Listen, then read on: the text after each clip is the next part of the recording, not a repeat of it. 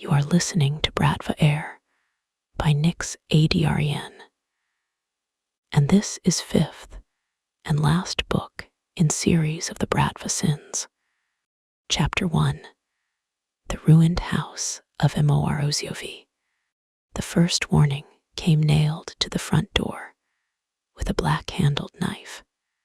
Vera Lane stood on the cracked stone steps of the Morozov estate, rain sliding down the back of her neck, and stared at the folded paper trembling beneath the blade. The house loomed above her like something half dead and still watching. 4 stories of black windows, broken balconies, and ivy strangling the old limestone until the walls looked veined. She had restored war-damaged mansions in Prague, fire-gutted hotels in Paris, and one ridiculous Italian villa, whose owner insisted the ghost of his first wife kept rearranging the fresco scaffolding. She knew old houses. She knew rot, rust, termites, mold, water damage, unstable foundations, and clients with more money than taste. She did not usually find threats before breakfast. Vera set her toolbox down, flexed her cold fingers, and read the single typed sentence. Let the dead stay buried. A sensible woman would have gotten back into her rental car and called the legal firm that had hired her. A smarter woman would have taken a photo, sent it to the police, and driven toward the nearest town without looking back. Vera did take a photo. Then she pulled the knife free. Dramatic, she muttered. The blade came loose with a wet scrape, dropping the note into her gloved palm. Expensive paper. No fingerprints she could see. Not that she was a forensic expert. She only knew what years of restoring rich people's secrets had taught her. The richer the family, the more likely the walls had been built to hide things. And nobody hid things like the Morozovs. The name had been enough to make 2 contractors refuse the job before Vera ever saw the estate. Bratva money, old violence, dead patriarch, surviving heir. The kind of family journalists wrote about in careful language and locals avoided naming after dark. Vera had taken the contract anyway, because the estate was one of the last intact examples of pre-revolutionary Russian-inspired architecture on the East Coast, and because the fee would keep her small restoration company alive for another year. Also because she was tired of letting powerful men decide which doors she was allowed to open. She folded the note, slipped it into the outer pocket of her coat, and tried the brass handle. Locked. Of course. Vera pulled out the key ring the attorney had couriered to her apartment in Boston. 12 keys, each labeled with neat white tags. Front, service, conservatory, library, cellar, west wing.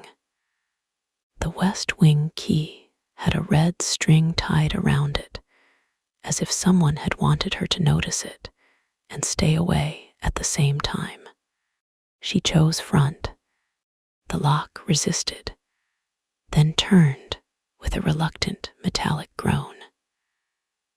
The door opened on darkness, cold, and the smell of old wood that had absorbed too many winters. Vera stepped inside. Her flashlight caught a marble entry hall split by a grand staircase. Dust dust filmed the floor in gray drifts. A chandelier hung above like a frozen explosion of crystal, half its arms broken, the remaining prisms trembling in the draft from the open door. On the far wall, a portrait of a stern man with silver-black hair watched her with the dead arrogance of someone who had expected obedience even from the grave. Sergei Morozov, she guessed, the father, the deceased king, the man whose estate was set to be auctioned in 6 weeks. Unless Vera could stabilize enough of it to satisfy the buyers and extract anything of historical value before the new owner gutted the place for profit. "Beautiful bones," she whispered. The house answered with a soft thud above her. Vera froze. Not a pipe, not rain, not settling. A footstep. Her grip tightened around the flashlight. She had pepper spray in her bag, a crowbar in her toolbox, and a deeply inconvenient habit of not screaming when she should. Another sound came from somewhere beyond the staircase. A low scrape, then silence. "Hello," her voice traveled up into the rotunda and returned thinner. "This property is under restoration assessment. If you're here illegally, I'm calling security." No answer. She almost laughed at herself. Security. The nearest gate guard had been an empty booth with bulletproof glass and a dead monitor. The legal firm had promised private security would begin next week after her preliminary inspection. Next week felt suddenly optimistic. Vera backed toward her toolbox. Her boot slid through the dust, leaving a clean arc on the marble. That was when she saw the other footprints. Not hers, large, fresh, leading across the entry hall toward a pair of double doors carved with vines and snarling wolves. The library.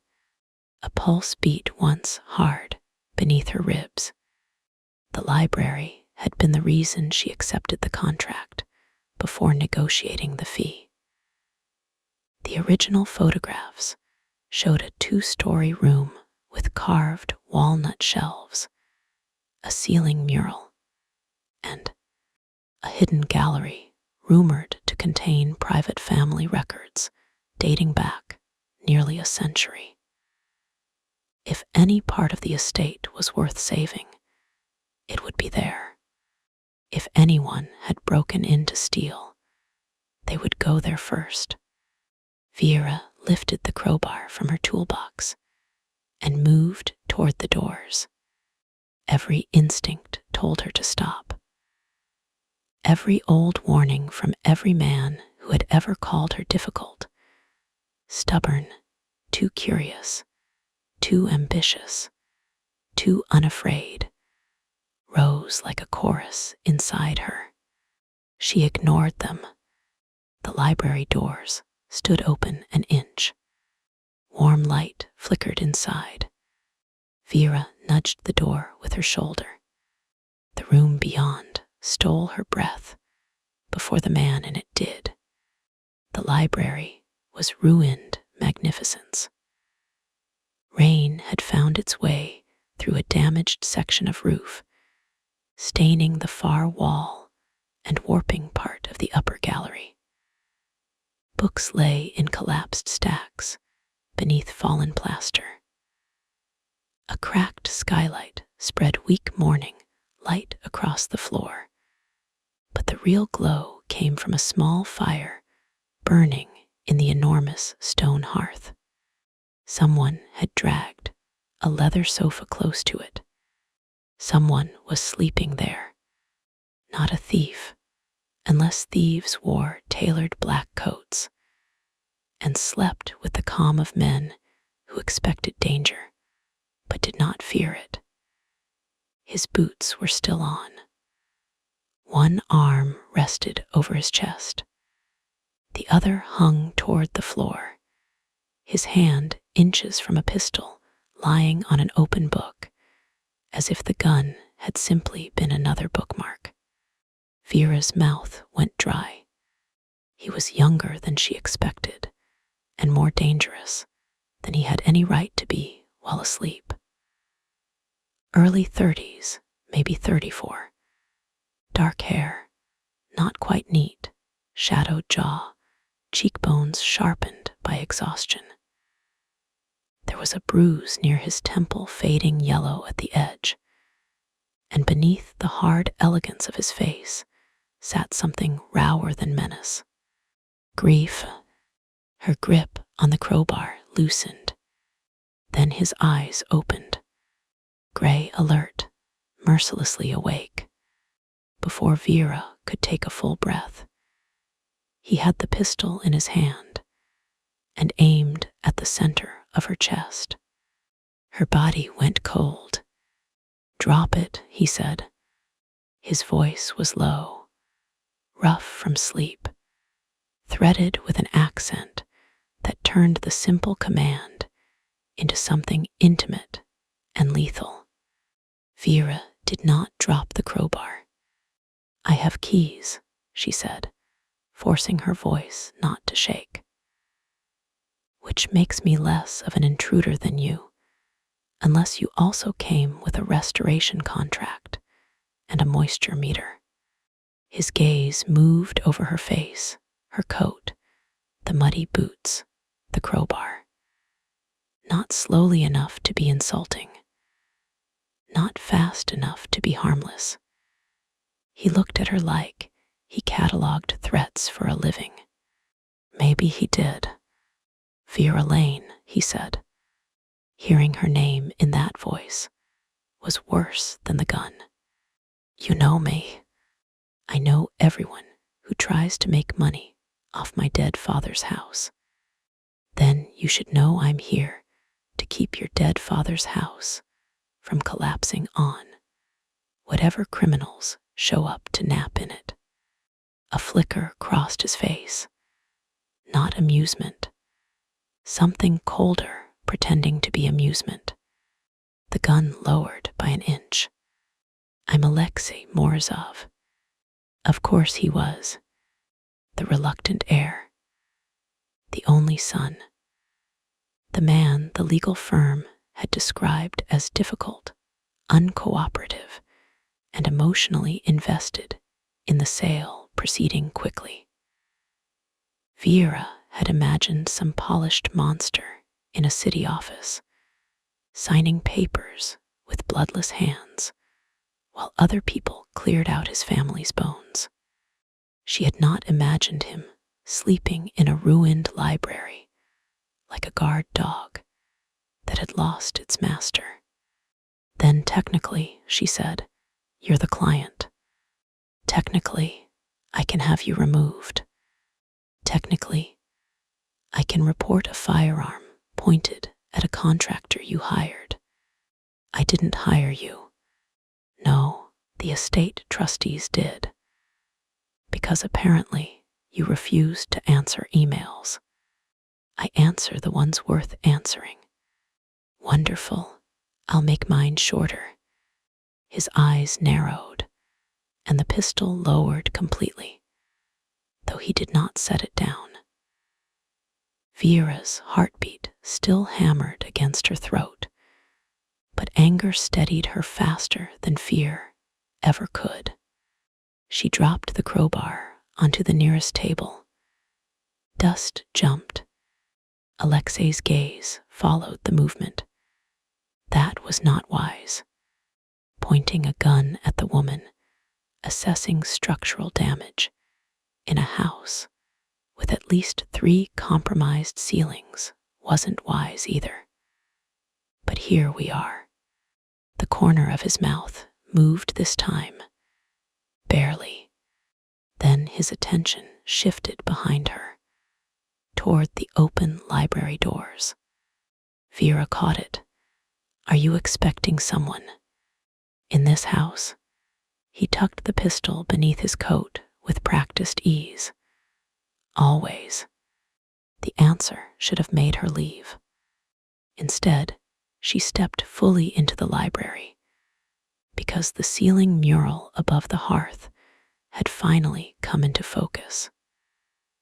Smoke-darkened angels, a painted winter sky, a gold crest half hidden beneath a century of grime, wolves circling a crown.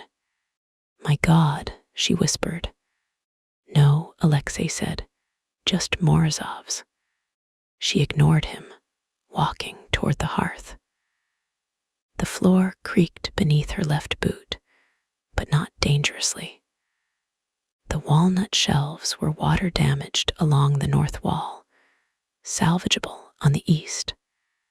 The mural would need cleaning, stabilization, possibly a grant, if the trustees could be convinced history mattered more than profit. Her pulse changed rhythm. Fear made room for hunger. This was why she had come. Not for Mafia drama. Not for threats. Not for a beautiful, armed heir with grief in his eyes and warning signs all over his body. For the chance to save something men like him only understood how to own. Alexei watched her examine the carved mantle. "You're wasting your time," he said. Vera ran a gloved finger along the edge of the stone. "Usually people wait until I've given the professional opinion before dismissing it. The house is being sold. The house is being assessed. The assessment is a formality. For buyers, maybe, not for me." His steps were silent when he came closer. That unsettled her more than the gun. Big houses taught people to make noise. Old floors complained under guilt, greed, and bad shoes. Alexei moved like he had been raised in rooms where sound could get a man killed. He stopped beside her, close enough that she caught the scent of smoke, cold rain, and something darker, expensive wool, clean skin, sleepless nights. "This place is rotten," he said. "Parts of it, all of it. You're confusing damage with decay, and you're confusing sentiment with value." Vera turned her head. He was nearer than she expected. Too near for a first argument. Too near for a client. The light from the fire cut along his jaw and deepened the shadows under his eyes. He looked like a man carved from restraint and then cracked down the center. "I don't do sentiment," she said. "I do structure, materials, history, craft, things that last if someone gives enough of a damn to protect them." His gaze dropped to her mouth for one suspended second. Heat moved through her, sudden and unwelcome. Then his eyes returned to hers, and whatever had sparked there shuddered. "My father gave a damn," he said quietly. "It still killed him." The words landed heavier than the dust. Vera could have pushed. She was good at finding weak spots in buildings and in people. Instead, she looked back at the mantle, because grief deserved at least one mercy before being used as leverage. "I'm sorry," she said. He said nothing. The silence stretched. Fire snapped in the hearth. Rain tapped the cracked skylight. Somewhere inside the walls Water moved where it should not. Vera cleared her throat. The roof leak needs immediate temporary sealing. Library first. Conservatory second. I'll need access to the west wing by this afternoon. No. There it was, too fast, too sharp. She looked at him again. No. The west wing is closed. Everything is closed. That's why they gave me keys. Not to that. She smiled without warmth. The little red string suggests otherwise. His expression changed by almost nothing, but the air did. It tightened, deepened. The room seemed to understand before Vera did that she had stepped on something buried. You have a key to the west wing, he asked. Yes. Show me. No. His stare hardened. Miss Lane. Mr. Morozov. You are in a dangerous house, on dangerous land, surrounded by people who would not hesitate to hurt you for touching the wrong thing. And yet the only person who has pointed a weapon at me so far is you. A muscle worked in his jaw. She should not have enjoyed that.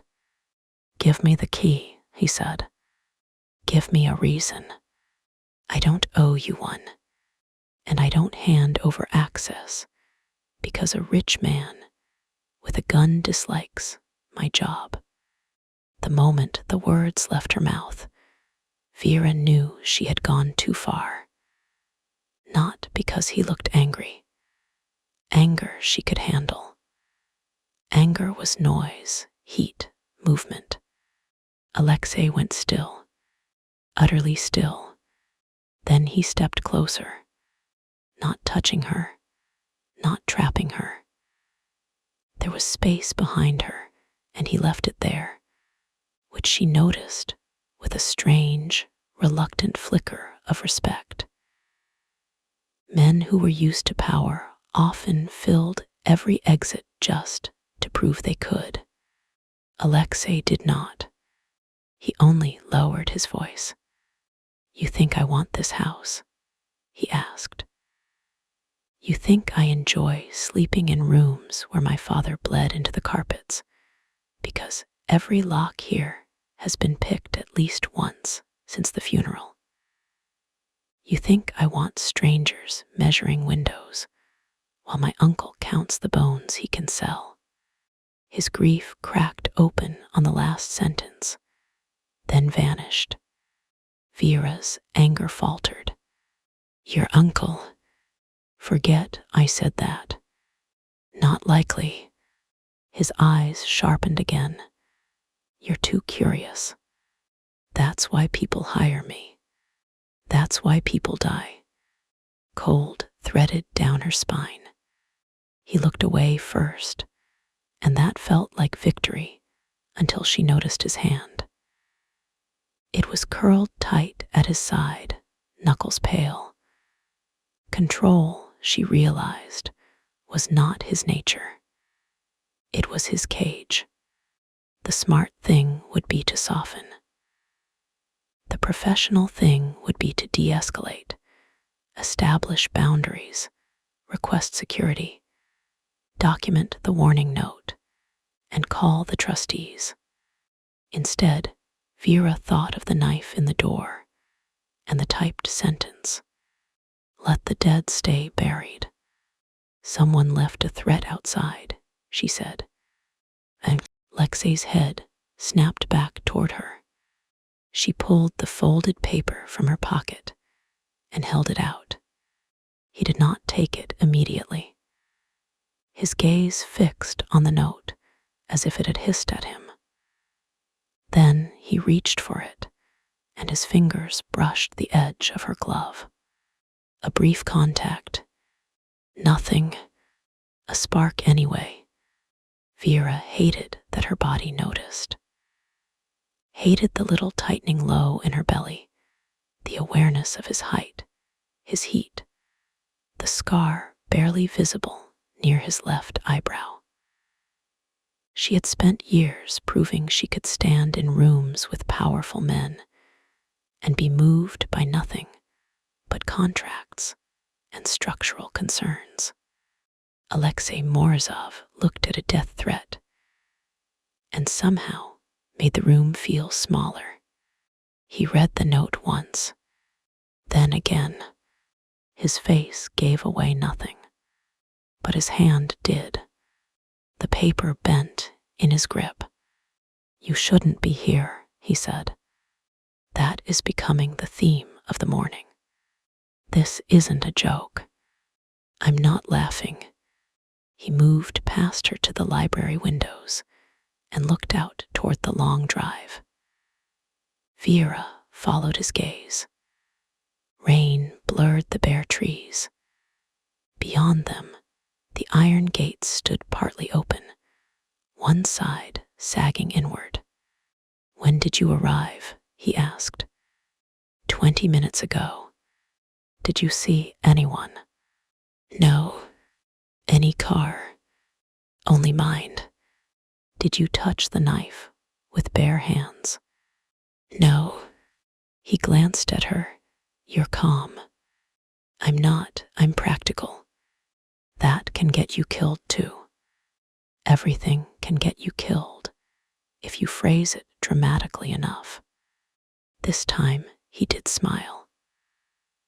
A small, unwilling thing that disappeared almost as soon as it arrived, but it changed his face in a way Vera did not want to remember later. It made him look less like a warning and more like a man who had forgotten how to be young. Her chest tightened. Absolutely not, she told herself. She had a rule about damaged men with beautiful mouths and unsolved family tragedies. Several rules, actually, all written in the scar tissue of previous mistakes. Alexei's phone vibrated on the mantel. He picked it up, checked the screen, and his expression closed. "Do not speak," he said. Vera arched a brow. "Excuse me." He answered the call and put it on speaker. An older male voice filled the room, smooth as polished bone. "Alexei, you are awake." "I was awake before your man reached the gate." A pause. Vera went still. "Careful," the man said. "You first." The voice sighed. "I hear the restorer arrived. Vera Lane, yes, 29. Owns a small preservation company.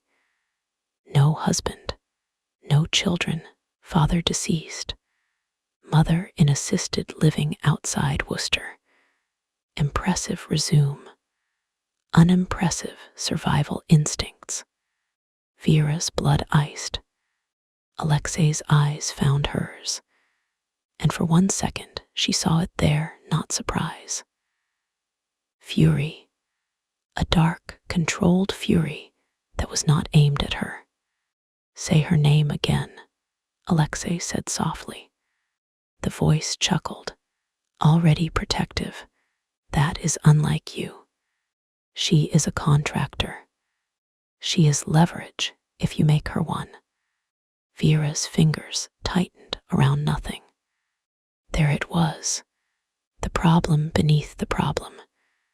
Not rot, not a sale, not a family grieving differently over property. War.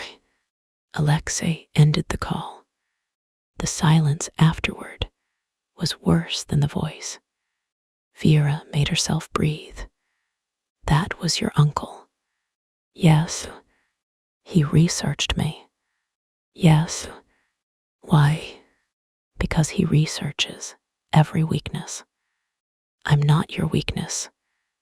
"No," Alexei said, and the way he looked at her made heat and fear twist together in the hollow of her throat. But he will try to make you one. Vera should have backed away. She should have demanded explanation, payment, security, anything that made sense. Instead, she heard her mother's voice on the phone 3 nights ago, thin with worry and medication. You don't always have to be the brave one, sweetheart. But Vera did. Bravery paid invoices. Bravery kept her mother in a decent facility. Bravery had built lane restoration from one woman in paint-stained jeans to a company rich families called when they needed their histories made beautiful enough to sell. And Bravery, apparently, was going to get her murdered in a Russian mausoleum with plumbing issues. Fine, she said. Alexei blinked. Fine. You want me gone because your uncle is dangerous. Your uncle wants me scared because there's something in this house he doesn't want touched. Which means leaving would be stupid. It would be sane. I've never been hired for sane. You are not hired anymore. A laugh slipped out of her. Sharp, humorless. You don't get to fire me. I can call the trustees. I can call the preservation board. His eyes narrowed. They're a nerve. Vera took one step toward him, her fear transforming into something cleaner. Purpose. This estate is historically significant. If I file an emergency preservation notice, the auction slows. Maybe stops. No buyer touches this library until every inch is documented. You wouldn't. I will if you force me off-site. That would put a target on you. I think I came with one pre-installed. Damn it, Vera. Her name in his mouth was rougher now, stripped of formality. And it did. Something foolish to the room. To her. The air between them changed again, not softer, more dangerous. Desire did not belong here, not with threats on paper and a family monster on the phone. But it moved under her skin anyway, dark and electric. She wondered what Alexei looked like when control finally broke. Then she hated herself for wondering. He must have seen something in her face because his expression shifted. His gaze dropped again, not to her mouth this time, but to her hand, where her pulse flickered at her wrist above the glove. Do you understand what my family is? He asked. Yes. No, you know rumors, headlines, men whispering in offices. You don't know what it means when a Morozov decides you have something he wants. Then explain. I am trying to. No, you're ordering me. His mouth tightened. Vera held his gaze, even though every survival instinct inside her recognized the threat of him. Not just physical. Alexei was the kind of man who could ruin peace by standing too close to it. He made her aware of locked doors and warm hands, of danger with a conscience, of the terrible temptation to believe a monster could choose not to bite. Here's what I understand, she said. Someone wants this place sold fast. Someone wants me gone. Someone knew I was coming before I arrived. And someone just made the mistake of mentioning my mother. Alexei's face darkened. Vera stepped closer, lowering her voice. So no, Mr. Morozov, I'm not leaving. But I will make one thing very clear. If I stay for the house and for the truth, not for you, not because you tell me to, not because you scare me, and not because whatever this is." She stopped. His eyes held hers. The unfinished words lived between them. Whatever this is. Heat, friction. The first pull of a knot neither of them had tied, but both could feel tightening. Alexei's voice dropped. "Good." Vera's breath caught. "Good. If you stayed for me, I'd make you leave." The honesty landed low and deep, more intimate than a compliment. For one reckless second, neither of them moved. Then rain struck the skylight hard enough to make them both look up.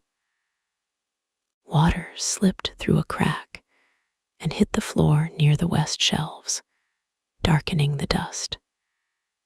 Vera seized on the practical interruption like a rope. "I need tarps," she said. "I'll get men. I need workers, not soldiers. My men can carry tarps. Can they follow instructions? Better than you. Then they're overqualified." Again, that nearly smile. It should not have felt like winning. Vera moved to her toolbox and pulled out her tablet, measuring laser and moisture reader. Work steadied her. Work had always steadied her. Brick, stone, wood, plaster, these things told the truth if you knew how to listen. Alexei watched as she began photographing the damage. "You said the locks had been picked since the funeral," she said without looking at him. "Why?" "I don't know. Lie." His silence confirmed it. She turned. "Fine. Then what do you suspect?" "That my uncle is looking for something. The same thing the note warned me not to uncover." "Maybe." "What?" I said maybe. "Mr. Morozov." "Alexei." The correction was quiet. "Personal." Vera looked at him. He did not soften it, did not flirt, did not smile. He simply stood there in his ruined inheritance and offered her his name like a key he already regretted handing over. Her own voice came out more carefully than before. "Alexei, what is your uncle looking for?" He looked toward the portrait above the far shelves. "Another Morozov, perhaps. Another dead man with secrets pressed behind the paint. When my father died," he said, "his will left the estate to be liquidated. Every property, every account, everything goes into a family trust controlled by my uncle until I accept leadership." "Leadership of what?" His gaze returned to hers. She did not need him to answer. "The Bratva," she said. He gave one small nod. A chill moved through her that had nothing to do with the weather. "And if you don't accept, the auction funds my uncle's expansion. Clubs, ports, men who think loyalty means bleeding when told. Violent expansion. Yes, then stop the sale. I can't. You're the heir. I'm the heir to a criminal family, not a fairy tale. Paperwork matters. Lawyers matter. Appearances matter. My father's signed will matters. And you think there's another one." Alexei's silence changed shape. Vera felt the reveal before he gave it to her. "My father called me the night before he died," he said. "He was drunk or injured. I couldn't tell. He said the house knew the truth. He said I should trust the woman who came to save what I wanted to burn. Her fingers tightened around the tablet. The room seemed to breathe around them. What woman? She asked. His eyes did not leave hers. I thought he meant my mother, Alexei said. She died when I was 19. Vera's pulse slowed, then struck hard. The woman who came to save what I wanted to burn. No, she said. I didn't know about you then. The trustees hired you after his death. That's coincidence. Maybe. I don't believe in deathbed prophecies. Neither do I. But he was looking at her like he wanted to. The danger shifted again, becoming something more complex than threats and inheritance. Vera had been hired to assess a house. Now, the dead owner had possibly mentioned her before she was hired. The living heir wanted her gone, and the uncle who benefited from the sale knew the name of her mother's care facility. She should have been terrified. She was terrified, but beneath it, sharp as a blade in silk, was fascination. Vera turned away first because fascination was how smart women made stupid decisions with men who carried guns. I need to inspect the West Wing. No, that's where he hid it, isn't it? Alexei did not answer. She laughed softly. You are very bad at being unreadable when you're emotionally compromised. I am not emotionally compromised. You slept in a library with a pistol on a book. It was an uncomfortable book. Was your father's private suite in the West Wing? His jaw flexed. There it was. Vera walked back to her toolbox and grabbed the key ring. The little red string flashed between her fingers. Alexei's entire focus dropped to it. No, he said. Yes, you don't know what's in there. That is the point of opening doors. He crossed the room in 3 strides and caught her wrist. Not hard, not painful, just enough to stop her. The contact burned through the wool of her glove and the cuff of her coat. Vera looked down at his hand, then up at him. Alex released her immediately. There was no apology in his face, but there was recognition. Boundary seen, boundary honored. Don't, he said. One word, not an order now. A plea buried under stone. It unsettled her more than the grip had. What happened in the West Wing? She asked. The fire cracked behind him.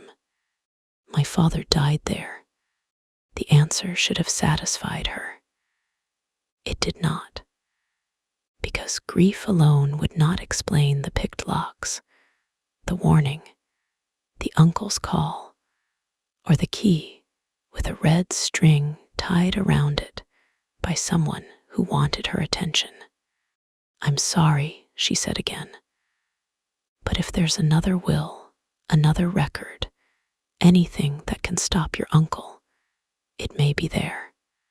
And if there is, then we document damage, secure the roof, and you can go back to hating the house with professional support. You make everything sound simple. No, I make it sound possible. His gaze moved over her face, searching for weakness or lies. Vera let him look. She had nothing to hide that mattered to him. Not the debt, not the fear of losing her company, not the mother who sometimes forgot the year, but always remembered the lullaby Vera's father used to sing in their kitchen. Those were hers, private wounds, not weapons for a Morozov man to hold. Yet when Alexei looked at her, she had the unnerving sense that he saw the shape of them anyway. Finally, he stepped back. "You do not enter first," he said.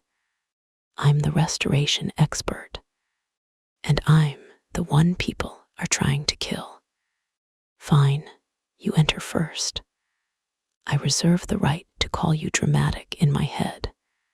Only in your head. Depends how useful you are." He took the West Wing key from her when she offered it. Their fingers touched again. This time, neither of them moved quickly enough to pretend they had not felt it. Vera saw the moment he noticed, saw the way his pupils darkened, the way his breath paused. The attraction between them was not soft or sweet. It was a wire pulled tight in a storm, a dangerous, unwanted current. "Vera," he said, too quietly. "Yes, if at any point I tell you to run, you run." "No." His eyes flashed. She lifted a hand before he could argue. "If there is actual danger, I'll use my judgment. I won't freeze, and I won't make myself a martyr to prove a point. But I don't take blind orders, not from clients, not from criminals, not from men who think fear is the same thing as protection." For a long moment, he simply stared at her. Then he said, "That was a very long no. You'll get used to it." "I doubt that," but something in his voice had changed. Respect, perhaps, or the beginning of trouble. They crossed the entry hall together. Vera carried her tablet and crowbar. Alexei carried himself like a weapon, pretending to be a man. The west corridor waited beneath a sagging archway, colder than the rest of the house. The air smelled different there. Less dust, more metal, old smoke. At the end stood a set of doors painted black. Not dark wood, black. A heavy chain had been wrapped through the handles and secured with a modern padlock that was not on any estate inventory Vera had seen. Alexei stopped. "That wasn't here last night," he said. Vera's skin prickled. "Last night, I checked this hall before I slept. Why would someone lock it from the outside?" "To keep something in," he said. Vera looked at him. "Tell me that was a joke." "It was." A sound came from behind. The black doors. Soft, dragging, then a knock. Once, twice, 3 times. Vera stopped breathing. Alexei moved in front of her, gun in hand, so fast she barely saw him draw it. The knock came again. Then a voice slipped through the wood, faint and shaking. "Alexei." His face went white. Vera looked from him to the chained doors. "Who is that?" she whispered. Alexei did not answer. The voice came again, weaker this time. "Your father lied." Chapter 2. The heir who refused the throne. Alexei did not move. That was the first thing Vera noticed, because men like him were built to move when danger breathed. He had crossed the library with a gun in his hand before her fear even knew where to go. He had stepped between her and the black doors without hesitation. He had turned his body into a shield with the grim ease of someone who had done it before and expected to do it again. But when the voice behind the chained west wing door whispered his name, Alexei went still, not cautious, not calculating, stricken. Alexei, the voice rasped again from the other side. If that is you, for God's sake, open the door. Vera's fingers tightened around the crowbar. The hall seemed to shrink around them. Rain ticked against the old windows behind her. Somewhere in the house, water dripped steadily into a bucket no one had placed. The black doors rose at the end of the corridor like a sealed confession. The chain-cutting silver lines across the dark paint. Alexei's pistol remained lifted, but the hand holding it had changed. Not trembling. Never that. But there was a violence in the grip now that had nothing to do with the person trapped beyond the door, and everything to do with the old wound tearing open inside him. "Who is it?" Vera whispered. He answered without looking at her. "A dead man." The voice behind the door gave a broken laugh. "Not yet." Vera's pulse slammed once. Alexei. His eyes cut to her, sharp enough to warn, empty enough to frighten. "Stay behind me. You already know how I feel about blind orders. This isn't pride, Vera. No, it's a locked door with a person behind it. It's a trap. Maybe." She lifted the crowbar slightly. "But if he's alive, we don't leave him." That got through, not softly. Nothing got through Alexei softly. It struck him and stayed there, visible in the hard line of his mouth. The voice on the other side grew weaker. "He lied to you. Sergei lied. The papers are not what Victor says." Victor. The name turned the air cold. Alexei stepped closer to the chained door. "Say your name." A wet cough answered first, then Mikkel. Vera looked at Alexei. The color had drained from beneath his skin. "Mikkel Orlov died 6 months ago," he said. "I was supposed to," the man whispered. "Your uncle is very thorough." A sound came from Alexei then, not quite a curse, not quite a breath. He shoved the pistol into Vera's hand before she could object, pointed at the floor. "Unless something tries to kill us. I don't know how to use this. You point, and you do not touch the trigger. That is not instruction. That is a lawsuit." But he had already turned away, pulling a slim black case from inside his coat. Lockpicks, of course, because apparently the heir to a criminal empire came with a mobile burglary kit and trauma issues. Vera held the pistol with both hands, arms locked and muzzle down. It was heavier than she expected, ugly in its practicality. Her father had hated guns. He had been a gentle man with carpenter's hands and a laugh that filled rooms. He used to say a tool should make the world more whole, not less. The gun in her grip felt like the opposite of a tool. Alexei crouched in front of the padlock. His shoulders filled the corridor. Black wool stretched over coiled strength. His hair fell forward as he worked, and the sight would have been almost intimate if there had not been a possibly undead man behind the door and a threat nailed to the front entrance.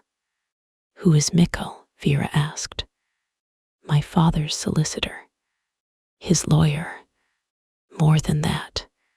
Meaning he knew where the bodies were buried."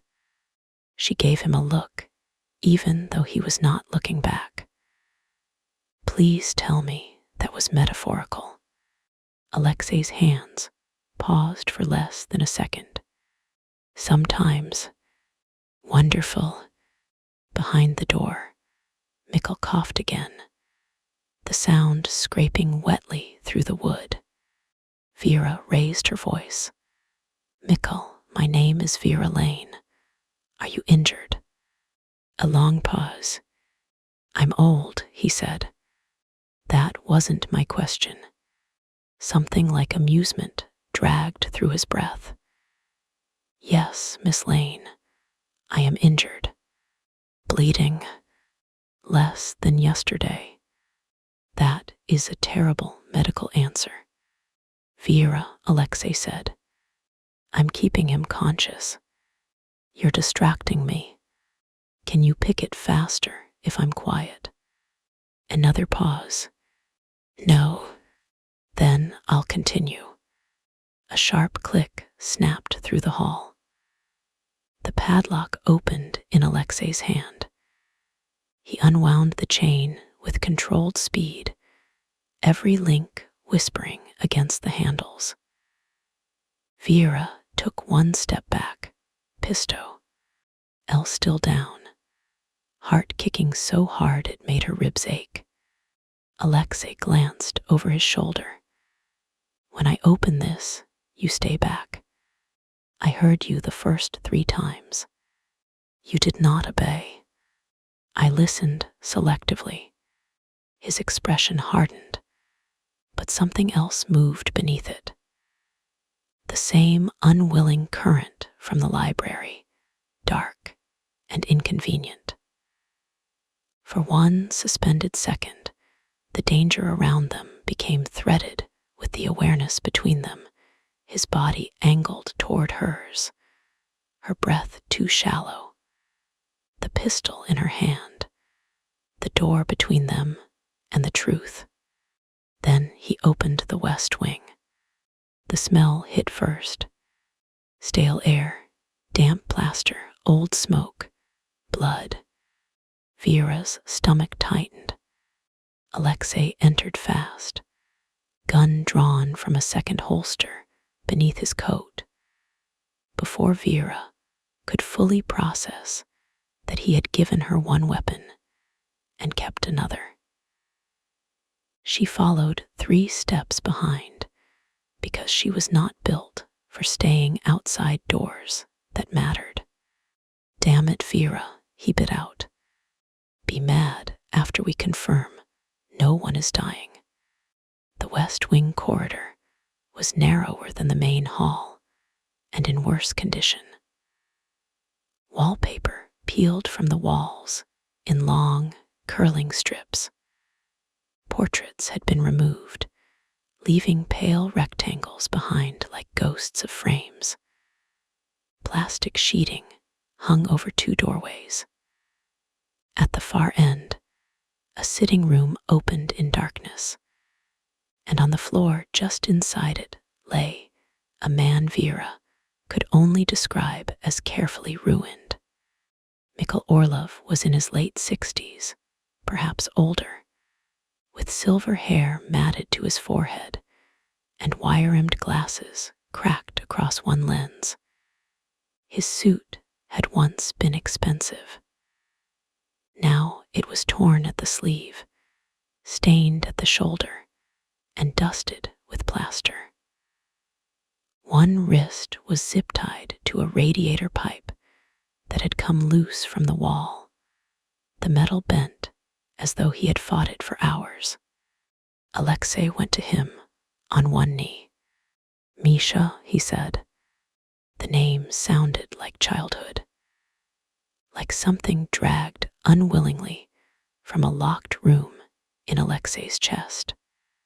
Mikkel's eyes opened, pale blue, unfocused, then suddenly sharp. You look like your mother when you are frightened. Alexei's face shut down. I'm not frightened. You were a terrible liar at 12 too.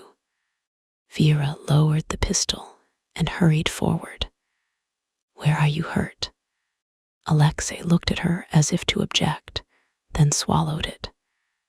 Good, he was learning. Mikkel shifted and winced. Shoulder, ribs, pride, not in that order. Vera crouched beside him.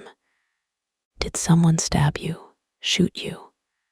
No, hit me, drugged me perhaps. Woke here yesterday. Drugged, Alexei's voice went lethal. Vera snapped her eyes to him. Do not make that face while I'm assessing him. What face? The one that says murder is now a scheduling issue. Mikkel wheezed a laugh that turned into a cough. Alexei took out a knife and sliced the zip tie from Mikkel's wrist. There was bruising beneath it, deep purple around papery skin. Vera set the pistol carefully on the floor far out of reach, then opened her field kit. She carried more medical supplies than most restoration specialists because old buildings liked to slice, burn, poison, and drop things on the people who tried to save them. Can you sit up? She asked. With help. Alexei slid an arm behind Mikkel with unexpected gentleness. That softness hit Vera harder than his threats had. He handled the old man like something valuable, like something he feared breaking. The contradiction in him kept deepening, each new layer more dangerous than the last. Bratva Heir, armed man, grieving son, furious protector, a boy who had once been known well enough to be called a terrible liar at 12. Vera pressed gauze against the split skin near Mikkel's temple. Who did this? Mikkel's gaze shifted to Alexei. Go on, Alexei said. Tell her. She's already decided not to be sensible. She must leave, Mikkel said. Oh good, Vera muttered. A chorus. Mikkel studied her more carefully. His eyes were tired, but not dull. Vera Lane. Everyone knowing my name before I introduce myself is getting old. Your father restored the chapel at St. Bartholomew's in Rhode Island. Her hands stilled. The name cut through the dust, through the fear, through every defense she had built that morning. What? Samuel Lane, careful hands, terrible singing voice. He believed old wood held memory. Vera stared at him.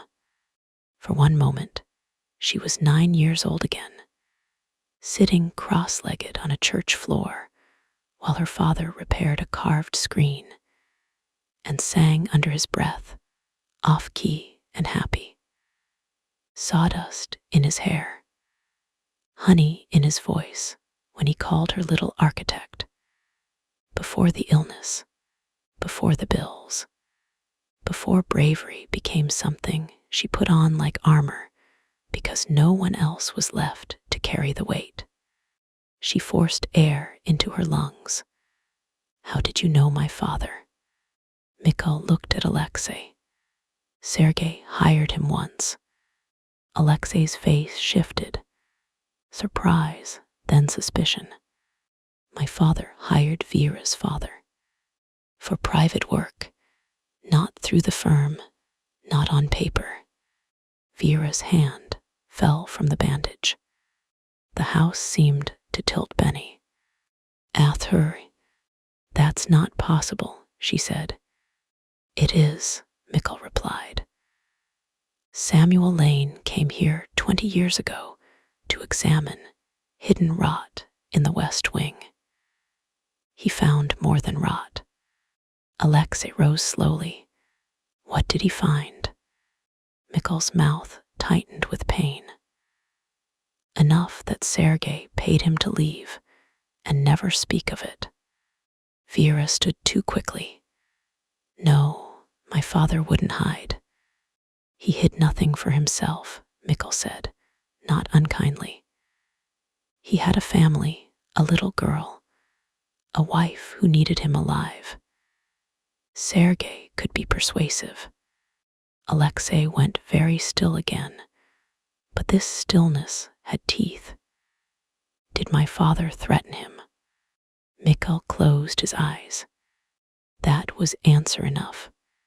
Vera stepped back until her spine hit the peeling wall.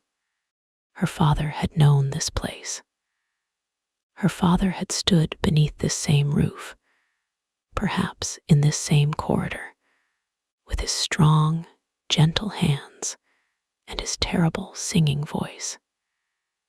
He had seen something here, something ugly enough for a Bratva patriarch to pay him into silence. And years later, Vera had been hired to come back. Not random, not coincidence. A knot tightened low in her stomach. Fear and anger twisted so tightly she could not separate them. Alexei looked at her. Vera, don't. I didn't know. I said don't. He stopped. Good, because if he came closer, if he tried to soften the blow with that raw grief in his eyes, she might fracture in front of him, and she refused. She did not break in front of dangerous men. She especially did not break in front of dangerous men she had started wanting in ways that made no sense.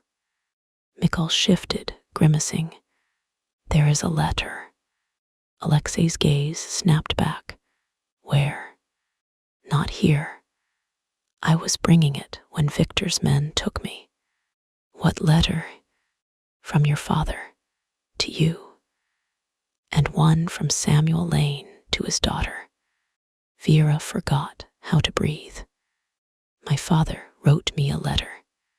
I believe so. You believe. I never read it. Samuel sealed it. Gave it to Sergei. Said if the Morozov house ever called his child back, she deserved the truth before the walls took more from her than they already had. The room blurred at the edges.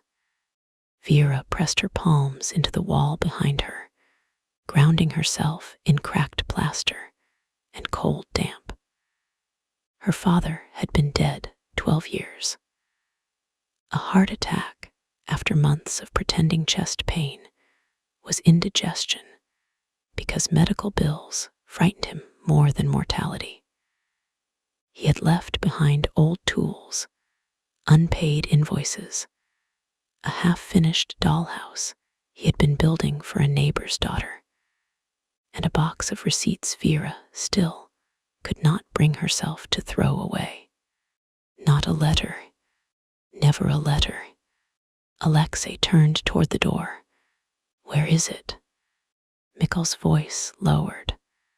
I hid it before they found me. Where? In the chapel archive. There is no chapel archive, Alexei said. Mikkel opened one eye. Your father said the same thing for 30 years. Vera swallowed hard, pulled herself back from the dangerous edge of memory, and forced her mind to work. Chapel archive, hidden room, West Wing, her father, Sergei, Victor, plot structure. The house was a map. The dead had left directions in damage and silence. Do you need an ambulance? She asked Mikkel. No hospital. That was not a request for your preference. No hospital, Alexei agreed. Vera rounded on him. He may have internal injuries. If we call emergency services, Victor knows within minutes. He has police on payroll, hospital staff on payroll, men who watch roads and phones. Mikkel disappears before midnight. Mikkel's voice was dry. Or dies very conveniently during observation. Vera looked between them. This family is exhausting. Alexei took out his phone. I have a doctor. Of course you have a doctor. One who asks few questions. Wonderful, criminal urgent care. His eyes flicked to her. She's licensed. She, jealous. The word should have been ridiculous. It was. Heat sparked in Vera's chest, bright and unwelcome. Of your underworld physician. No. Good. Don't say good like that. Like what? Like his voice had brushed the back of her neck. Vera looked away first, angry with herself for the warmth rising beneath her skin. Mikkel, despite being injured and possibly concussed, looked amused. Alexei made the call in Russian. His voice changed in his first language, becoming faster, rougher, edged in command. Vera understood none of the words, but she understood tone. He did not request. He arranged. Not with arrogance, exactly. With the certainty of a man trained to solve problems before they became public. When he ended the call, he looked at Vera. Doctor will be here in 30 minutes. Can she get through the gate? She can get through anything. Comforting. Until then, we move him to the library. It's warmer. Mikkel's mouth tightened. Not the library. Alexei paused. Why? Too many windows. That settled it. The danger was not theoretical. It had entered the house, locked an old man in the west wing, and left a warning on the front door. Vera felt the weight of it pressing against her ribs, but beneath it came a sharper awareness. Whoever had done this expected her to run. She hated being predictable to people who threatened her. Kitchen, she said. Alexei looked at her. What? Old houses like this usually have service corridors, thicker walls, fewer windows, and rear access. The kitchen may be ugly, but it'll be defensible and warm enough if the old range works. It doesn't. I can make most things work badly for a short period. Mikkel coughed again. I like her. She's a problem, Alexei said. Vera packed her medical supplies. Many historic structures are. Alexei lifted Mikkel with care, taking most of the old man's weight. Vera gathered the pistol from the floor and held it out, grip first. Alexei looked at it, then at her. Keep it for now. No, Vera, I am carrying tools, not firearms. You may need it. I may need a lot of things. A weapon I barely understand is not one of them. Something like approval flickered in his eyes.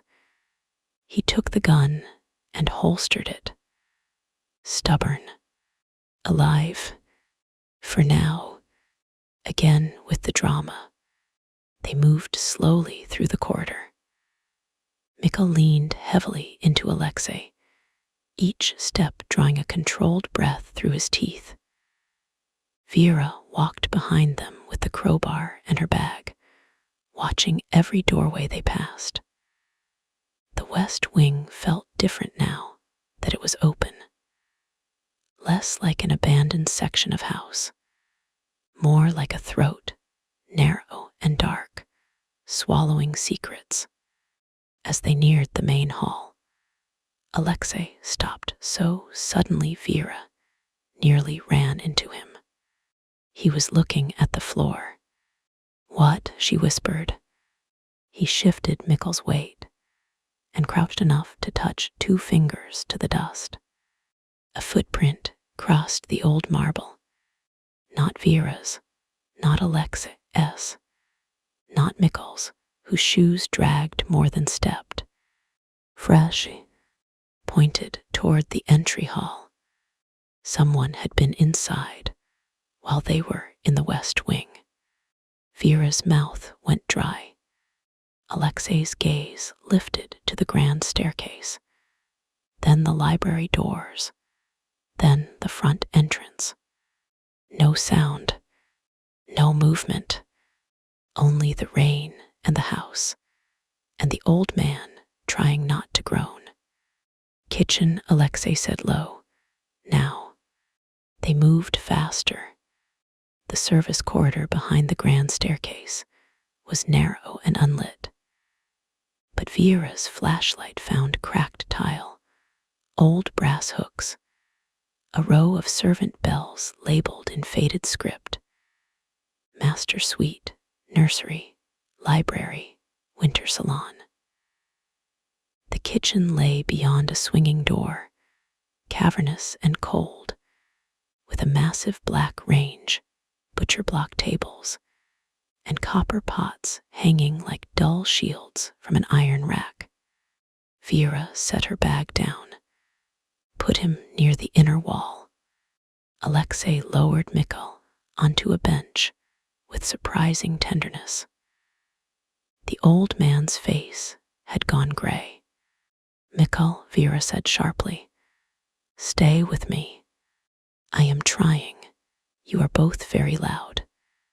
Good irritation is a sign of life." Alexei moved to the kitchen door, listened, then locked it. "There's a rear exit through the pantry." "Does it lock?" "Yes." "Check it."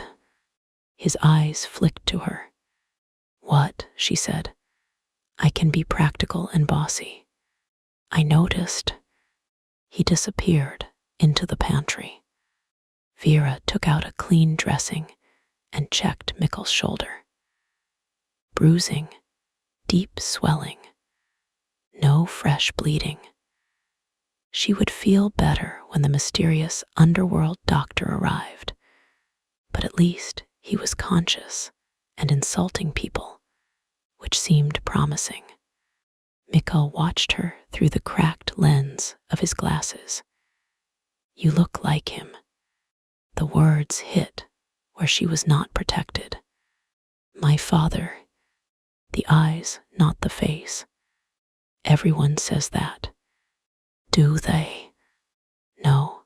She secured the bandage a little too firmly. "But it seems like the sort of thing people say." He winced. "You have his hands." Vera stilled. That one she had heard. Her mother said it on bad days when she did not remember Vera's name, but remembered Samuel's fingers wrapped around a chisel. "You have his hands, love, careful hands." Vera adjusted the bandage. "What did my father find here?" Mikkel's gaze moved past her. Alexei had returned, silent as shadow. "Tell her," he said. Mikkel sighed. "Samuel found a false wall in the west wing nursery." Alexei's expression darkened. "There was never a nursery." "Yes," Mikkel said. "That is what your father wanted everyone to believe." Vera looked between them. What was behind the wall? Records, names, payments, photographs. Mikkel's voice thinned. Evidence of alliances Sergei later destroyed. Proof that Victor made deals behind his brother's back. And something else. What something else? Alexei asked. A draft trust. Unsigned. It would have transferred the estate into legitimate holdings. The hidden will, Vera whispered. Mikkel closed his eyes briefly. Not a will, not then. A plan. Sergei was not always willing to die a monster. Alexei laughed once, without humor. My father never feared being a monster. No, Mikkel said. He feared you becoming one. Silence fell. Vera looked at Alexei and wished she had not. The words had struck him cleanly. She saw it in the slight withdrawal, the shoe, teetering of his face, the way his hand flexed at his side, as if reaching for something he refused to need. She knew that look, not because her life resembled his, but because wounds had a universal architecture. Load-bearing walls, hidden fractures, pressure points. Some people collapsed loudly. Others stood for years, while rot spread through the beams. Alexei was still standing. For now, my father trained me for the chair since I was old enough to understand fear, he said. He did not get to decide. He wanted something else after making me into this. Mikkel opened his eyes. Perhaps not. The honesty made Alexei's jaw tighten. Vera expected him to lash out. Instead, he turned away and began checking the windows. One by one, methodical, controlled. A man putting locks between himself and feeling. Mikkel's gaze returned to Vera. The chapel archive. Find the letters. Where is the chapel? Alexei answered from the far window.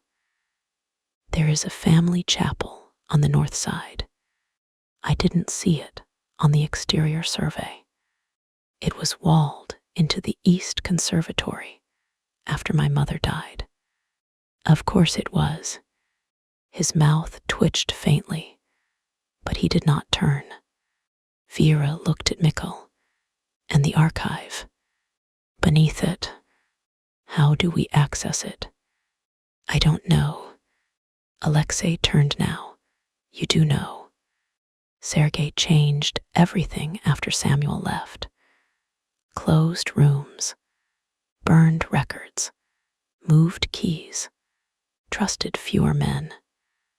Mikkel shifted, pain pinching his face. But Samuel drew what he found. He always drew before touching anything. Vera's heart kicked. Her father's old habit. Measure twice, draw once. Cut never unless the house agrees. He kept a sketch, she asked. Sergei took the original. Samuel may have hidden a copy. Where? I don't know. Alexei's phone buzzed. He checked it, then looked toward the pantry.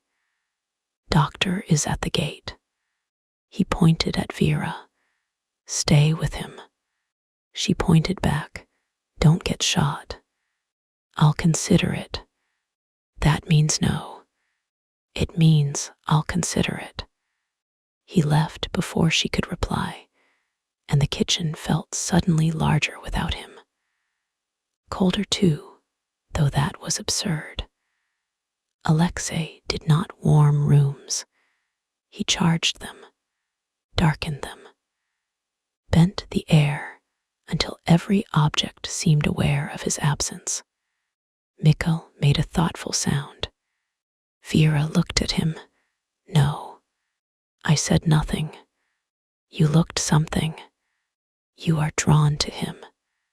I'm drawn to structurally significant architecture and difficult men with grief in their eyes. I have made several terrible decisions in my life, Mr. Orlov, but I try not to romanticize armed heirs to criminal organizations before noon. Wise, thank you. Unlikely to last. She gave him a flat look. He smiled a little, then winced. Alexei is not his father. I know. The answer came too quickly. Mikhail noticed. Vera turned away, suddenly fascinated by the dead range. She inspected the firebox, the flue lever, the old ignition system. It would not work properly, naturally, but she found dry kindling in a scuttle, old newspapers sealed in a tin, and matches in a drawer. Rich houses always forgot something useful in the rooms servants once ran.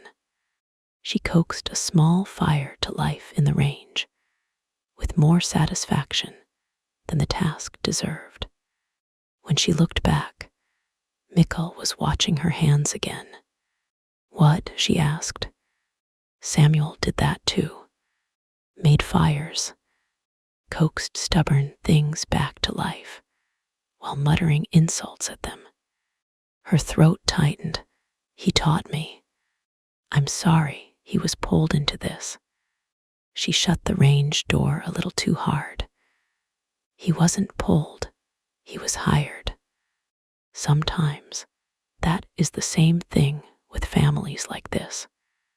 Before she could answer, voices moved in the corridor.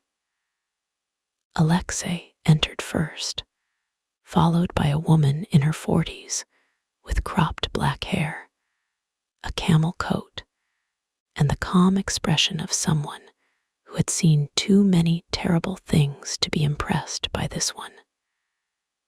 She carried a medical bag in one hand and a gun case in the other. Vera blinked at the gun case. The woman noticed. Doctor first, armed citizen second. I didn't ask, Vera said. You looked. Alexei moved to Mikhail's side. Dr. Annika Vale, Vera Lane. Annika looked Vera over in one clean sweep. The restorer. Apparently, everyone got a memo. It was a short memo. Stubborn, useful, in danger. Vera looked at Alexei. You described me. I was efficient. You forgot charming. I did not. The words came dry, but the glance that accompanied them was not. Vera felt it skim over her face, pause at her mouth, then withdraw. The kitchen suddenly seemed too small again. Annika set her bag on the table. If the flirting is a trauma response, continue. If it distracts me, stop. We're not flirting, Vera and Alexei said at the same time. Mikhail closed his eyes. Very convincing. Annika examined him with brisk competence. She asked questions, checked his pupils, pressed gently along his ribs, cleaned the head wound, and gave him something for pain after confirming he had not been fed anything else. Alexei stood nearby like a storm in a thaw. Eilered coat, silent, but too present. Vera should have left the room to give them space. Instead, she remained by the range because Mikhail had mentioned her father's letter, and because the house had become personal in a way she did not yet know how to survive. He needs imaging, Annika said at last. Ribs may be cracked. No obvious internal bleeding signs, but I dislike obvious.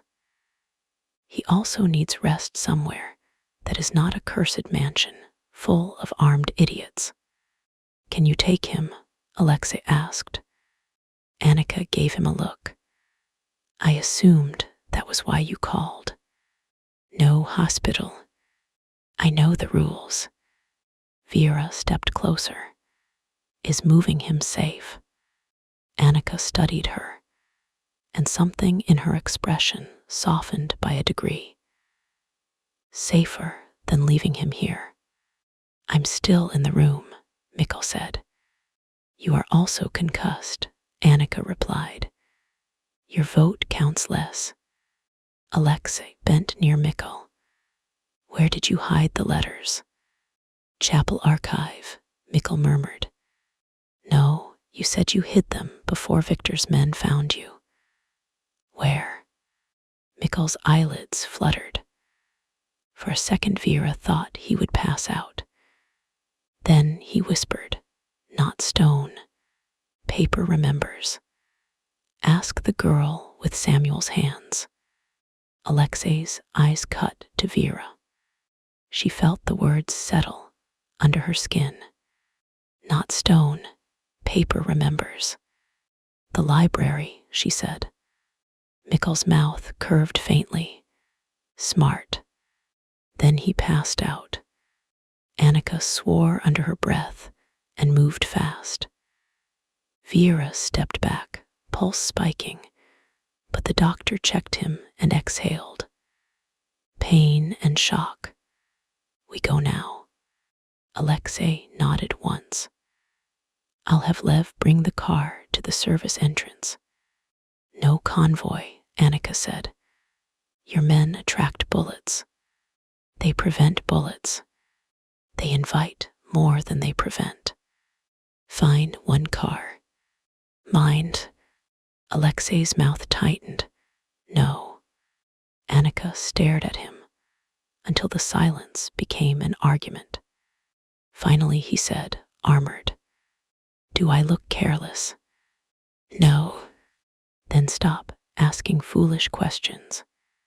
Vera liked her immediately. Getting Mikkel out took 20 careful minutes. Alexei carried him through the service corridor, while Annika moved ahead with her weapon drawn beneath the cover of her coat. Vera held doors, watched corners, and tried not to think about the footprint in the entry hall. Outside, rain had thinned to mist. A black SUV waited near the service steps, engine running. Before Alexei lowered Mikkel into the back seat, the old man stirred. His fingers caught Alexei's sleeve. Do not sit in his chair, Mikkel whispered. Alexei's expression hardened. Rest. Promise me. I don't make promises to men who fake their deaths. Mikkel's grip tightened with surprising strength. He built the chair to eat suns. Something moved across Alexei's face. Pain, old and deep, buried before it could become visible. I won't sit, he said. Mikkel released him. Annika closed the door and looked at Vera. You should come too. Alexei said yes. Vera said no. Both of them looked at her. She lifted her chin. I'm not leaving. Annika glanced at Alexei. She is exactly as described. She's worse, he said. Vera ignored him. There is a letter from my father somewhere inside that house. There may also be documents that can stop Victor from using the estate sale to fund whatever violent nightmare all of you are refusing to describe in normal terms. I'm not leaving because danger became inconvenient. Annika's gaze sharpened. Samuel Lane was your father. Vera's stomach dropped. You knew him too. No, but I know the name. She looked at Alexei. Sergei kept a file. A file on Vera's father, Alexei asked. On the West Wing incident. Vera felt cold again. Incident. Annika's mouth flattened. Not my story to tell. I am beginning to hate that sentence. Good survival instinct. Annika opened the driver's door. Alexei, keep her breathing. Vera, if he tells you something is dangerous, assume he is underestimating. That is not comforting. It wasn't meant to be.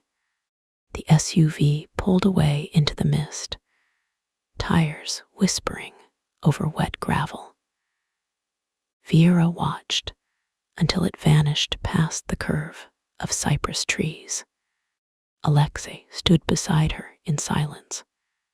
Without Mikkel, without the doctor, without immediate crisis, the space between them changed. The house loomed behind them. The threat on the door had been removed, but the wound it opened remained. Vera became sharply aware that she was alone with Alexei Morozov on isolated land where someone had recently entered without being seen. She was also aware of his shoulder inches from hers. Too aware. You should have gone with them, he said. You should stop saying things you know won't happen. I could force the issue. She turned slowly. Could you? His gaze held hers. No. The answer was immediate.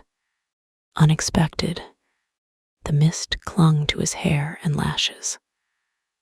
Up close, in the pale morning, he looked less polished and more human. Tired, bruised, beautiful in a way that felt like a threat because it did not ask permission to be noticed. Why not? She asked. His jaw tightened. Because you said no. Such a simple sentence. Such a dangerous one. Vera looked away first. Consent was not a grand speech from him. It was not charm or performance.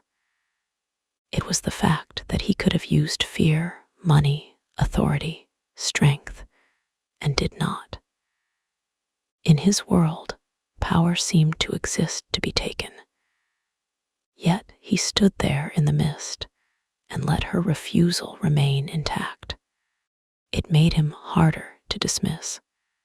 I still don't trust you, she said. You shouldn't. Do you ever give reassuring answers? When necessary.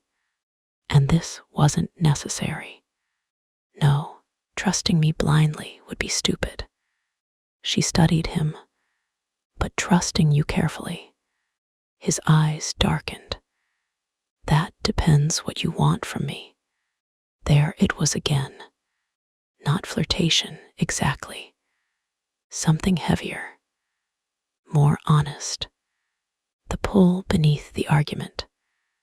A rope tightening between two people standing on opposite sides of a drop. Vera's voice lowered despite herself. Right now, the truth. That is rarely what people want. Try me. Alexei looked toward the house. My uncle wants the estate sold because the money will be clean enough to move. Legal sale. Legal buyers. Legal accounts. Once liquid, he can bury it in companies and use it to expand routes my father kept closed. Routes for what? His mouth tightened. Weapons, protection rackets, men who disappear people for a fee. Vera swallowed. And if you accept leadership, I can block him. Then why don't you? A faint, humorless smile touched his mouth. Because accepting means becoming head of the Morozov Bratva. But you could stop him. For how long? A month? A year? Men like Victor do not vanish because I sign papers. They bend knee, smile, wait, and poison the glass when you finally drink. Then dismantle it. You say that like I inherit a hotel chain. No, I say that like you're a man standing in front of a burning building, deciding whether smoke is destiny. His gaze sharpened. Vera knew she had crossed some invisible line again, but she could not stop. Not now. Not with her father's name in this house and Alexei looking at the estate as though it had already defeated him. I restored damaged things, she said. That doesn't mean I'm naive about damage. Some wood has to be cut out. Some walls have to come down. But rot spreads when everyone is too afraid to open the floor. You don't understand the cost. Then tell me.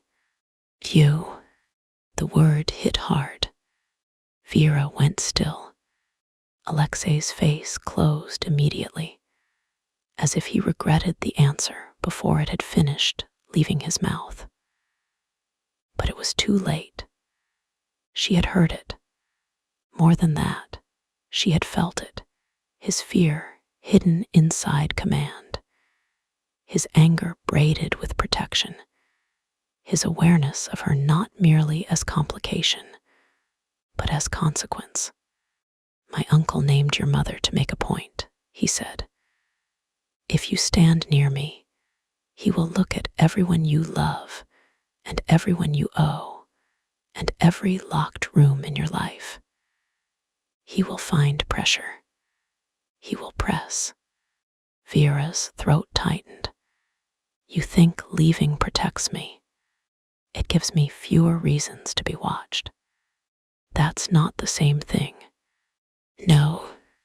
Mist gathered on his coat. A drop slid from his hair to his cheek. He did not wipe it away.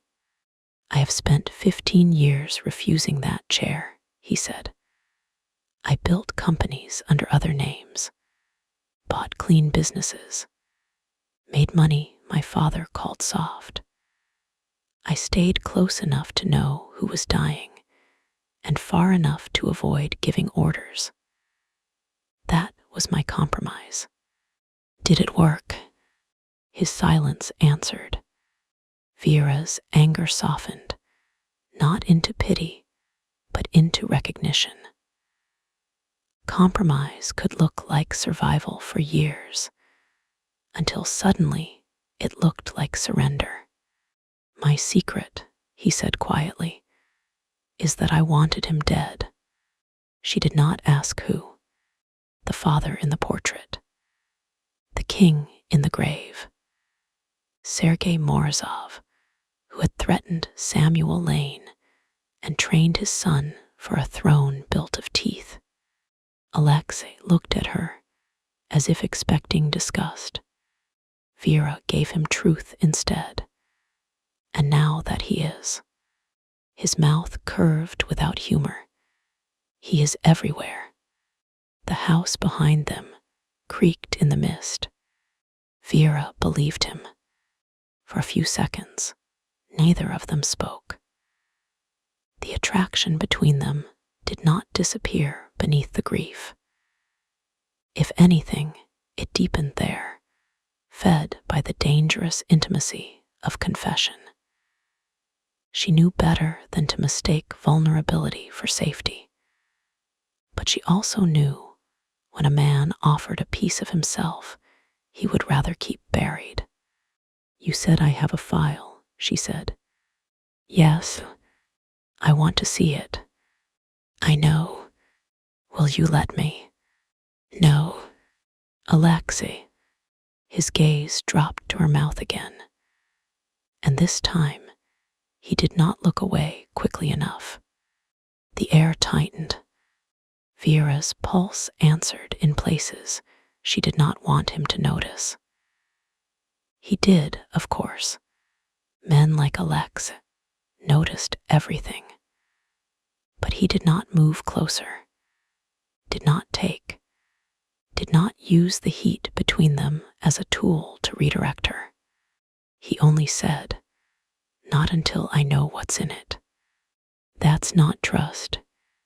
That's damage control. Same thing in your family. Usually, and if I find it first, a shadow of amusement returned. Then I expect you'll make my life difficult. I was planning to either way. The almost smile appeared, stayed half a second longer than before. Vera hated how satisfying that felt. Inside the house, something crashed. Both of them turned. A heavy, echoing break from the direction of the library. Alexei drew his gun.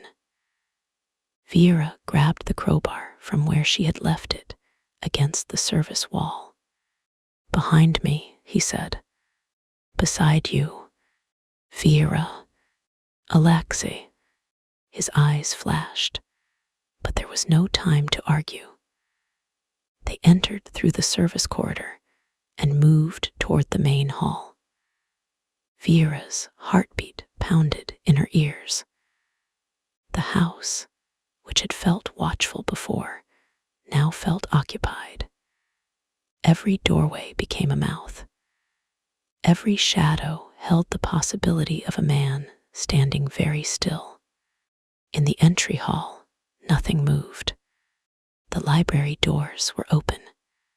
They had been open before, but now one hung wider, its carved edge gouged near the handle. Dust stirred across the floor in disturbed patterns. Alexei lifted a hand, signaling her to wait. She waited exactly 3 seconds, then followed. He cursed under his breath. The library had been searched, not ransacked by amateurs, searched with precision. Books pulled from specific shelves, drawers opened and left at measured angles. A section of paneling near the fireplace pried loose. One of Vera's equipment cases had been opened, contents scattered, but not stolen. Her anger ignited. "Oh, absolutely not." Alexei glanced at her. "Someone broke into the house, and your concern is messy tools. Those calipers are German." "Of course." She crossed to the table and checked the case, fury steadying her hands. Nothing broken, nothing missing. Whoever had done this had been looking for something small enough to hide among documents or equipment, not valuables. She looked toward the shelves. "Paper remembers," she murmured. Alexei heard, "What?" Mikhail said paper remembers. She moved to the books nearest the fireplace, scanning titles. Old Russian texts, estate ledgers, leather-bound journals. Many were fake display volumes, too uniform, too untouched by actual use. Rich people loved the appearance of reading almost as much as they loved hiding safes behind books. The pulled volumes came from one shelf at chest height. Vera crouched, studying the dust. "Whoever came in knew where to look," she said. Alexei examined the pried paneling and didn't find it. "How do you know?" "They were angry when they left." He nodded toward the gouged door. "Or interrupted."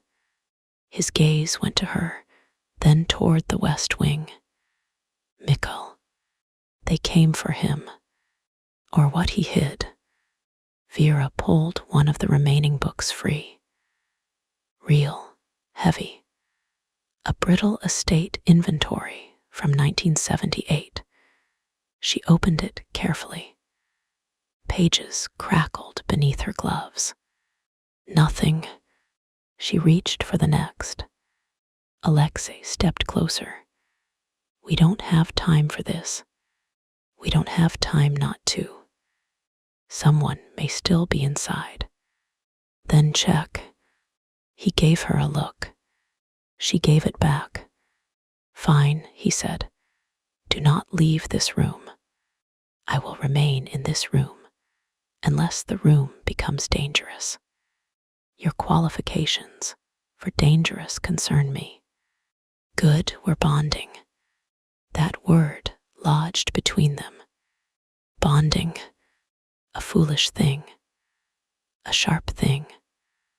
A word too close to the dark pull she felt each time his attention found her.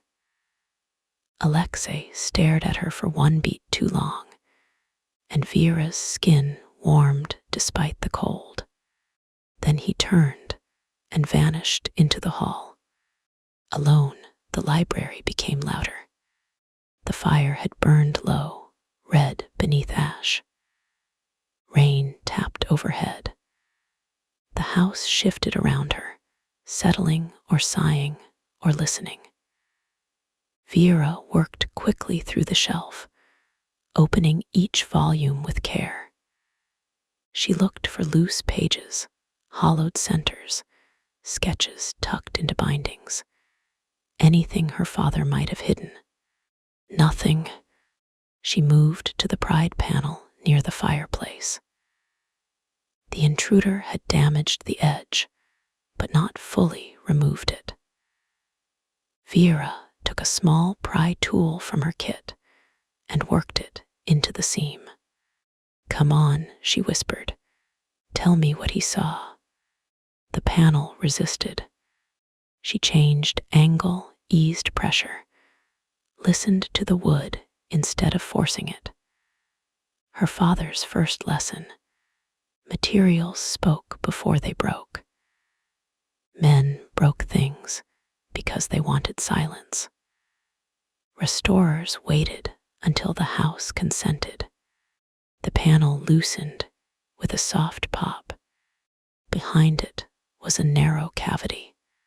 Empty, Vera swore. Then she noticed the back. The cavity had been lined with old newspaper, yellowed and brittle. At first glance, it looked like insulation, filler, nothing. But one corner had lifted where the intruder's tool scraped too hard. Paper remembers. Vera held her breath and eased the newspaper free. Behind it, pasted to the back of the cavity, was another layer of paper. Not newsprint, heavier, cream-colored, the edge of a drawing. Her heart kicked. She worked slowly, sliding a thin blade beneath the adhesive. The paper had been hidden flat against the wood, almost invisible, protected by the false layer. It took patience she barely possessed, but finally the sheet came free into her hands. A sketch, architectural, D but precise. Vera knew her father's line before her mind accepted it.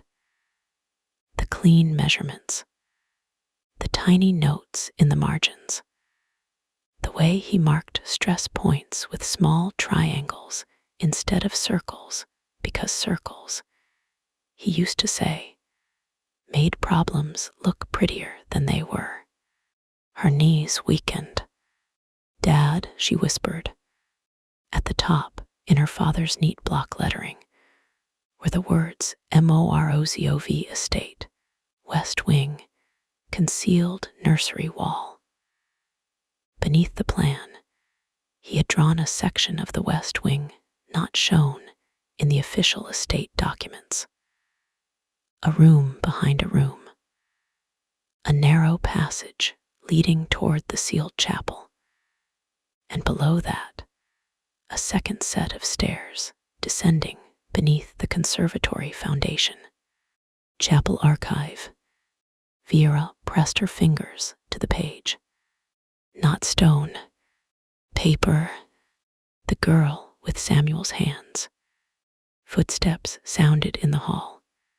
She folded the sketch carefully and slipped it inside her coat, near the place the threat note had been. Alexei, she called. No answer. Her hand closed around the crowbar. The footsteps stopped outside the library doors. A man stepped into view. Not Alexei.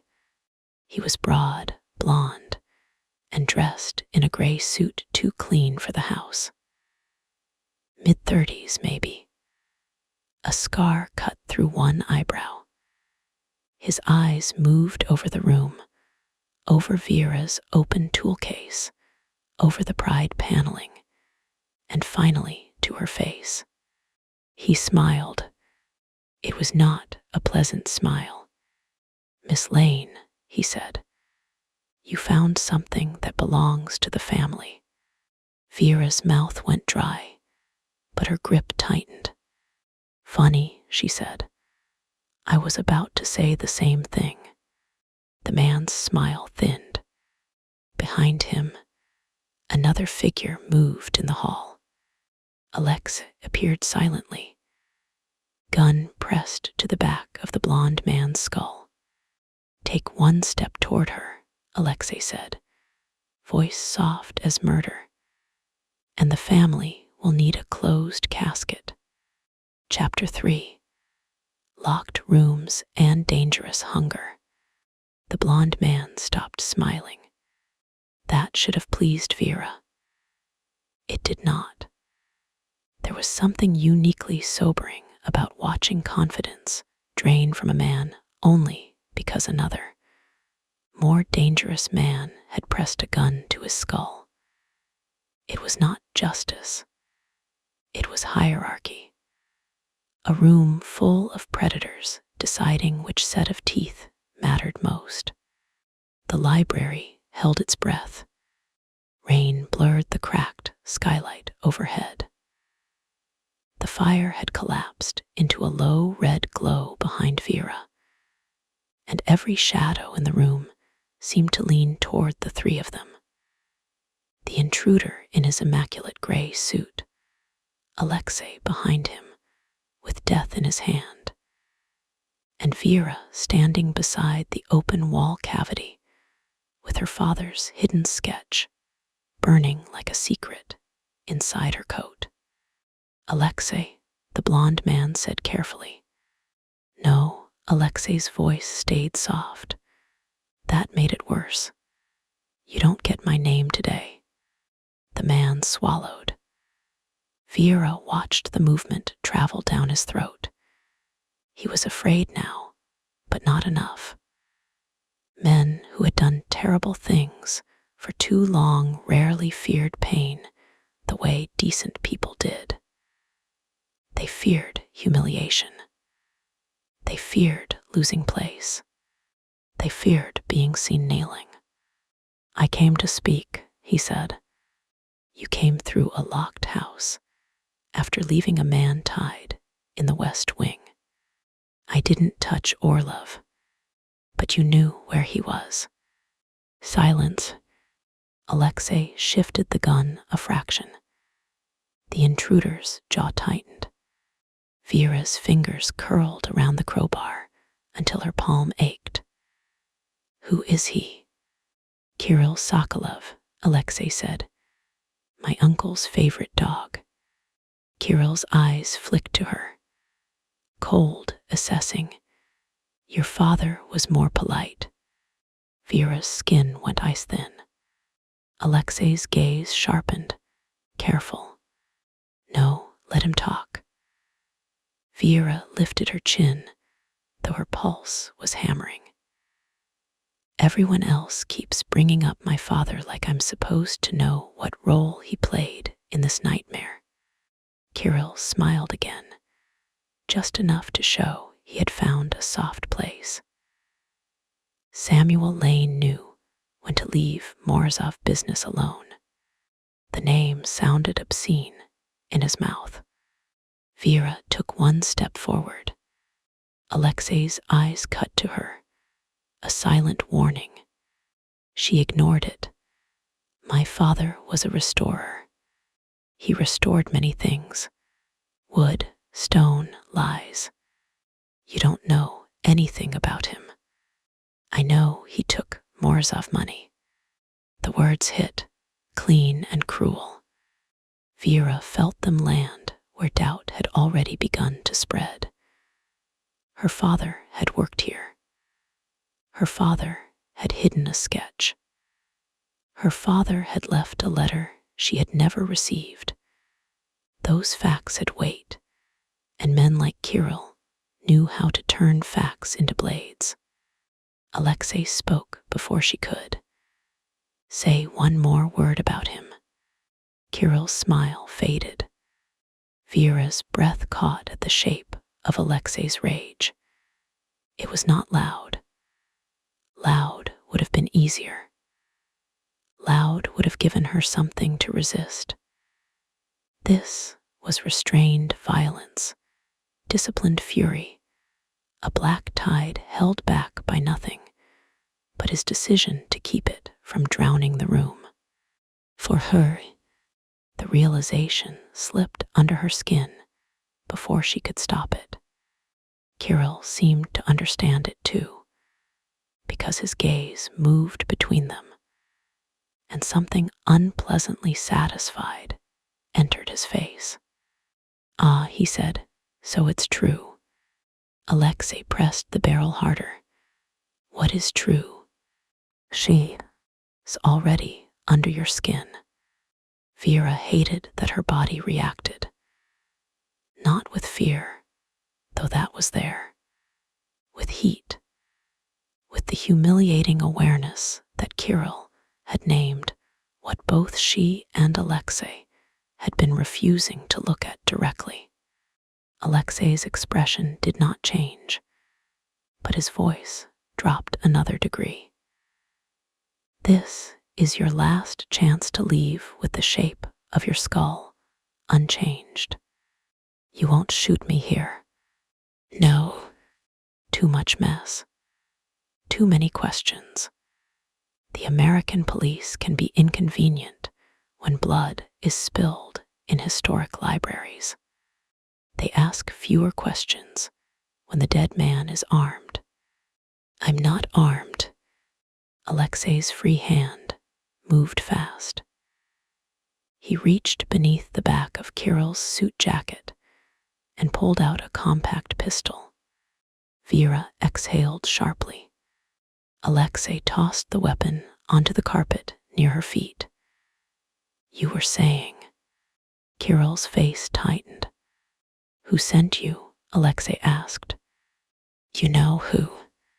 Say it. No. The word had barely left Kirill's mouth before Alexei moved. He did not strike him. He did not need to.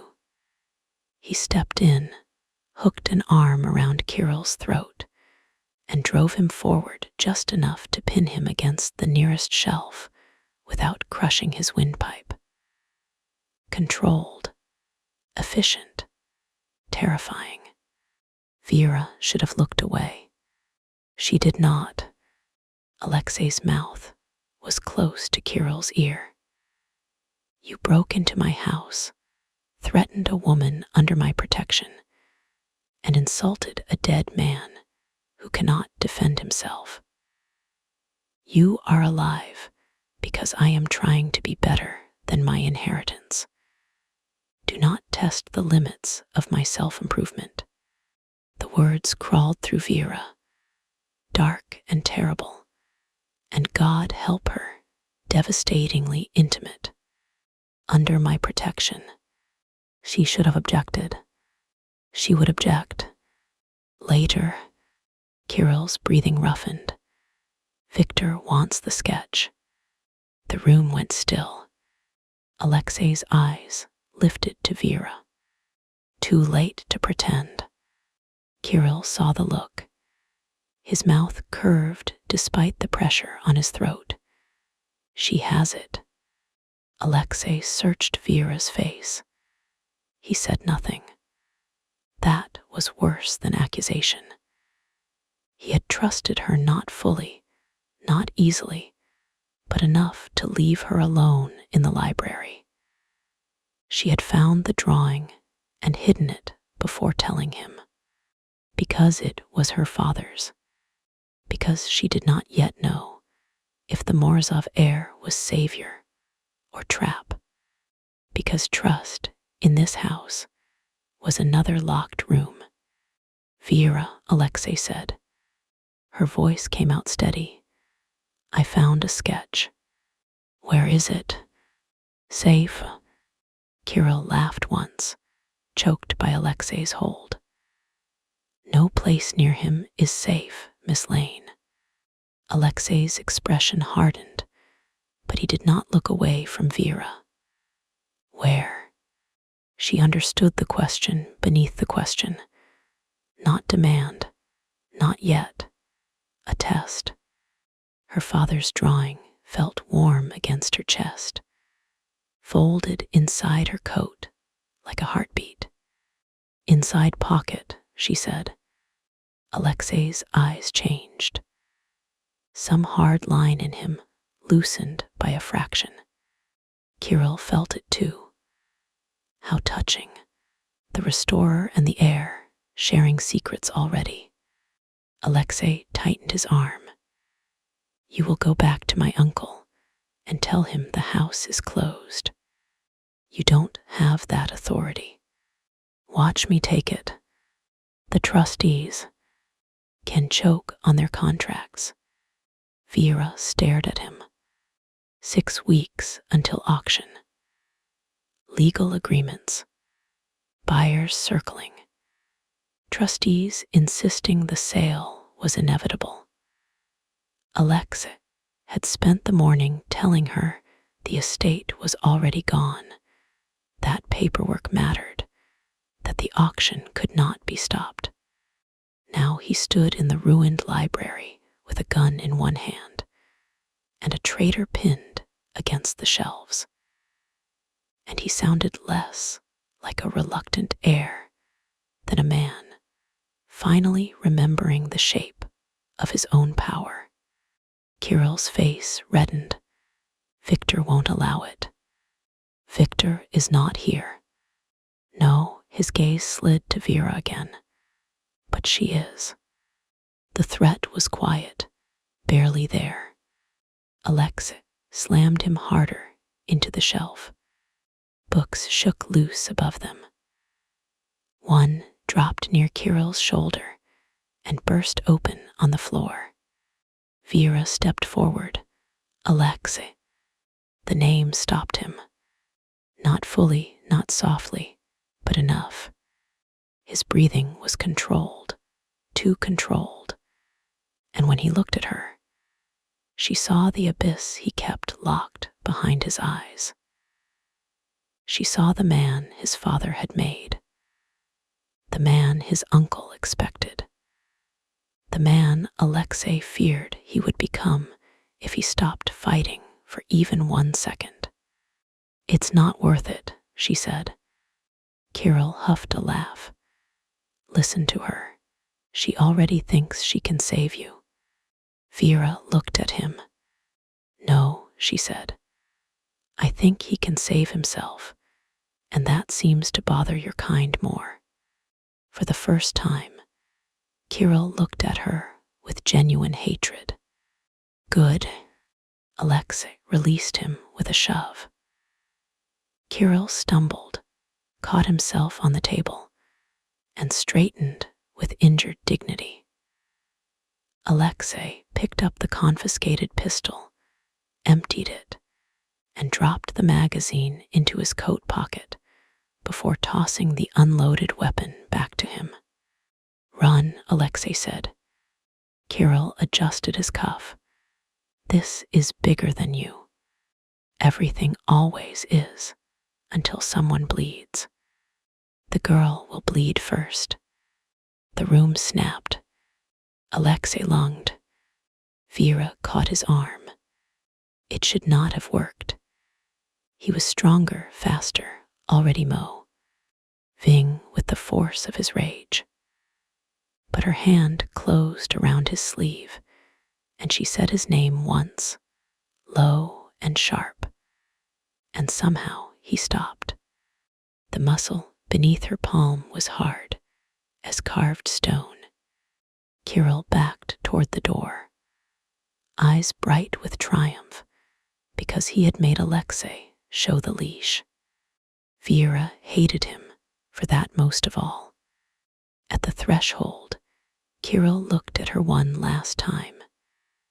Your father should have burned the sketch. Then he vanished into the hall. A moment later, the front door opened and slammed shut. Alexei did not move. Neither did Vera. Her hand was still on his arm. Through the wool of his coat, she felt the heat of him, the coiled violence, the tight control vibrating like a struck wire. She could have released him. She should have. Instead, her fingers eased not away, but down slightly, grounding rather than restraining. His gaze dropped to her hand. Don't, he said. The word was rough. Vera's pulse beat in her throat. Don't what? Don't touch me like that unless you mean it. The warning should have cooled her. It did the opposite. The library seemed to shrink around them. Fire, rain, dust, secrets. His eyes were too dark now, storm gray gone almost black. Vera knew desire when she saw it. She also knew restraint. Alexei's restraint was not polite distance. It was a locked gate straining against pressure from the other side.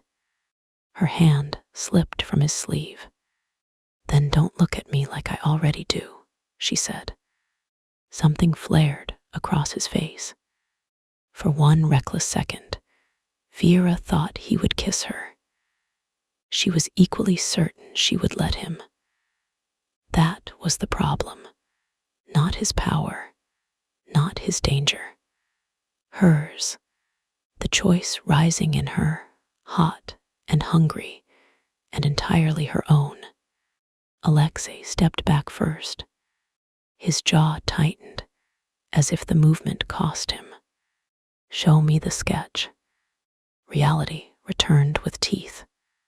Vera withdrew the folded paper from inside her coat. She did not hand it over immediately. My father drew this, she said. I know. No, you know his name. You don't know what that means to me. Alexei's expression shifted.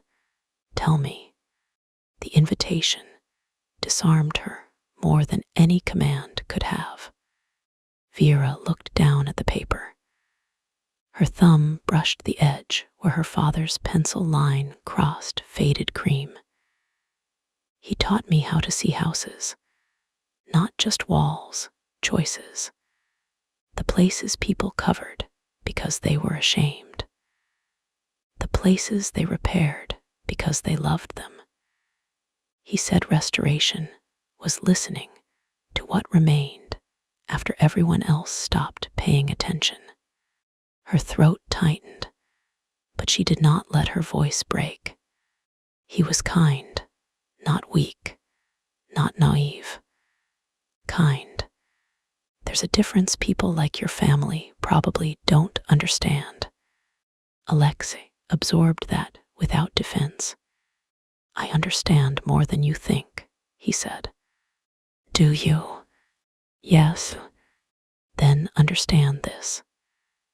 If your father threatened mine, if this family used him, if my father was dragged into something that hurt him, I need the truth before I decide gets my trust. Alexei looked at the sketch, then back at her. Fair. That simple answer took some of the fight from her. She handed him the drawing. He unfolded it with care. Not a criminal's care for evidence.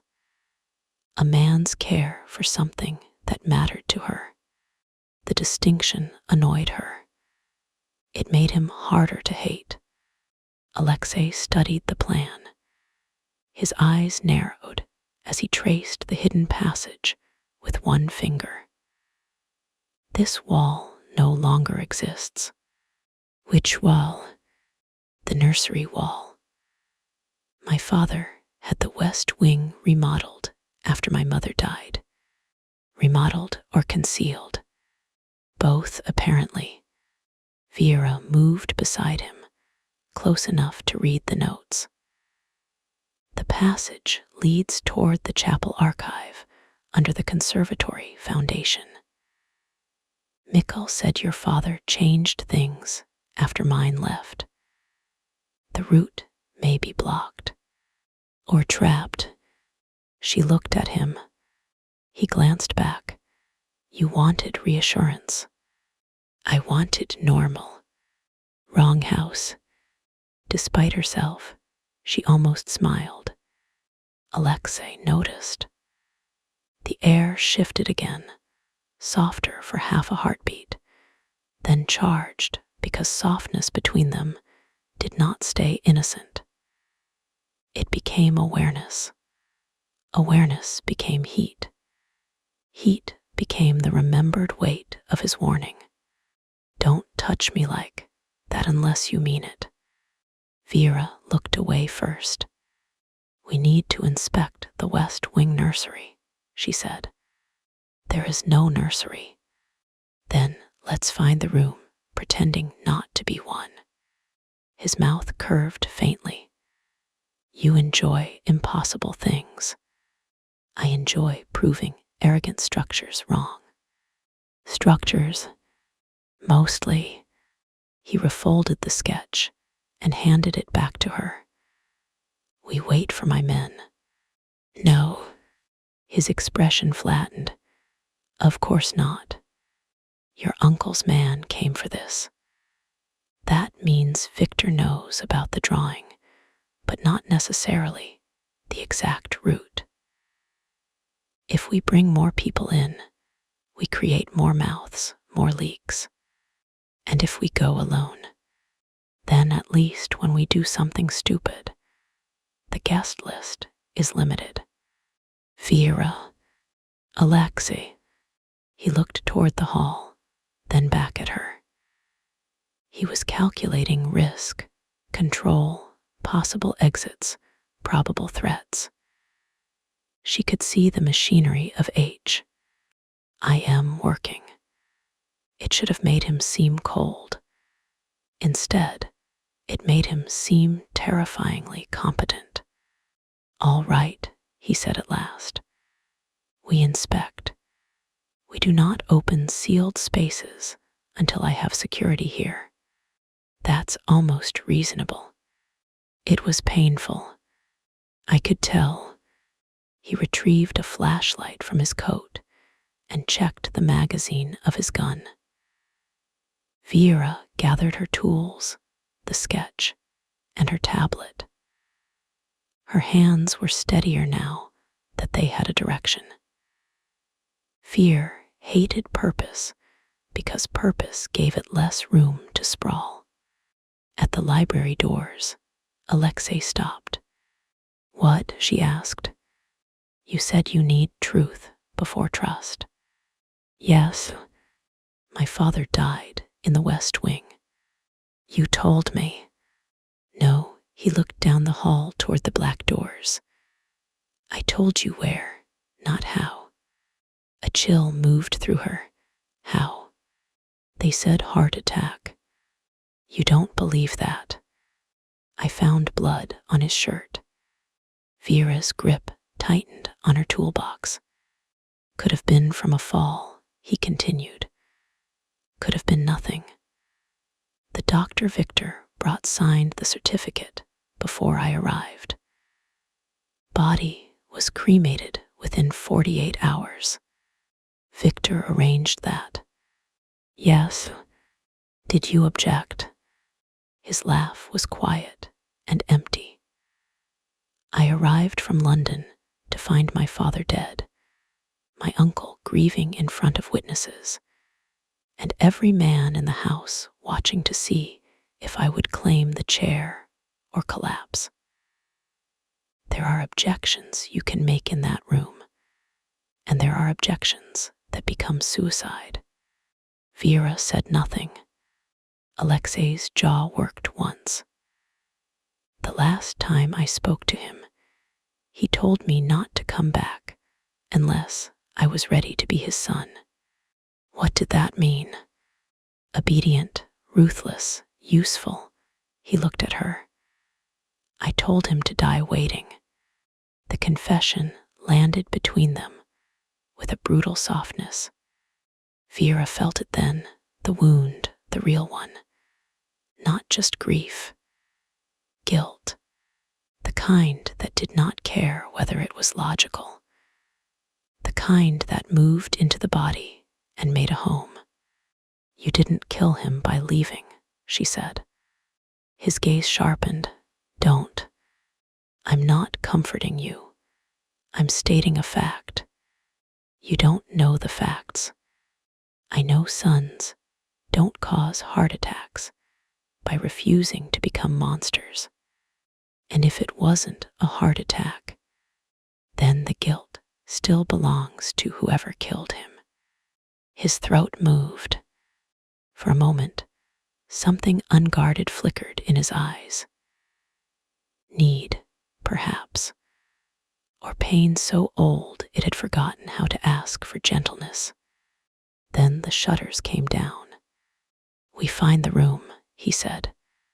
They crossed the entry hall again and entered the west wing. The black doors stood open now, chains looped on the floor like shed skin. The corridor beyond looked worse in the afternoon light. Vera saw details she had missed during Mikkel's rescue. Gouges along the baseboards where furniture had been dragged, faint discoloration on the wallpaper at shoulder height, scratches around 2 door frames. Someone had stripped this wing not carelessly, but urgently. The hidden nursery was halfway down the corridor. If her father's sketch still corresponded to the altered layout. Vera counted steps from the main threshold, measuring against the plan, then stopped before a blank section of wall between a linen closet and a sealed bedroom. Here, she said. Alexei looked at the wall. There's nothing here. That's the idea. The wallpaper was newer than the rest, though still decades old. Different pattern. Similar enough to pass unless someone had spent a life noticing mismatched repairs. Vera set down her toolbox and ran her gloved fingertips over the surface. Beneath paper and plaster, something hollow waited. My father marked a false wall here, she said. Alexei stood close behind her, watching the corridor while she worked. The heat of him at her back was distracting in the worst possible way. Not because he touched her. He did not. But his presence seemed to occupy the air around her body, making every inch of space between them feel deliberate. Vera focused on the wall. She tapped along the surface, listening. Solid, solid, hollow, hollow, solid. There's a panel, she said. Can you open it? Yes. How long? Depends whether your father wanted it hidden from visitors or professionals. My father hated professionals. Then longer. She used a thin inspection blade first, finding the seam beneath the wallpaper. Then a flat pry tool. Slow pressure, gentle. The house groaned softly as if offended, but the panel did not break. Alexei's attention flicked between her hands and the corridor. "You're good at this," he said. "Try not to sound surprised." "I'm not. You sound surprised." "I'm distracted." The word moved through her. Vera kept her gaze on the seam. "By possible assassins." "No." The tool slipped. She swore under her breath. Alexei said nothing, which was somehow worse. "Do not flirt while I'm holding sharp objects," she said. "I wasn't flirting." "Then do not whatever that was, while I'm holding sharp objects." A low sound came from him. It took her a second to realize it was almost a laugh. The panel released with a sigh of old dust. Behind it was darkness. Vera aimed her flashlight inside. A narrow passage descended between walls, steep and tight, built for servants or secrets. The air that drifted out smelled of lime dust, dry wood, and old ash. Alexei's humor vanished. "Stay here," he said. "No, I knew you would say that." "You still tried." "I'm an optimist." "Liar." This time he did smile briefly.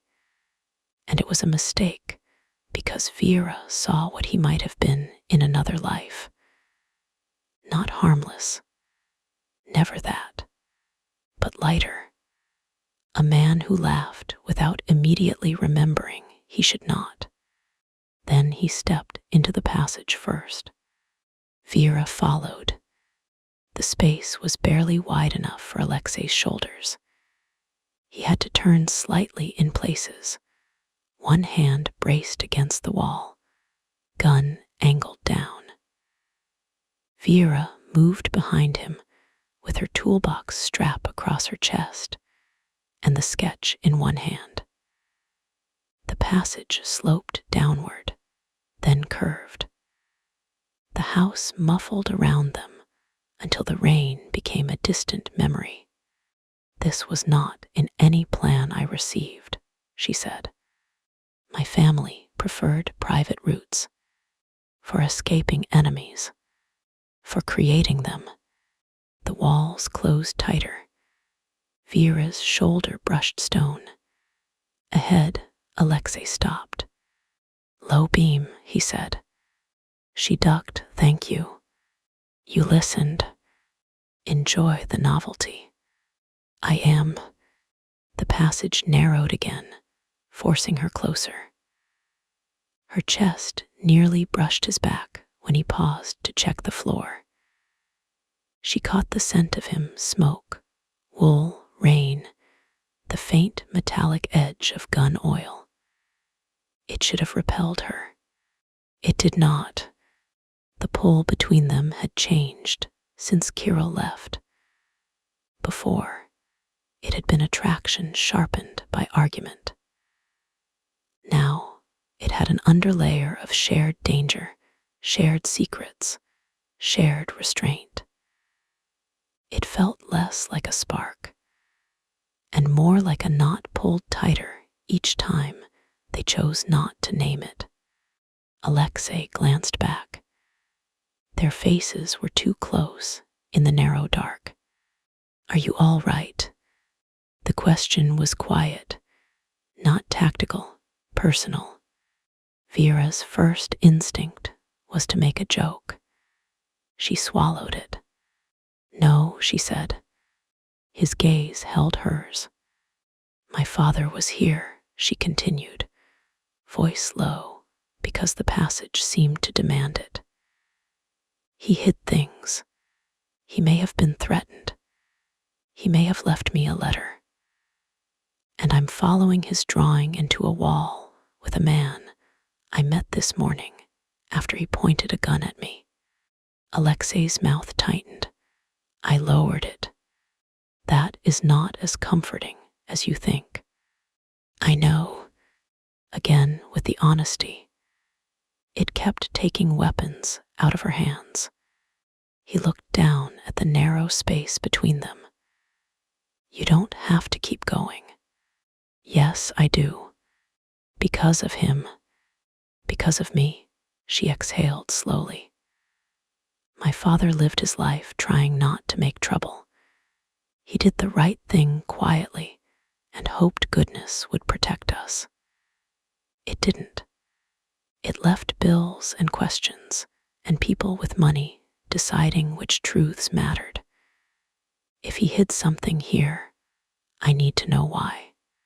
Alexei studied her in the dim light. And if you hate what you find, then at least I'll hate the truth. Something in him softened, almost imperceptibly. That, he said, I understand. For one suspended moment, the passage felt less like a tomb and more like a confession booth. Then something skittered in the dark ahead. Vera flinched. Alexei turned instantly, body between her and the sound. His hand came back, not touching, hovering near her hip as if to guide her behind him if needed. He caught himself and withdrew. Rat, he said after a beat. Historic rat, she managed. Very significant. His shoulder moved like he was suppressing another laugh. They continued. The passage ended at a narrow door, half swallowed by plaster. Alex tested the handle. Locked. Vera squeezed beside him, the movement bringing her chest against his arm for one brief, unavoidable second. Both of them went still. Heat rose under her collar. Sorry, she said, because she needed one of them to say something normal. His voice was rough. Don't apologize for touching me by accident. And on purpose. The words escaped before she could catch them. Alexei turned his head. In the beam of the flashlight, his eyes looked almost silver. The air between them became too thin to breathe. If you touch me on purpose, he said, I will ask you once if you're sure. Vera's mouth went dry. And if I am? His gaze dropped to her lips. Then I'll believe you. A shiver moved through her. Not fear, not exactly. Something deeper, warmer, edged with warning. She felt the answer in her body before her mind had permission to approve it. The door shifted under Alexei's hand. He looked away first. Reality returned. Locked door, hidden archive, threats, father's sketch. Vera forced her attention to the mechanism. Old mortise lock, maybe original. Can you open it? Yes, if you stop making the air strange. I'm not responsible for the air. You are absolutely responsible for at least half of it. She knelt before the door with more dignity than she felt and opened her small tool roll. The lock was stubborn, but honest. Old mechanisms, usually they had weight, logic, personality. She worked by feel while Alexei stood over her, his attention on the passage behind them. After several minutes, the lock gave. Vera sat back on her heels. Got it. Alexei offered his hand. She looked at it. A practical offer, nothing more. Her body disagreed. Still, she placed her hand in his and let him help her up. His palm was warm, calloused in places she did not expect from a man raised among wealth. The contact lasted 1 second too long. "Vera," he said quietly. She drew her hand back before she could decide to be reckless. "Open the door," she said. He did. The room beyond was not a nursery anymore. Perhaps it never had been. It was windowless, low-ceilinged, and lined with narrow shelves. Some were empty. Some held boxes collapsed by time. A broken chair lay on its side in the corner. Black marks stained the floor near an old iron stove, evidence of burned paper. Vera's chest tightened. "Records room." "Cleaned out," Alexei said. "Not completely." She stepped inside. Dust lay thick, but not untouched. Recent footprints crossed the floor. Kirill or someone before him. Several boxes had been opened, their contents removed or scattered. Vera crouched beside the nearest one, lifted a brittle folder, and found old invoices, shipping manifests, insurance papers. Nothing obviously explosive. Alexei moved to the stove. They burned documents here. How recently? He touched the ash with 2 fingers. Some old, some not. Vera joined him.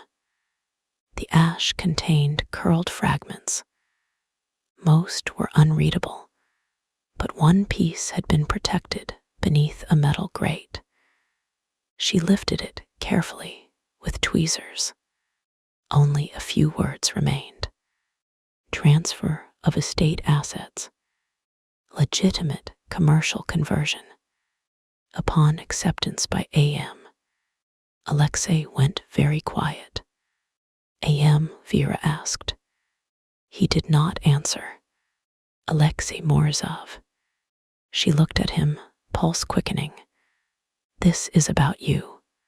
His jaw tightened. "Alexei, I see it. It says legitimate commercial conversion.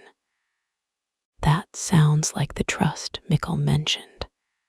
He took the fragment from her carefully, as if it might combust from being understood. "My father would not have written this. Maybe your father was more complicated than you want him to be. My father was brutal, controlling, paranoid. Complicated doesn't mean good." The words hung there. Alexei looked at her then, and something in his gaze told her she had stepped into territory he knew too well. Men could be monstrous and still love. They could protect and destroy with the same hands. They could leave wounds and inherit wounds and call both legacy. Vera hated that truth. She hated more that it made Alexei's struggle harder, not easier. She searched the shelves while he examined the stove. Most documents were useless. Some had been intentionally damaged. She found legal drafts with missing pages, estate maps with sections cut out, and old photographs torn down the center. Someone had not merely removed evidence, they had tried to make the remaining pieces meaningless. "Victor," Alexei said. Vera looked back. "You sound certain." He likes destroying context. "He taught you that." "My father did. Victor perfected it."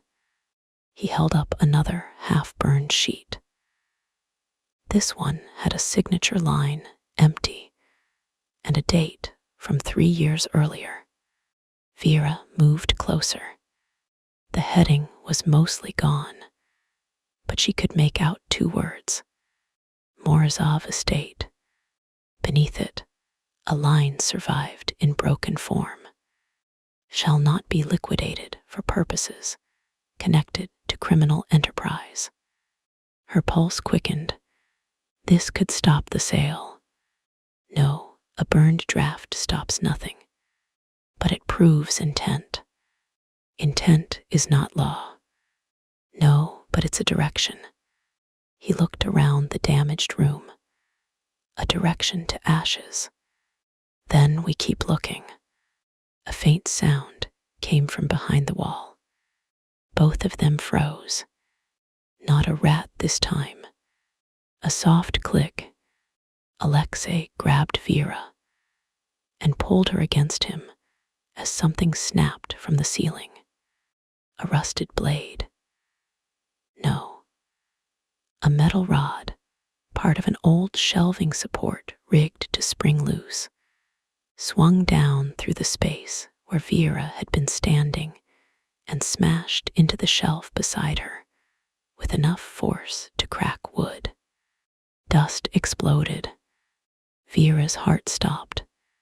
Alexei's arms were around her, hard and secure, one hand at the back of her head, the other locked around her waist.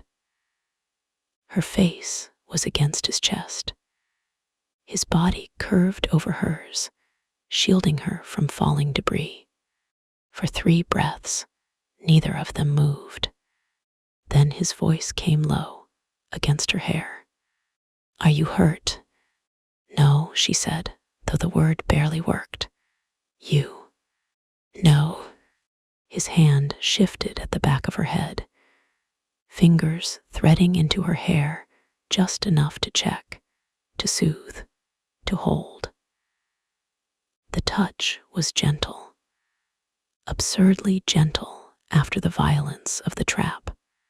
Vera should have stepped back. She did not. Her hands were braced against his chest. Beneath her palms, his heartbeat was fast. Not steady, not unaffected. Fast, hard human. That was meant for whoever found the room, she said. Yes, your uncle. Likely.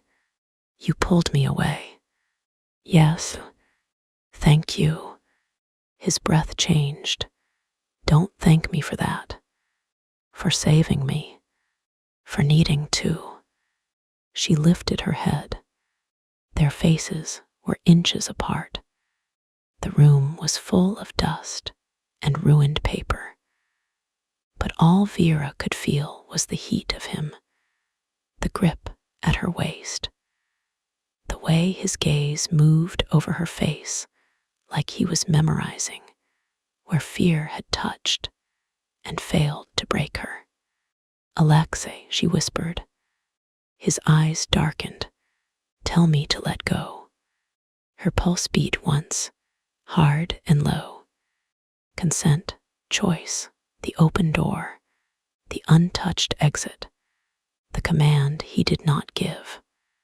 She understood exactly what he was offering her and what he was asking. No, she said. His grip tightened by a fraction. No, don't let go. Her body answered before pride could interfere. No, she repeated, clearer now. Don't let go. A sound left him, barely more than breath. He lowered his forehead to hers, but did not kiss her. That restraint was the thing that undid her. Not the gun, not the danger, not the raw magnetism of him. This, the way he held himself at the edge and waited for her to choose. Vera, yes, I want to kiss you. The words moved through her like a struck match. She swallowed, then asked properly, His mouth curved, not a smile exactly. Something darker, warmer. May I kiss you? Yes. He kissed her like a man who had been starving quietly for years. Not soft, not polite, but not taking either. His mouth met hers with control barely leashed, giving her one heartbeat to set the pace, then another to deepen it. Vera rose into him with a sound she could not hold back. His hand slid from her waist to the small of her back, drawing her closer only after she leaned in. Her fingers gripped the front of his coat, not to push him away, but to anchor herself against the shock of wanting him this much, this fast, in a hidden room filled with family sins. He broke the kiss first. Is this okay? He asked, voice rough. Vera almost laughed because the question should have cooled the moment, should have made it clinical. Instead, it made heat curl deeper. A dangerous man checking the boundary before crossing another inch was more devastating than any practiced seduction. Yes, she said, more. His eyes closed briefly, as if the word hurt. Then he kissed her again. This time, she felt the hunger beneath his restraint, felt the way he angled his body to avoid trapping her against the shelf, giving her space even while his mouth made her forget what space was for. He tasted like smoke and rain and control coming apart one thread at a time. Vera slid her hands up to his shoulders, then into his hair, and he made a low sound that vibrated through her palms. The knot between them pulled tight. Not rope, not chain. Something alive. A dark, primal recognition that frightened her because it did not feel like simple lust. It felt like being seen in the place she was most stubborn and most tired. Like his hunger answered hers not by consuming it, but by matching its shape. Alexei's mouth moved to the corner of hers, then stopped. Tell me what you want, he said. Her breath shook. Right now. Yes. Honesty was easier in the dark. I want you to kiss me until I stop thinking. His hand flexed at her back. I can do that. I know. And after we go back to thinking. The look he gave her was fierce enough to make her ache. Deal, he said.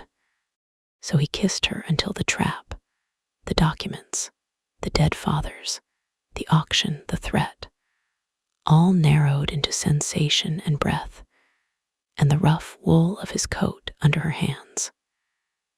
Vera was not inexperienced. She was not innocent. She had been desired before.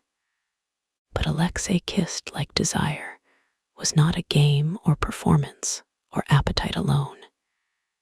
He kissed like surrender was something they were both fighting and both losing. When his hand slid to her jaw, he paused. More. Yes. His thumb traced the edge of her cheek. A touch so reverent it made her chest tighten more than the hunger had. That was when she pulled back. Not far, just enough. Alexei stopped immediately, hands still, body rigid with restraint. Too much, he asked. No, she breathed in. Too real. His expression changed. He understood.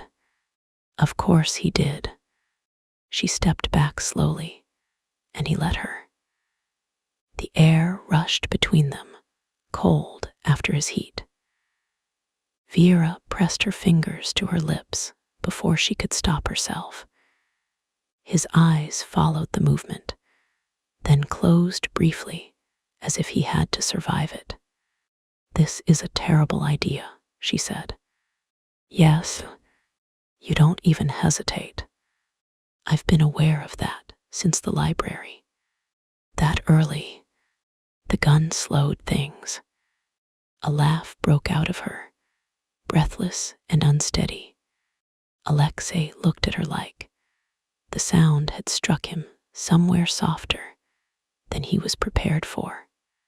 "Don't," he said quietly. "What? Laugh like that in this house? Why?" "Because I'll start wanting impossible things." The answer stole her reply. Then the room creaked above them. Reality returned, colder than before. Alexei looked.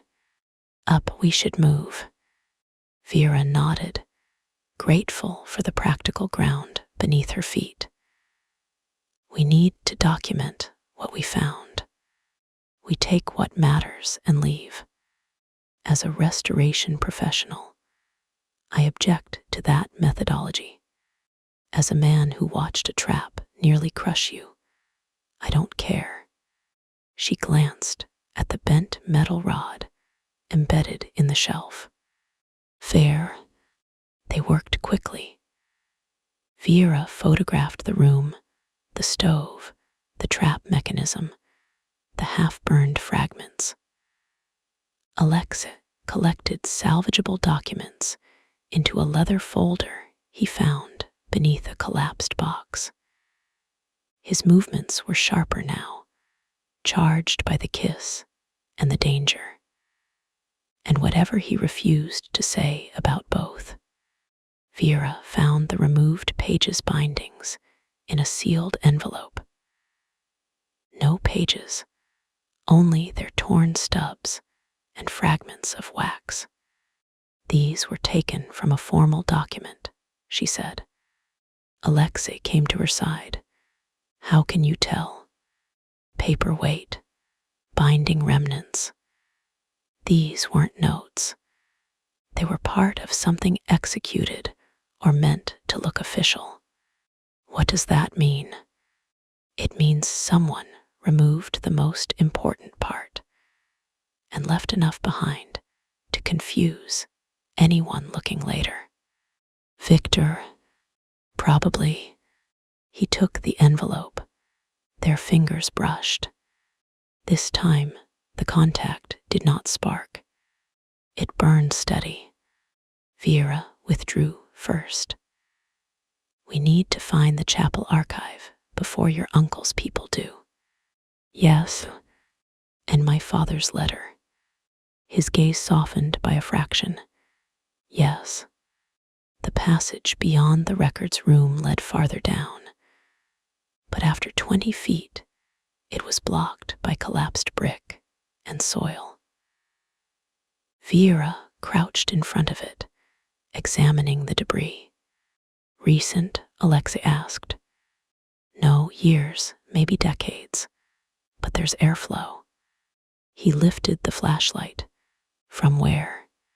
She closed her eyes, feeling the faint movement of cold air against her cheek.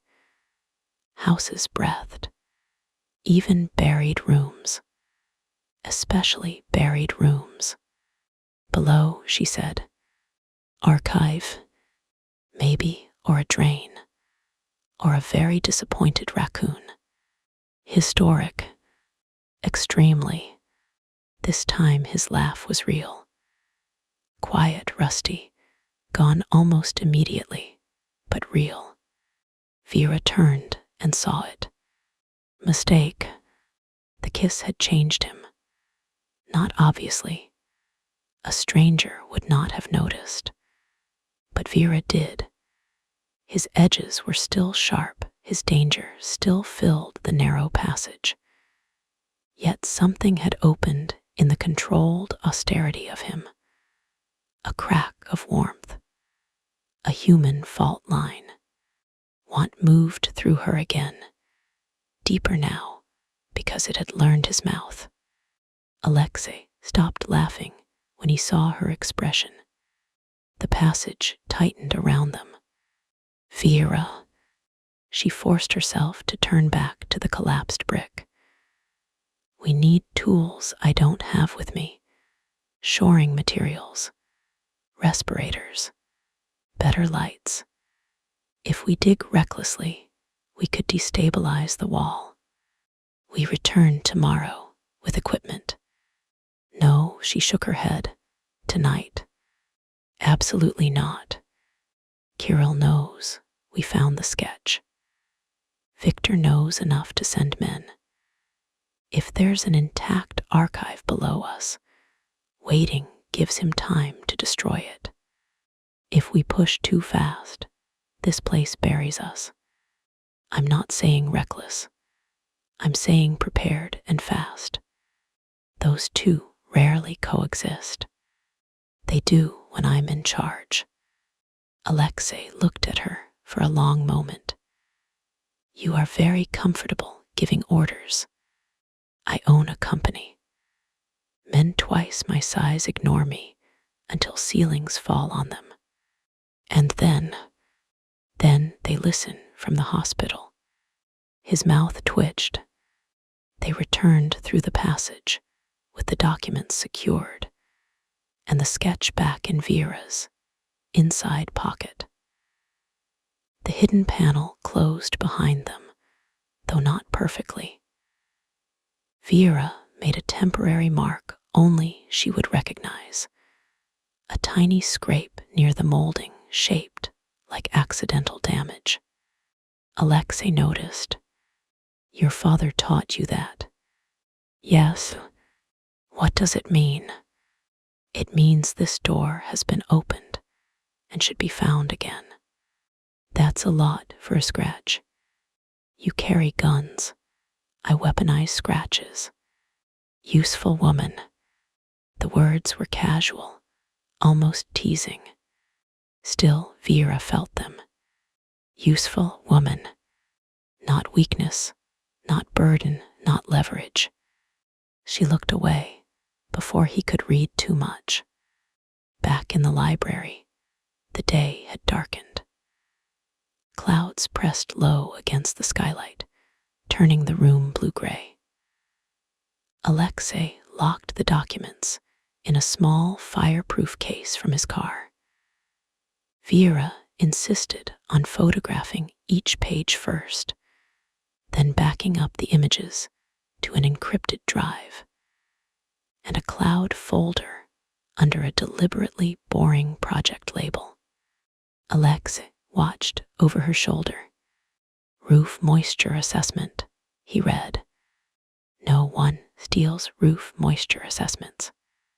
I might. You would get what you deserved. His nearness had become a problem. Before the hidden room, she could blame danger for the awareness. Now she knew the shape of his mouth when he lost control by choice. She knew the sound he made when she touched his hair. She knew that if she told him to stop, he would stop, and if she told him not to, he might ruin her for safer men. The thought should not have pleased her. It did. When the upload finished, she closed the tablet. Done. Alexei's phone buzzed. He read the message, and the fragile warmth in his face disappeared. Paired. What? She asked. My uncle is coming. To the estate. To town tonight. Because of Kirill. Because of you. Vera's stomach tightened. Me. He knows you found something. Kirill could be lying. Kirill enjoys breathing. She stood. Then we work faster. No, you leave faster. The argument returned so smoothly. It was almost familiar. No, she said. Vera. I know, dangerous house, dangerous land, dangerous family. I'm too curious. I'll get killed. Did I miss anything? You are not taking this seriously. I am taking it so seriously that I refuse to abandon the only evidence we have. You are evidence now. The words landed hard. Alexei stepped closer, his expression fierce. Do you understand? Before this morning, you were an inconvenience, a contractor, someone Victor could frighten away. Now you are connected to Mikkel, to the sketch, to your father, to whatever Sergei hid. You are not outside the story anymore. I never was. He stopped. The truth of it sat between them. Samuel Lane had been here. Sergei had known. The trustees had hired Vera. Mikkel had expected her. The house had called her back long before she understood the language. Alexei looked away, swore softly in Russian, and dragged a hand through his hair. The gesture was so human that Vera's anger slipped. Do you think I want this? She asked. Do you think I woke up hoping to find out my father had secrets in a Mafia estate? No. Then stop acting like I'm staying, because I don't understand fear.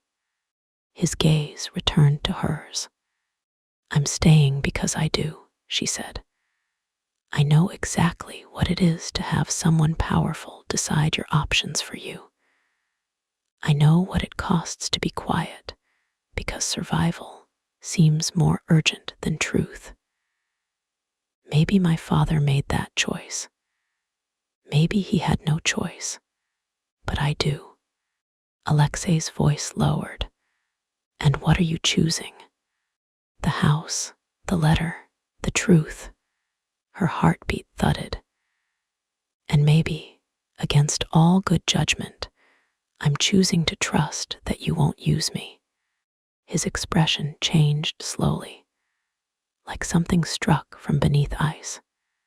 I won't, he said. 2 words. No flourish, no seduction. Vera believed him, and that frightened her more than skepticism would have. He came closer, then stopped before the distance became a claim. I have a boundary too. She stilled. What? If this becomes too dangerous, if your mother is threatened, if Victor moves on anyone outside this property, you leave the estate and let me handle it.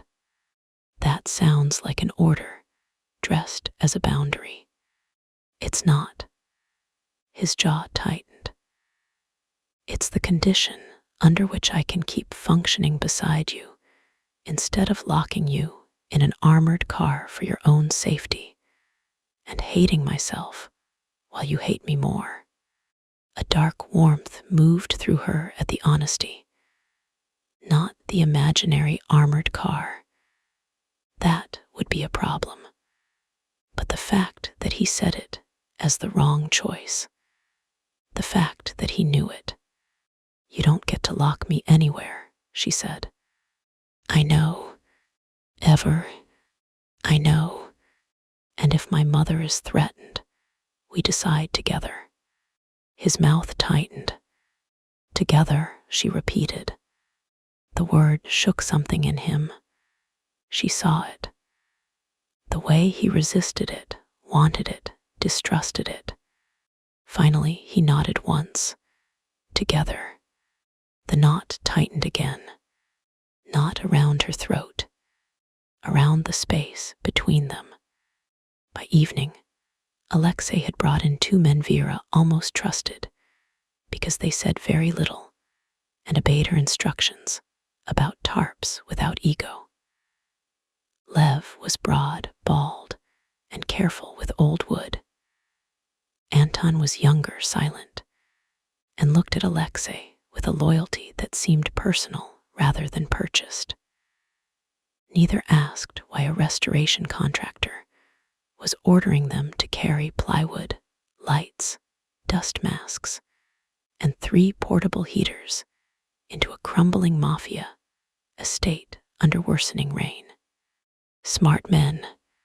Vera organized the library into a temporary operations room. Plastic sheeting went over the worst leak. Equipment cases lined one wall. The recovered documents stayed locked in the fireproof case, which never left Alexei's sight. He took calls in Russian, English, and once in clipped French, each one tightening the atmosphere around him.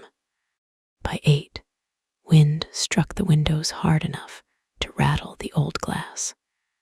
By 9, the North Road washed out.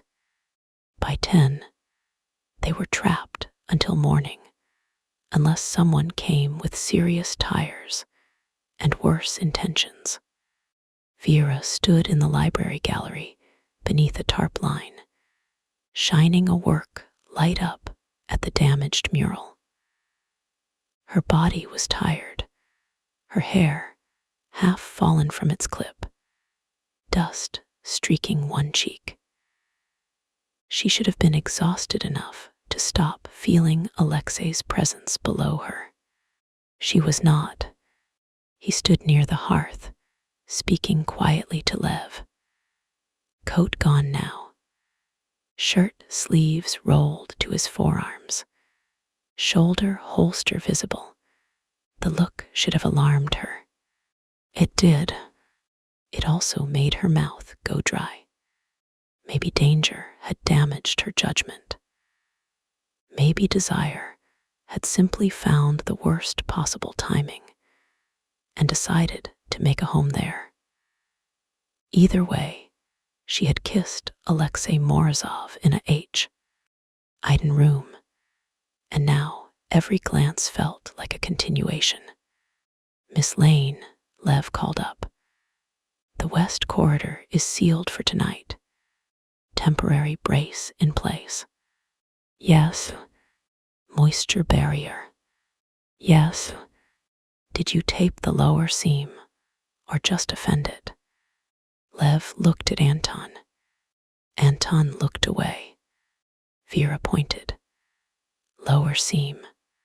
All the way across.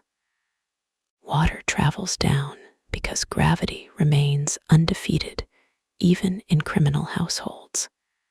Alexei looked up at her. There it was, that almost smile again.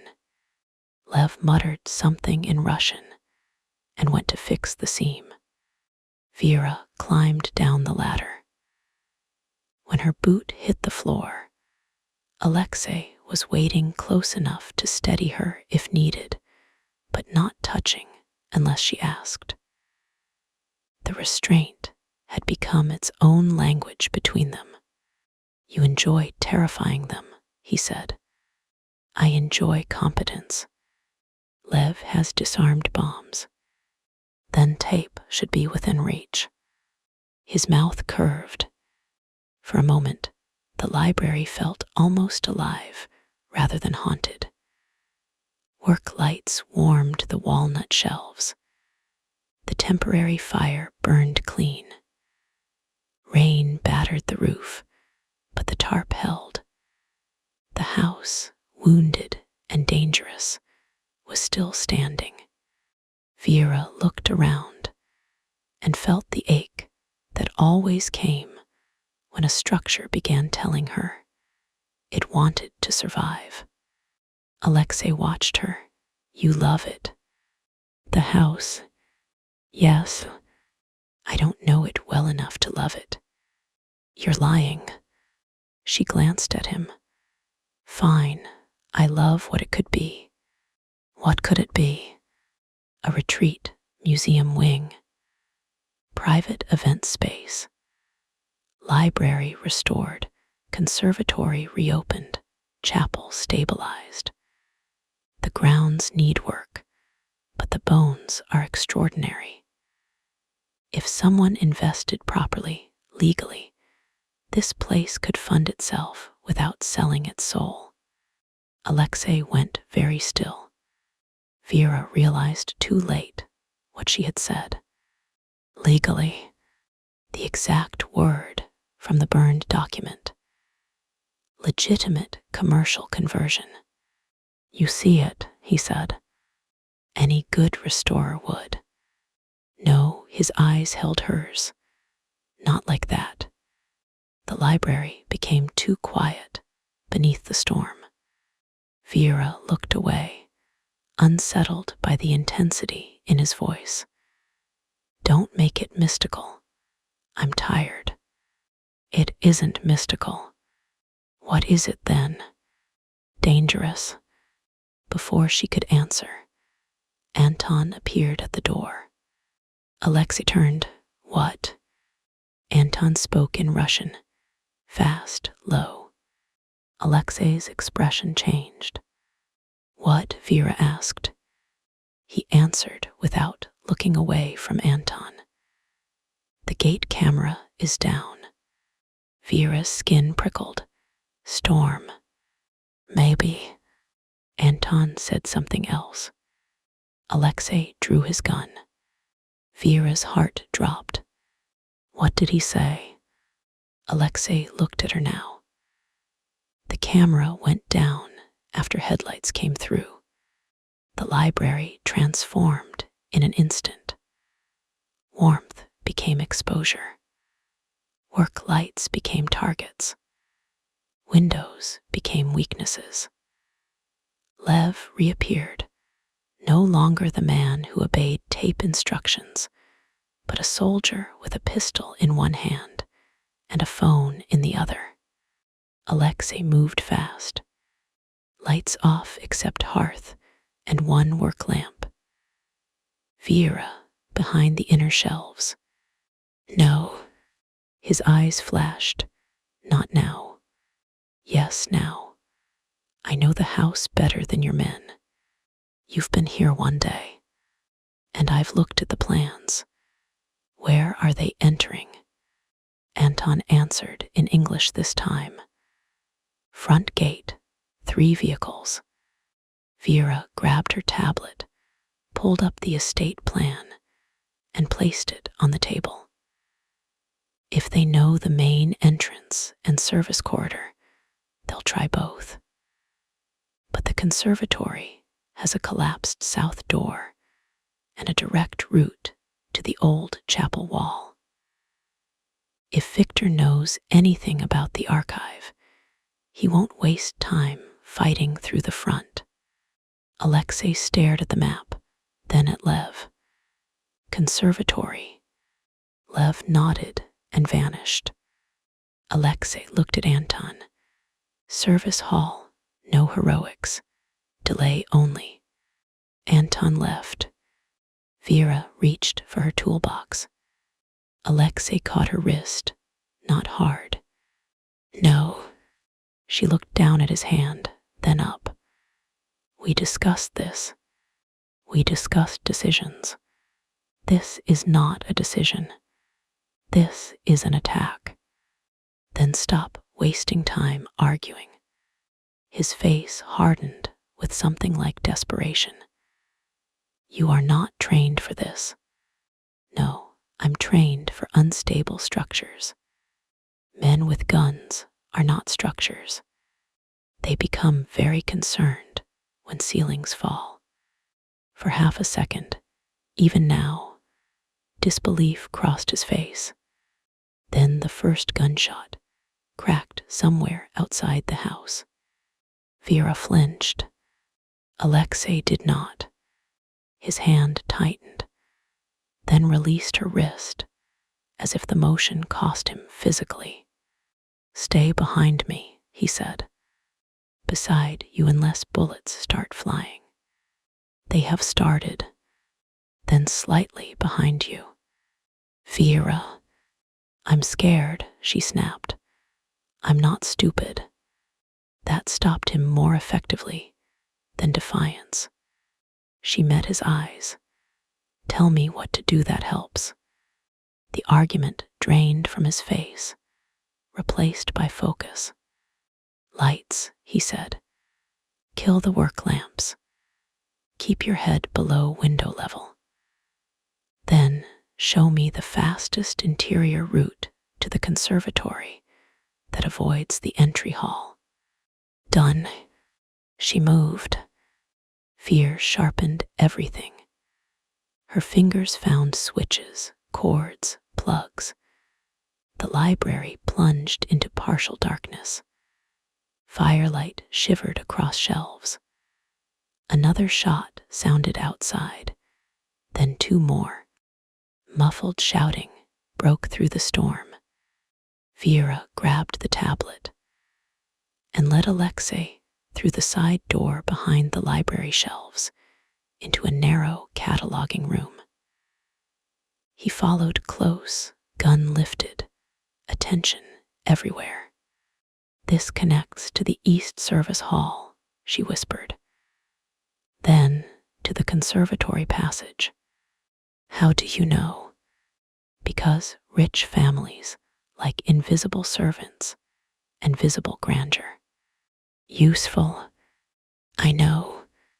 They moved through the cramped room, past old cabinets and stacks of mildewed ledgers. The East Service Hall smelled of damp plaster. Wind whistled somewhere ahead. Another sound came from behind them. Glass breaking. Not outside. Inside the library. Alexei stopped. Vera's heart slammed. They're in, she whispered. His face went utterly cold. Go. They ran. Not blindly. Not loudly. But fast. Through the service hall toward the conservatory passage. Halfway there, the house groaned overhead, a deep wooden protest as wind struck the damaged roof. Vera's instincts screamed before anything fell. Stop. Alexa halted instantly. A section of plaster crashed down 5 feet ahead, exploding across the corridor in a cloud of white dust. If they had kept moving, it would have landed on them. Alexei looked at her. She lifted a shaking hand. Unstable structures. I will never question your expertise again. You will. Yes. They climbed over the debris. At the conservatory door, Vera paused to listen. Rain hammered broken glass beyond it. Voices moved outside, men, at least 3, speaking Russian. Alexei leaned close to her ear, voice nearly soundless. Stay here. She nodded before pride could get them killed. Then she touched his sleeve. He looked down. The moment lasted no more than a second, but everything unsaid moved through it. Fear, want, trust, fragile and new. The kiss in the hidden room, the promise of together. Come back, she whispered. His eyes darkened. Ask properly, he murmured. Her throat tightened. Please come back. I will. He opened the door and slipped into the stormlit dark. Vera waited 3 seconds. 4, 5. Then a man crashed through the passage behind her and grabbed her from the back. His arm clamped around her chest, pinning her arms. A gloved hand covered her mouth. He smelled of rain, leather, and cold tobacco. Panic exploded white-hot. Vera bit down hard. The man cursed and jerked his hand back. She slammed her heel into his instep, drove her elbow into his ribs, and twisted with everything she had. They hit the wall. Pain shot through her shoulder. He grabbed her coat, and fabric tore as she reached blindly into her toolbox. Her fingers closed around a chisel. He lunged. Vera slashed, not at his flesh, but across the strap of his weapon harness. The gun dropped, clattering across the floor. "Bitch," he snarled. "Restore her," she snapped, and swung the crowbar into the weak plaster seam above him. The wall gave with a crack. Not enough. She hit it again. A chunk of old plaster and lath broke loose over his head, showering him in debris. He staggered, coughing, one hand raised. Vera ran.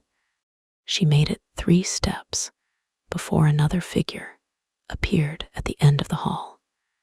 Kirill. His face was wet from rain. His suit no longer immaculate. His smile gone.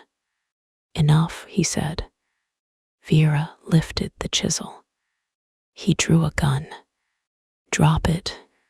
Her breath came hard. Dust coated her tongue. Behind her, the first man groaned. Ahead, Kirill's gun aimed steady at her chest. This time, no Alexei behind him. No immediate rescue. No clever line could change the distance between bullet and body. Vera let the chisel fall. Kirill stepped closer. "Your father should have taught you when a house is already lost." Vera looked past him to the ceiling beam above the hall, to the water damage spreading through the plaster, to the crack she had noticed earlier and marked in her mind without knowing why. "He did," she said. Then she kicked the loose support wedged beside the wall, the temporary brace Anton had placed to stabilize the service arch shifted just enough. The ceiling groaned. Kirill looked up too late. Vera threw herself sideways as plaster, lath, and decades of dust came down between them in a roaring white collapse. The impact shook the corridor. For a moment, she heard nothing but ringing. Then hands found her. She fought blindly until a familiar voice cut through the dust. "Vera, it's me. Alexei." She stopped struggling. He pulled her against him, one arm around her waist, the other braced protectively over her head as more debris pattered down around them. His breathing was harsh. There was blood on his cheek, not much, but enough to make fear claw up her throat. "You're bleeding," she said. "So are you." She looked down, a scrape along her forearm, torn coat, bruised shoulder, alive. Behind the debris wall, Kirill coughed and cursed in Russian. Alexei's face turned lethal. Vera caught his jaw between both dusty hands before he could move. His eyes snapped to hers. "No," she said. "He poi, and Ted a gun at you, and I dropped a ceiling on him. We can call it even for tonight." "Vera." "Alexei." Her thumbs held against his skin. He was warm, real, shaking with rage beneath the control. "We need the archive, not revenge. Not yet." The words reached him slowly. He closed his eyes for half a second, and when he opened them, the worst of the violence had receded behind the wall of his will. "Together," she reminded him. His hand tightened at her waist. "Together," he said. Then a voice rang through the broken hall from the far side of the collapsed plaster. Not Kirill, older, smooth, familiar from the phone. Very moving, Viktor Morozov called through the dust. But if you want the girl's mother to remain comfortable in that little care home outside Worcester, you will bring me what your father hid. Vera went cold. Alexei went still against her. Victor's voice softened. 1 hour, nephew. The sketch, the documents, and the woman who found them. Or I start taking away everything she loves. Chapter 4.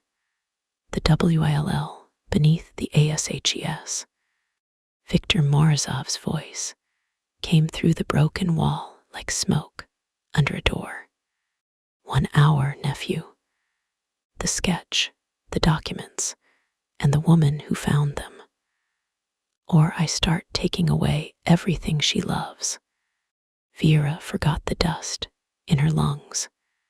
She forgot the blood on Alexei's cheek, the ache in her shoulder, the ruined corridor trembling around them.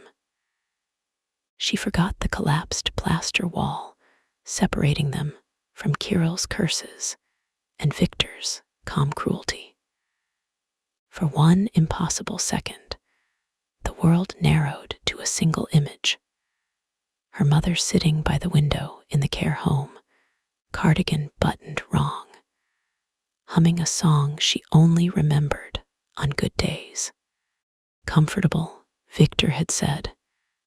Little care home outside Worcester. Not a guess, not a bluff thrown in the dark.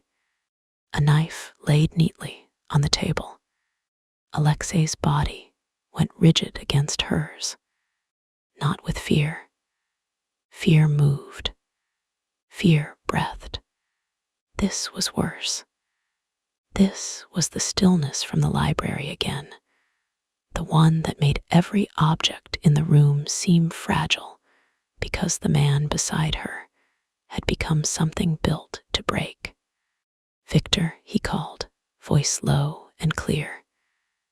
If you touch her mother, I will empty your life room by room. A laugh answered through the dust. There he is, Sergei's son. Vera felt Alexei flinch without moving. Viktor heard it too. Of course he did. Do you feel it? Viktor continued. The chair waking under you. The blood remembering its shape. You can play at restoration with your little contractor, but you are Morozov before you are man. Alexei's hand tightened at Vera's waist. She caught his wrist, not to stop him, to remind him she was there, alive, choosing. His eyes dropped to hers. The rage in them should have frightened her more than it did. It was terrible. It was controlled by threads. But beneath it, she saw the thing Viktor could not understand.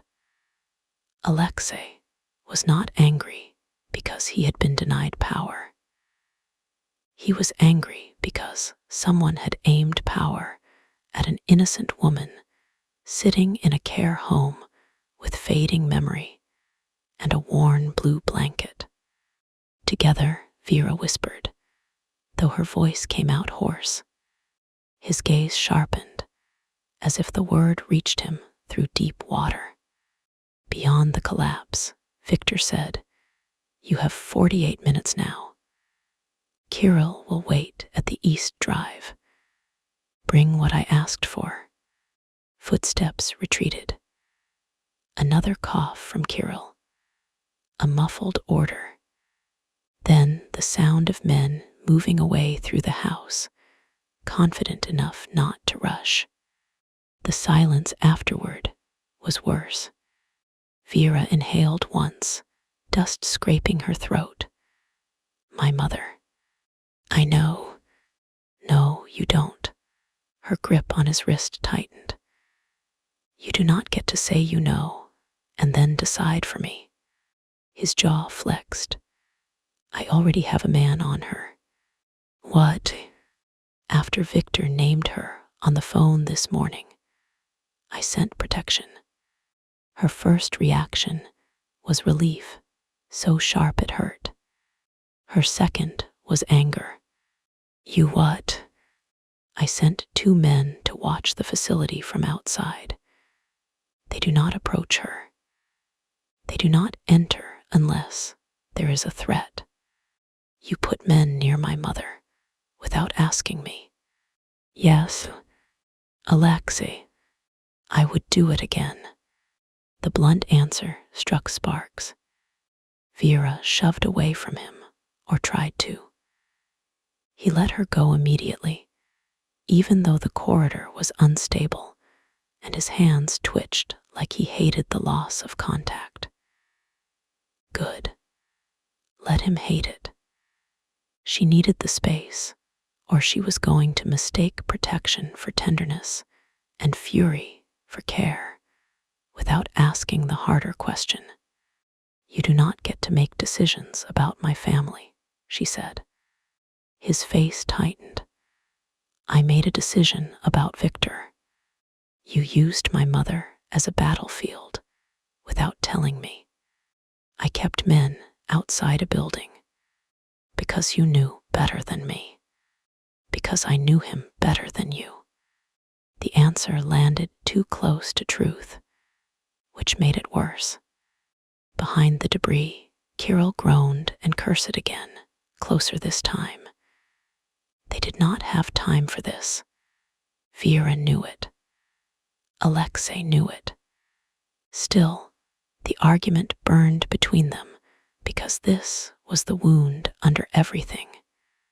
Who sided, who protected, who obeyed, who became leverage, who became owner of the fear. Vera stepped closer despite herself. You said together. I said together after you had already chosen. His eyes flashed. If I had waited, if I had asked while you were treating Mikkel, while Kirill was inside the house, while Victor's men were moving, what then? We debate boundaries until your mother is alone with my uncle's reach around her throat. My mother is not a point you get to win. No, the word tore out of him. She is a person Victor threatened because of me, because of the house, because of me, because of him. Alexei turned away with a curse, the gun still low in his hand. Dust clung to his dark hair.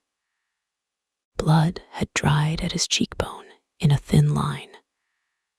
The sight pulled at the part of Vera that wanted to touch him, soothe him, anchor him again, and she hated that part for existing in the middle of a fight. He looked back. I will not apologize for keeping her alive. I'm not asking you to apologize for that. Her throat tightened, but she forced the words out clean. I'm asking you to trust me with the truth before you build walls around my life and call them safety. The impact showed on his face. There, that was the fracture. Not that he did not understand, that he understood too well. Alexei looked past her, down the broken service corridor, toward the storm-dark house. I have never kept anyone safe by asking permission. And how has that worked? The cruelty of the question struck him. Vera saw it, regretted it, did not take it back, because the answer mattered. The gunshot outside had stopped. Rain hammered the conservatory glass. Somewhere below, water dripped into the guts of the house, counting down the minutes Victor had given them. Alexei spoke quietly. It has kept people breathing. Breathing is not the same as free. His gaze returned to hers. For a moment, Neither of them spoke. Then his phone vibrated. The sound cracked through the corridor like another threat. Alexei checked the screen. His expression shifted. My man at the facility. Vera's stomach dropped. Put it on speaker. He hesitated for half a second. Alexei. He tapped the screen. A male voice came through, low and controlled. Boss. Report. 2 unfamiliar vehicles circled the care home 10 minutes ago. We intercepted one man at the rear service entrance. No contact with the residents. Police scanner clean. Facility staff unaware. Vera pressed a hand to her mouth. Alexei's eyes stayed on hers. Where is he? Contained. Alive. Yes. Keep him that way. Move Mrs. Lane to the private clinic plan. Vera's hand dropped. No. Alexei froze. The voice on the phone went silent. Vera stepped close enough to the phone to be heard. Do not move my mother. Not unless there is immediate danger inside the building. Alexei's jaw tightened. Vera. No, she has dementia. Changes scare her. Strange places scare her. If armed men take her from the room she recognizes, she will think she's being punished or abandoned. She is exposed there.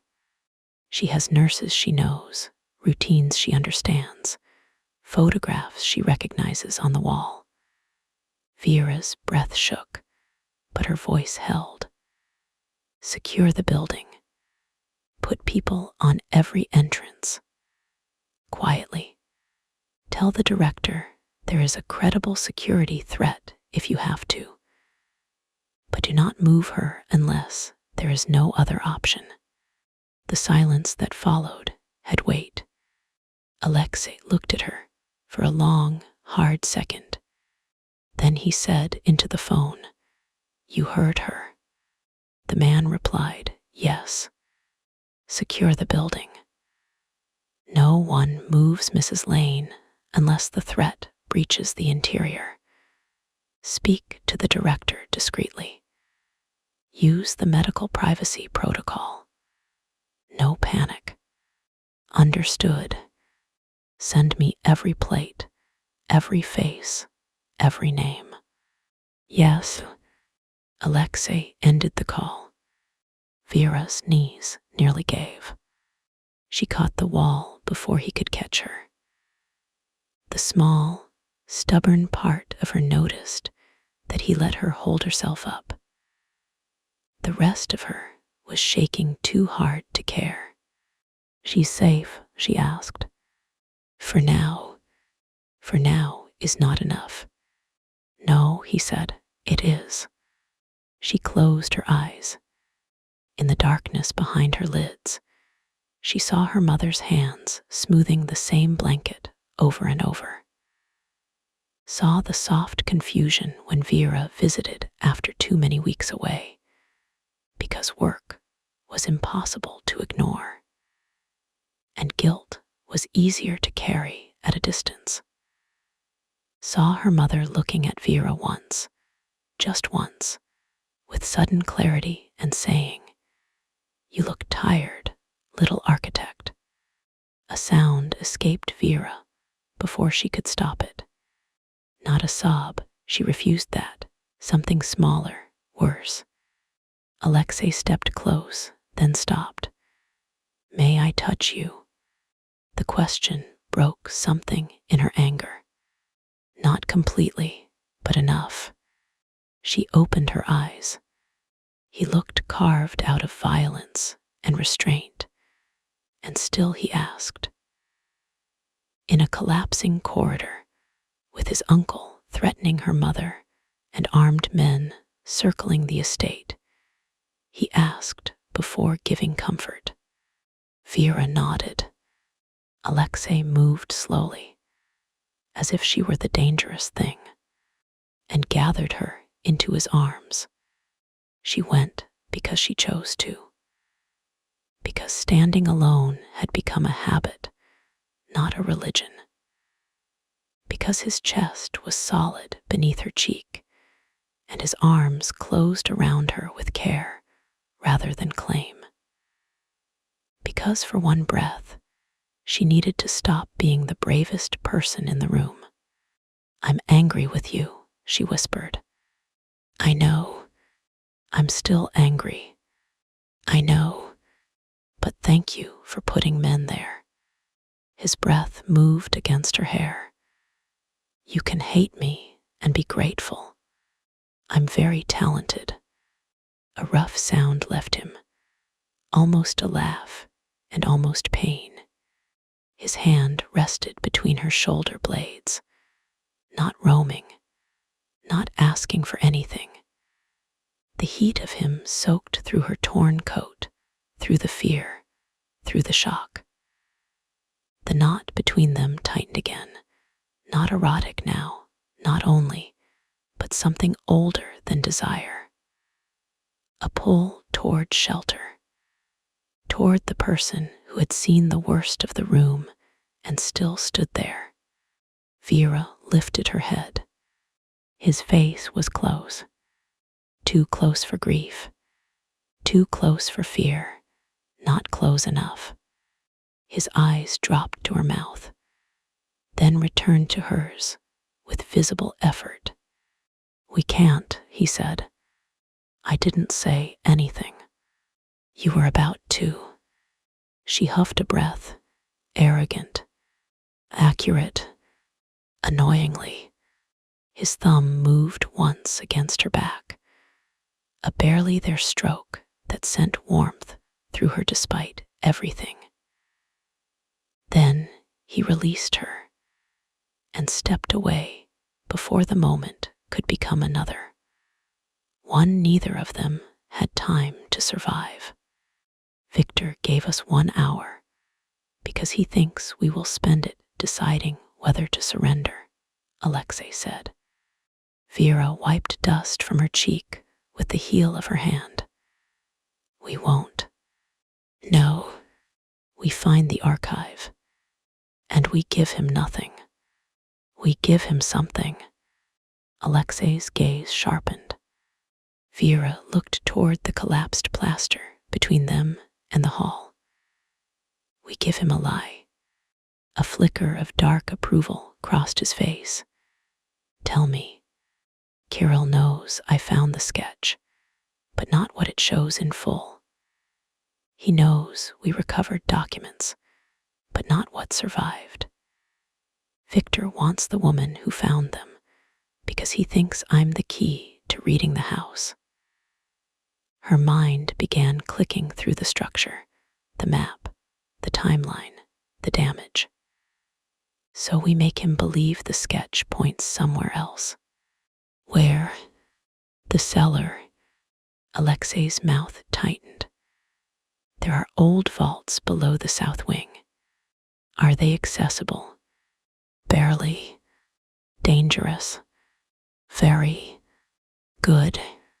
"You want to send Victor into a collapsing cellar?" "No, I want to send his attention there. We don't need to hurt anyone. We need time. He will bring men who know demolition and extraction. Then we give him something more tempting than the real archive. The fireproof case." Vera nodded. "Can we duplicate enough fragments to look convincing?" Alexei's eyes moved over her face, as if recalculating her entirely. "You're devious. I restore rich houses. Half the job is making people think you solved one problem while quietly preventing 5 others. That may be the most criminal thing you've said. Invoice padding is where I draw the line." He almost smiled. Then he looked toward the corridor. We need access to the chapel archive. The passage from the nursery is blocked. The conservatory route. Victor may already know it. Not the way I do. He arched a brow. She pulled the folded sketch from her coat and opened it against the wall, careful despite the urgency. My father marked airflow here and here. The archive is beneath the old chapel, but the chapel was walled into the conservatory after your mother died. If the direct stair is blocked, there may be a maintenance crawl through the foundation drainage. Old estates didn't bury rooms without leaving a way to keep water from destroying them. You want to crawl through a drain. I want to inspect a potential foundation service channel. That is the same sentence, wearing better clothes. Your family should appreciate that. A dark, startled laugh escaped him. Then the house answered with a distant thud. Both of them went still. Alexei listened. Lev. A voice came through his earpiece, too low for Vera to hear. Alexei's expression hardened. What? She asked. Victor's men pulled back to the East Drive, Kirill with them. Lev has eyes on 4, maybe more in the trees. They're waiting for the hour. Yes. Then we use the west service stair. It's partially collapsed. Partially is not completely. He stared at her. She stared back. He exhaled through his nose. I'm going to regret knowing you. You already do. No, he said quietly. I don't. The words hit too softly. Vera folded the sketch and looked away before he could see how they landed. There were moments too dangerous for tenderness. This was all of them. They returned to the library through the side catalog room because the main hall was no longer safe. Vera's equipment lay scattered where she had left it, but the fireproof case remained beneath Alexei's watchful eye. Lev and Anton appeared from separate entrances like ghosts, summoned by violence. Lev's left sleeve was torn. Anton had a shallow cut above one brow. Neither complained. Both looked at Vera differently now, though she could not decide whether it was respect, worry, or the beginning of the Morozov habit of treating her as a problem with legs. Status, Alexei said. Lev answered. 3 vehicles outside the East Drive. 2 men visible. Kirill alive. Angry.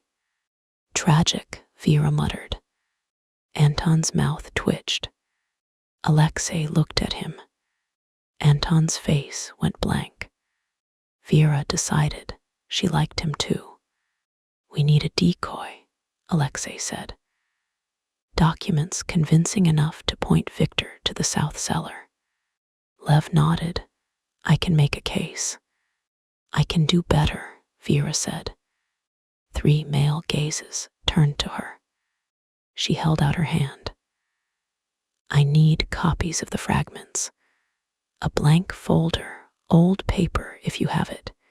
Heat, ash, and something official-looking from the estate files. Alexei's expression was carefully neutral. You forge documents. I age restoration samples and reconstruct period labels. Forgery is illegal. Lev said, this is illegal. It's decoy theater. Illegal theater, Anton murmured.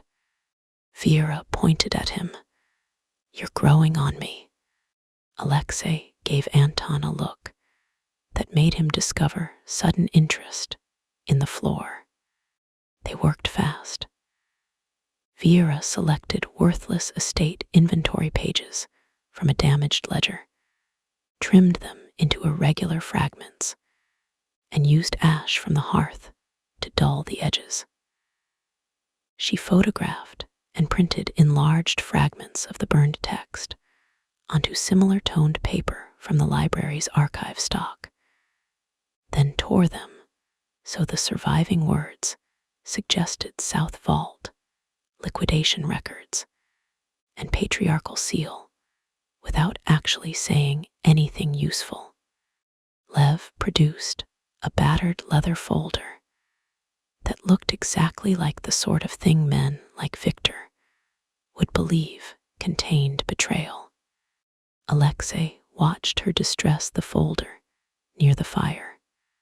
"You are enjoying this," he said. "I'm angry. It's adjacent. You're good when angry. I'm good always." Yes, that single word struck through the noise. Vera glanced up. Alexei looked at her not with heat this time, or not only with heat, but with an open steadiness that made her more aware of herself than any kiss had. He saw competence and named it. No surprise, no condescension, just yes. Her fingers faltered on the paper. Lev cleared his throat. "We have 31 minutes. Vera snapped back to work. Write crime theater. Within 10 minutes, the decoy folder was ready. Alexei placed it inside a second metal case, one dented enough to look recovered in haste. He gave Lev instructions in Russian. Lev nodded and left with Anton, heading toward the south wing through a route Vera marked on the plan. "They'll plant it where Victor's men can find it," she asked. "Where Victor thinks he was clever enough to discover it." "Good." Alexei locked the real documents in the original case and slid it behind a loose stone panel beneath the hearth after Vera showed him how to remove it without damage. He paused with his hand still on the panel. "If I don't make it back." "No, you need to know where these are." "I know, but you don't get to start a sentence like that." His gaze lifted. "Vera." "No." She crossed the space between them, her anger suddenly brighter than fear. "I am not standing in this house listening to another man turn his possible death into a practical instruction." His expression changed. "My father did that," she said, voice tight. "Not in so many words, but every day near the end. Passwords, insurance, invoices, which clients owed money, where he kept the spare key to the van. He thought preparing me would make it easier if he didn't survive. It didn't. So if you need to tell me where the documents are, tell me. But do not make it sound like goodbye." Alexei rose slowly. The hearth cast low light along his face. He looked tired, furious, moved. "I wasn't saying goodbye." "Good. I was trying not to be selfish. Try differently." His gaze dropped to her mouth. The room shifted. Danger, fear, grief, desire. They kept tangling until Vera no longer knew which was pulling hardest. She only knew she wanted his hands on her again, not because the house was dangerous, but because he had asked permission in the corridor and listened when she refused to move her mother and trusted her enough to build the lie her way. She wanted, and the wanting was hers. Alexei took one step closer then stopped. If I touch you now, it won't be because I'm calm. Her breath caught. Then don't touch me unless you can still hear me. His eyes darkened. I will always hear you. The answer moved through her like flame down a wick. She believed him. That was the most frightening part. Vera closed the distance herself. She did not wait for him to decide how careful to be. She took his face in both hands and kissed him. Alexei's restraint snapped in a single breath, but not his control. Never that. His hands came to her waist, firm and hot, pulling her in only after she leaned closer. His mouth opened under hers with a rough sound that made heat bloom low in her body. He kissed her like the storm outside had moved into him and found a place to break. She kissed him back just as fiercely. For once, she did not think about the blood on his name, or the gun under his arm, or the auction waiting like a blade over the estate.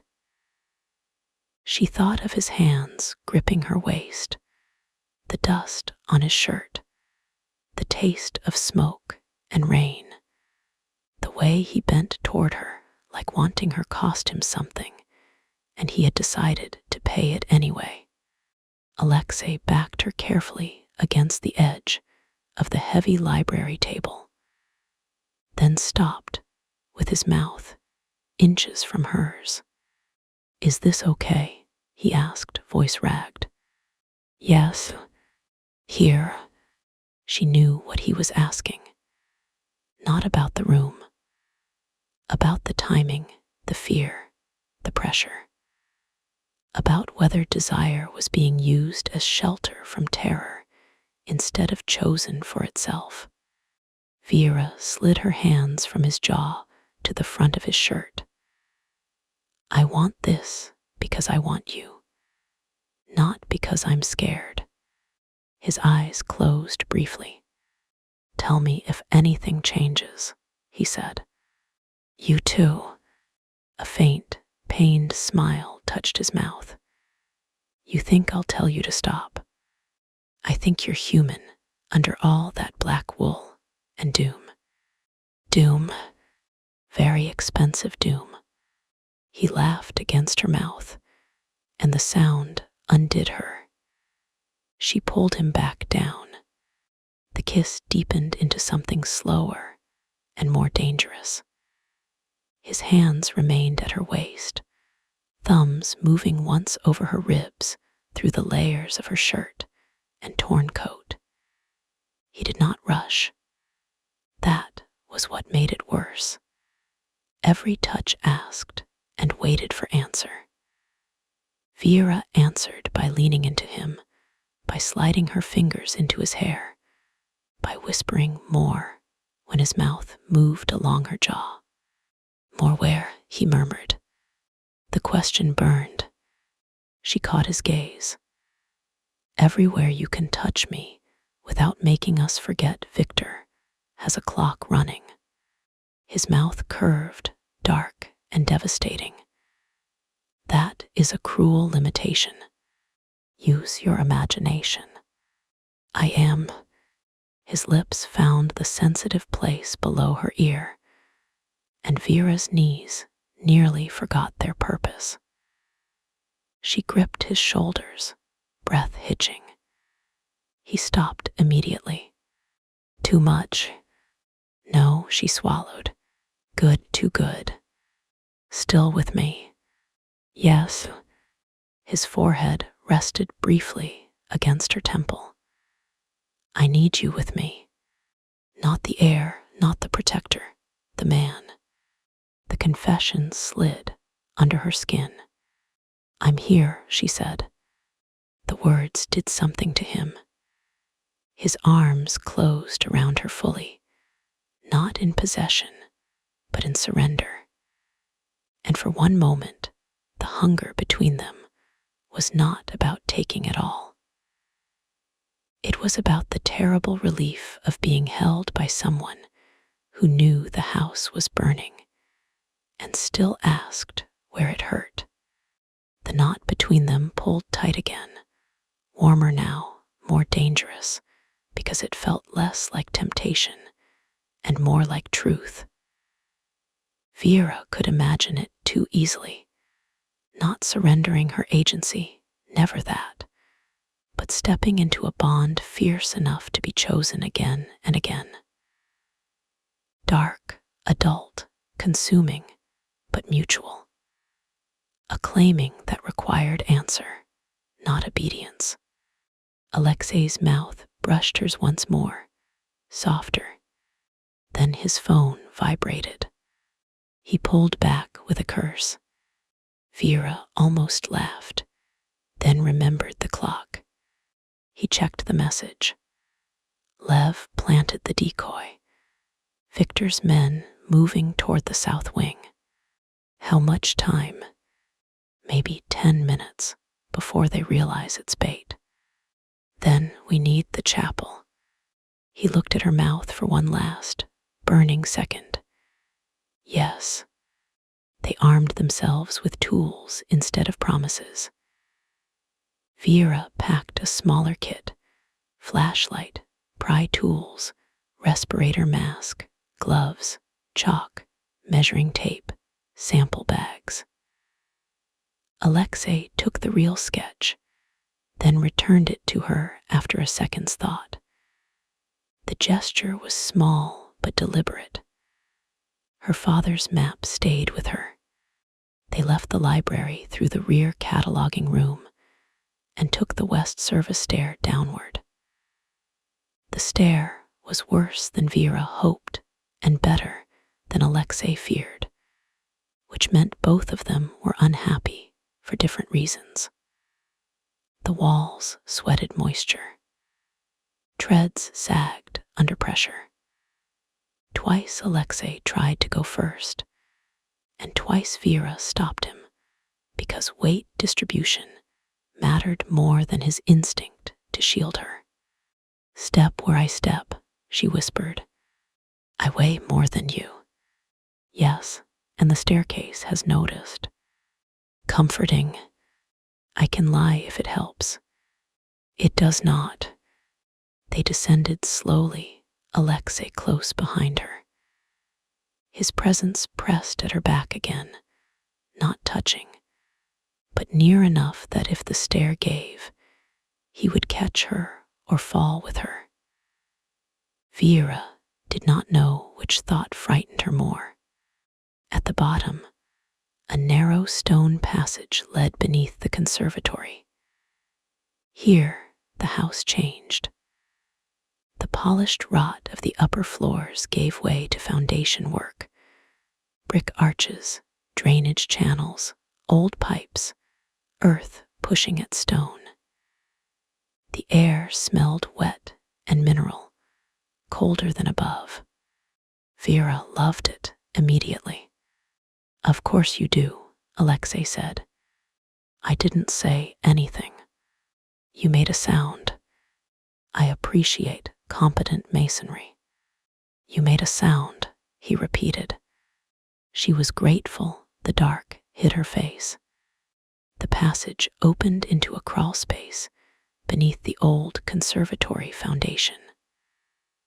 Above them, rain rattled against broken glass and iron ribs. The storm made the whole structure hum. Vera aimed her flashlight along the wall, searching for markings, repairs, anything that indicated a sealed access. Her father's sketch showed 2 possible paths. One blocked, one hidden behind drainage. There, she said, pointing to a low arch half covered by stacked bricks. That channel doesn't match the rest. Alexei crouched, too small. For you, maybe. No, you don't even know what I'm going to say. You're going to crawl into the murder drain. Foundation service channel. Murder drain. I'm smaller. No. She turned to face him in the tight space. We don't have time to widen it first. His expression hardened. Then we make time. Alexei. No. The word was not a command this time. It was fear with teeth. Vera softened despite herself. I'll be tied off. You stay at the entrance. I go 10 feet, check for a release or an internal latch, and come back if it narrows or shifts. What if someone is on the other side? Then I come back faster. Not funny. No, but true. His jaw flexed. He looked at the crawl space, then at her, then away, as if the sight of the narrow opening offended him personally. What do you need? He asked at last. Rope. He pulled a compact line from his tactical kit. Because of course, he had rope. Vera clipped it around her waist, then let him check the knot. His hands were efficient, but she felt the tension in them. He looked up. If I pull twice, you come back. If I tap 3 times, give me slack. If you scream, I come in. You won't fit. Then I break the wall. She smiled despite everything. Very dramatic. Very serious. I know. His hands lingered at her waist, holding the rope, holding himself back. Vera. Yes. I don't like this. I know. That is not enough to stop you. No. He exhaled slowly. Be careful. The simplicity of it went through her. I will. She pulled on the respirator and crawled into the channel. The space was tight enough to scrape her shoulders, but not dangerously so. Old brick pressed near her elbows. Water trickled somewhere below. She moved slowly, testing each shift before committing weight. Behind her, the rope slid quietly through Alexei's hands. 10 feet in, the channel dipped. Vera tapped 3 times. Slack came. She smiled inside the mask, despite the mud beneath her palm. He listened. Of course he did. The channel widened after the dip. She crawled another few feet and found a vertical iron grate blocking the way. Rusted, but intact. Beyond it lay darkness and a faint upward current of colder air. Found something, she called. Her voice echoed strangely. Alexei's answer came muffled. Can you open it? Maybe. The grate had a latch on the far side, inaccessible unless someone had very long fingers or a lifetime of refusing to respect design limitations. Vera took a hooked tool from her sleeve pocket and worked it through the bars. Once, slipped, twice, caught, she twisted. Nothing. The metal had swollen with rust. She tried again, slow pressure, listening. A sound came from above. Not stone, not water. A footstep. Vera froze. The rope tightened immediately.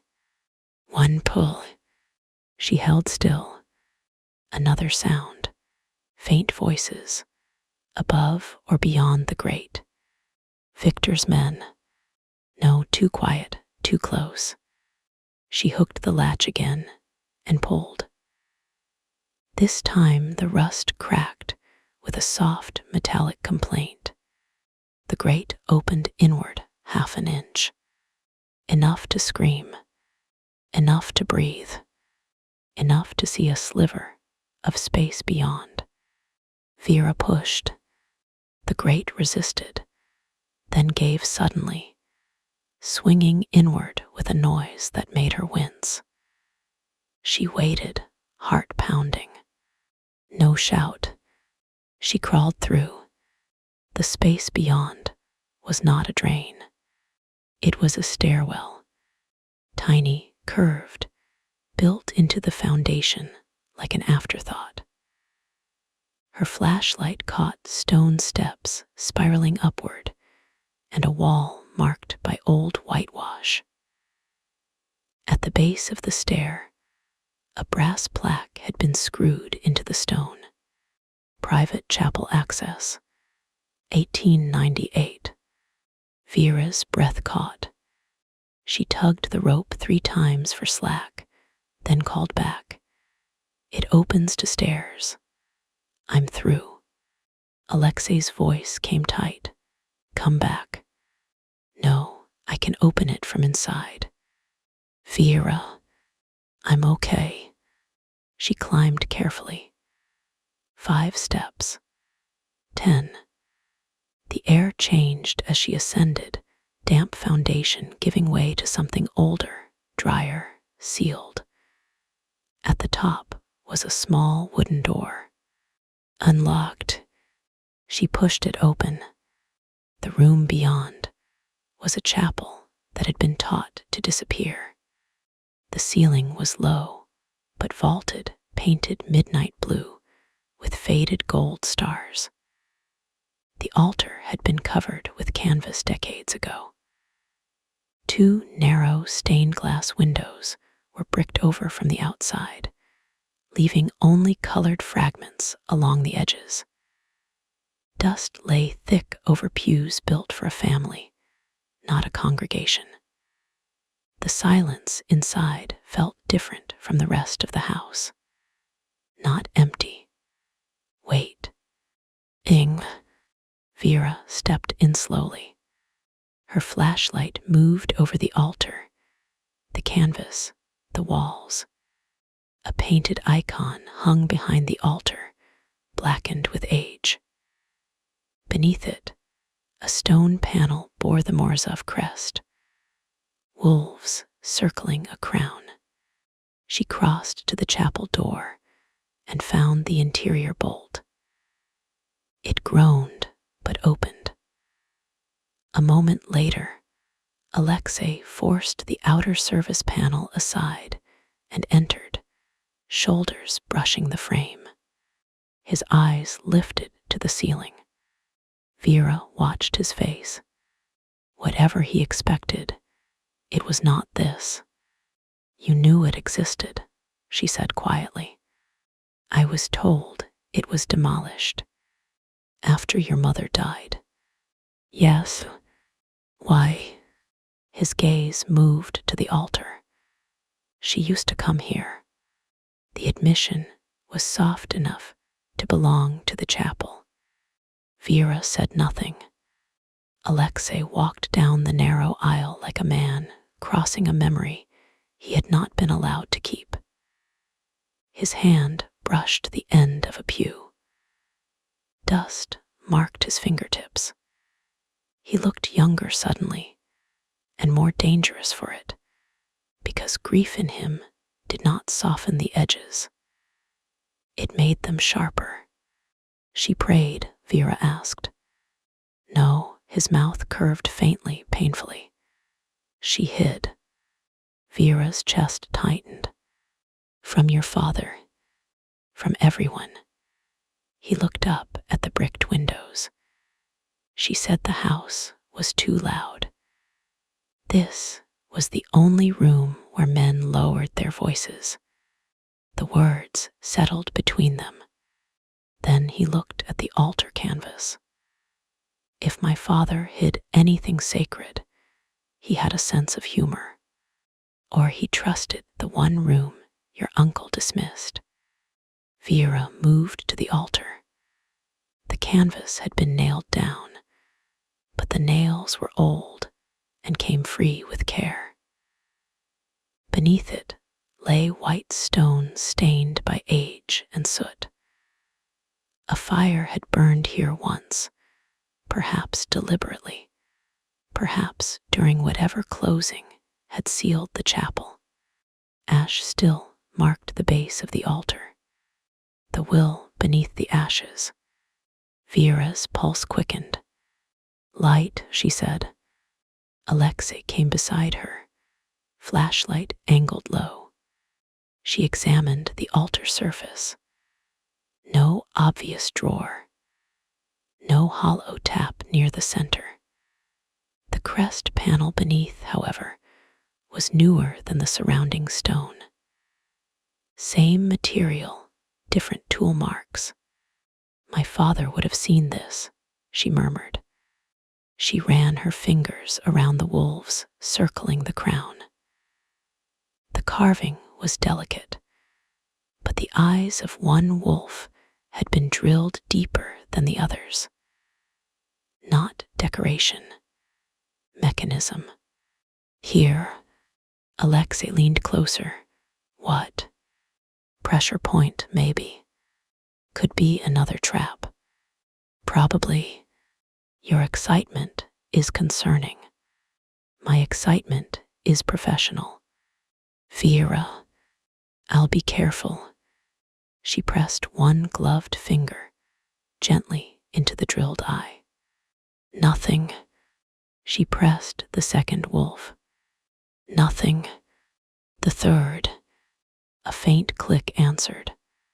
Alexei pulled her back immediately, one arm around her waist, turning his body over hers. For a second, nothing happened. Then Ash sifted down from beneath the altar, whispering onto the floor like gray snow. A stone drawer slid, open an inch. Vera looked up at him. "I appreciate your confidence in my disaster instincts," she said. He did not release her immediately. "Your disaster instincts keep proving useful." "Let go." His arm loosened at once. She almost regretted saying it. Almost. They crouched before the stone drawer. Inside was an iron box wrapped in oilcloth, blackened at the edges, but intact. Beside it lay a small bundle of papers, sealed in wax. Vera saw her name on one. Her heart stopped. Not Vera Lane in a clerk's modern label. Not printed. Written in a hand she had not seen in 12 years, except on old birthday cards she kept in a shoebox. "For my Vera, when the house finally tells the truth." The chapel blurred. Alexei went still beside her. "Is that your father S?" She could not answer. Her fingers hovered over the letter, but did not touch it. She had imagined this since Mikkel spoke of it. She had told herself she needed it, wanted it, deserved it. But faced with the actual envelope, with Samuel Lane's handwriting cutting across the years, fear rose so suddenly she felt sick. A letter could restore. A letter could destroy. It could tell her that her father had been brave. It could tell her he had been afraid. It could tell her he had lied for money, or love, or survival. It could ask forgiveness from a daughter who had spent years building her life around the belief that she knew the shape of him. Alexei's voice was low. "You don't have to read it now." "I do." "No." She looked at him. He held her gaze. "You have to have it. You don't have to bleed on command." The words went straight through her. Not bleed on command. How many times had she done exactly that? For clients, for creditors, for doctors, for every crisis that needed Vera Lane to be functional first and human later. Her hand lowered to her lap. "Take it," she whispered. Alexei did not. "It's yours," he said. "I know, I just—" Her voice failed. He removed one glove, slow, deliberate, then held out his bare hand, palm up. Not taking, offering steadiness. Vera stared at it. Then she put her hand in his. His fingers closed around hers. Anil. Why then did she pick up the letter with her free hand and slide it into the inner pocket of her coat? Not opened. Not yet. She breathed again. "Thank you," she said. His thumb moved once over her knuckles. They both looked at the iron box. Alexei reached for it, then paused. "May I?" "It's your father's. That has never meant it was mine." Another painful truth, offered without performance. Vera nodded. "Open it." The lock on the iron box was old, but well-oiled, protected from moisture by the wrapping. The key, impossibly, was tucked beneath the wax-sealed bundle. Alexei picked it up and stared at it. "What?" Vera asked. "My mother's necklace had a key like this." Had. She was buried with it. A pause, I thought. He inserted the key. The lock opened. Inside lay several documents bound in dark ribbon. A sealed envelope addressed to Alexei, and a small velvet pouch. Alexei stared at the envelope as if it were a loaded gun. Now Vera understood. She squeezed his hand once before releasing it. "You don't have to bleed on command either." His eyes cut to hers. For a moment, the chapel held them in a silence. No man lowered his voice, for because no voice could touch it. Then he opened the bound documents. Legal language, signatures, notary seals, trust clauses.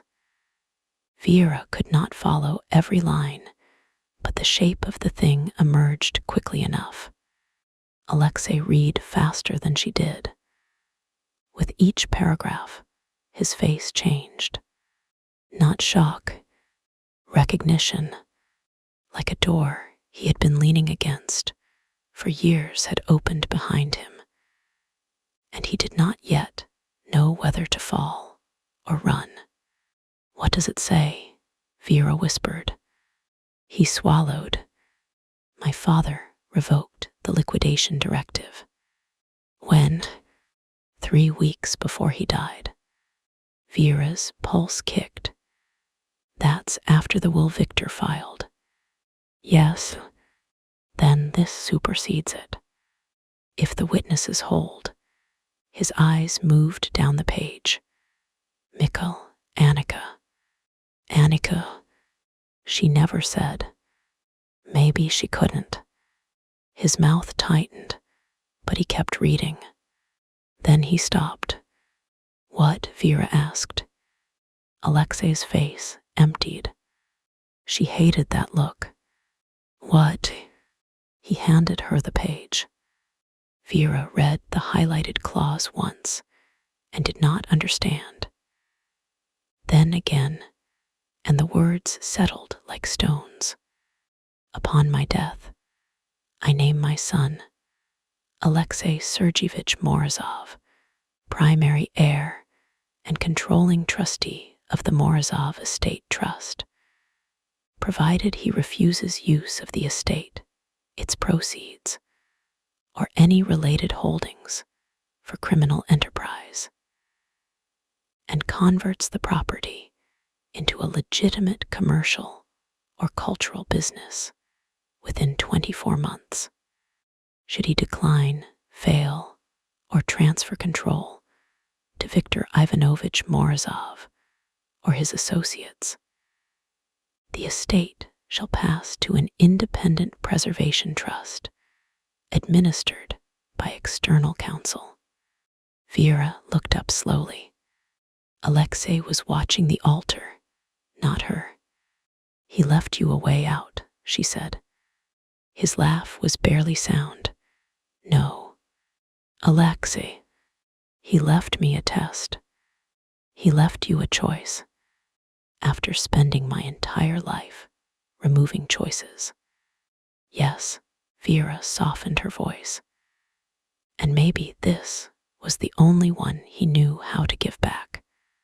Alexei's face tightened. The chapel seemed colder.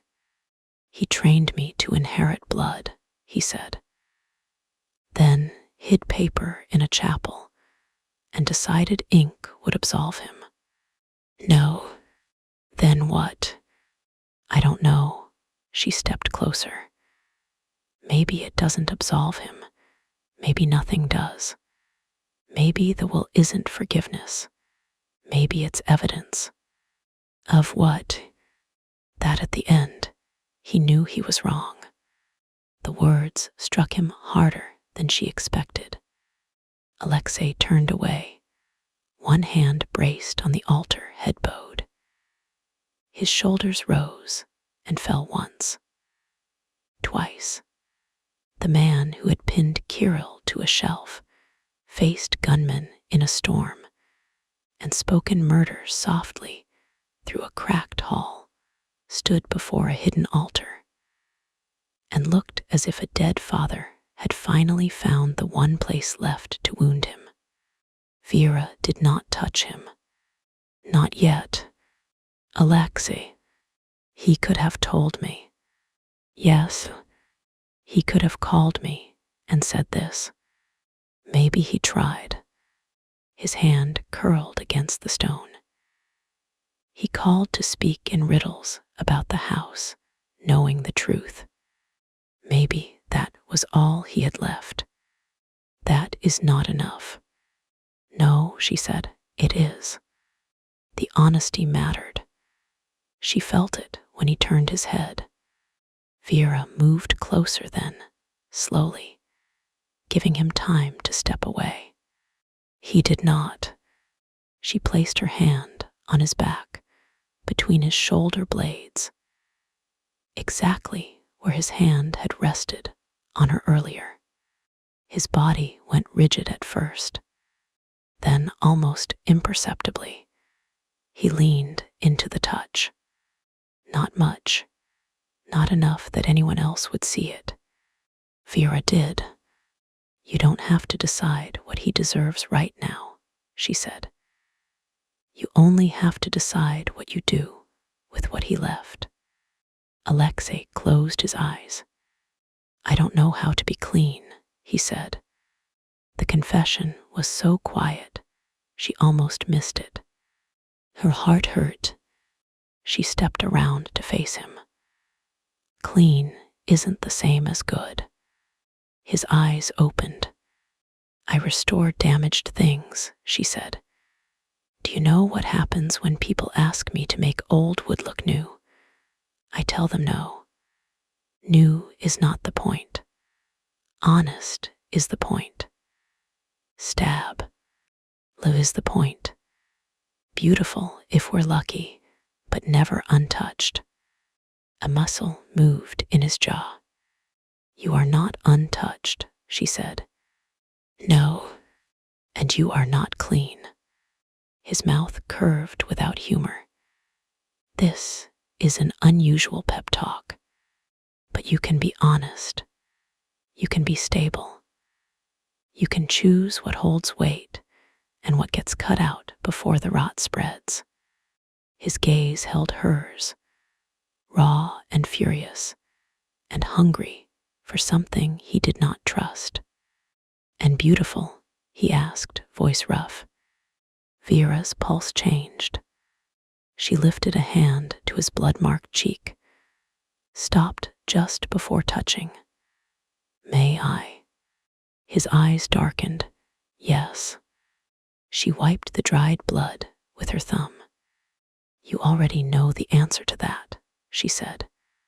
A breath moved out of him. He caught her wrist and turned his face slightly, pressing his mouth to the inside of her palm. Not seductive, not gentle exactly. Something deeper. A vow he was not ready to speak. Heat rolled through her, immediate and strong, but threaded with an ache that had nothing to do with lust. Vera, he said against her skin. Yes, if I take this role, even to dismantle what he built, men will come for me. I know they will come for you. I know they will call you mistress, weakness, distraction, whore, pawn. Then they should update their vocabulary before I ruin their day. His mouth twitched against her palm. Then he looked at her fully. I won't hide you. The words landed with terrifying force. You don't get to display me either. No, he released her wrist, but did not step away. Equal or nothing. Her breath caught. There it was, the promise beneath the forbidden heat. The thing she had not known she needed to hear until he gave it shape. Equal or nothing. Careful, she whispered. That sounds like another impossible thing. I am beginning to enjoy those. Vera should have smiled. Instead, she kissed him. This kiss was different from the others. Less fire at first, more choice. Her mouth found his in the hidden chapel, with his father's will open on the altar, and her father's letter pressed against her heart. And the whole ruined house seemed to hold its breath around them. Alexei kissed her back slowly, as if he were afraid urgency would shatter the moment. His hands came to her waist, waited, then drew her closer when she leaned in. Vera's arms slid around his neck. The ache in her shoulder protested, but she ignored it because his mouth was warm and his body was solid, and the world outside the chapel had knives in it. He broke the kiss to look at her. More. Yes. Tell me what you want. Her answer surprised her with its simplicity. I want not to be alone for 5 minutes. Something in his face broke open. He gathered her in without taking more than she offered. His mouth moved over hers, then along her jaw, then back, always checking the pace through touch and breath. Vera held him tighter, not because she wanted to disappear into him, because she wanted to remain herself there, fully awake, fully choosing, with his hands steady at her waist, and the primal pull between them no longer something to deny. It was a knot, yes, but not a trap, a tie made of repeated consent, of answered hunger, of 2 damaged people refusing to call possession love unless freedom stood beside it. Alexei's breath roughened when she touched the back of his neck. Still with me? She asked this time. His eyes met hers, dark and startled. Then he gave a low, almost broken laugh. Yes. Good. You like that word too much. Only when I earn it. You do.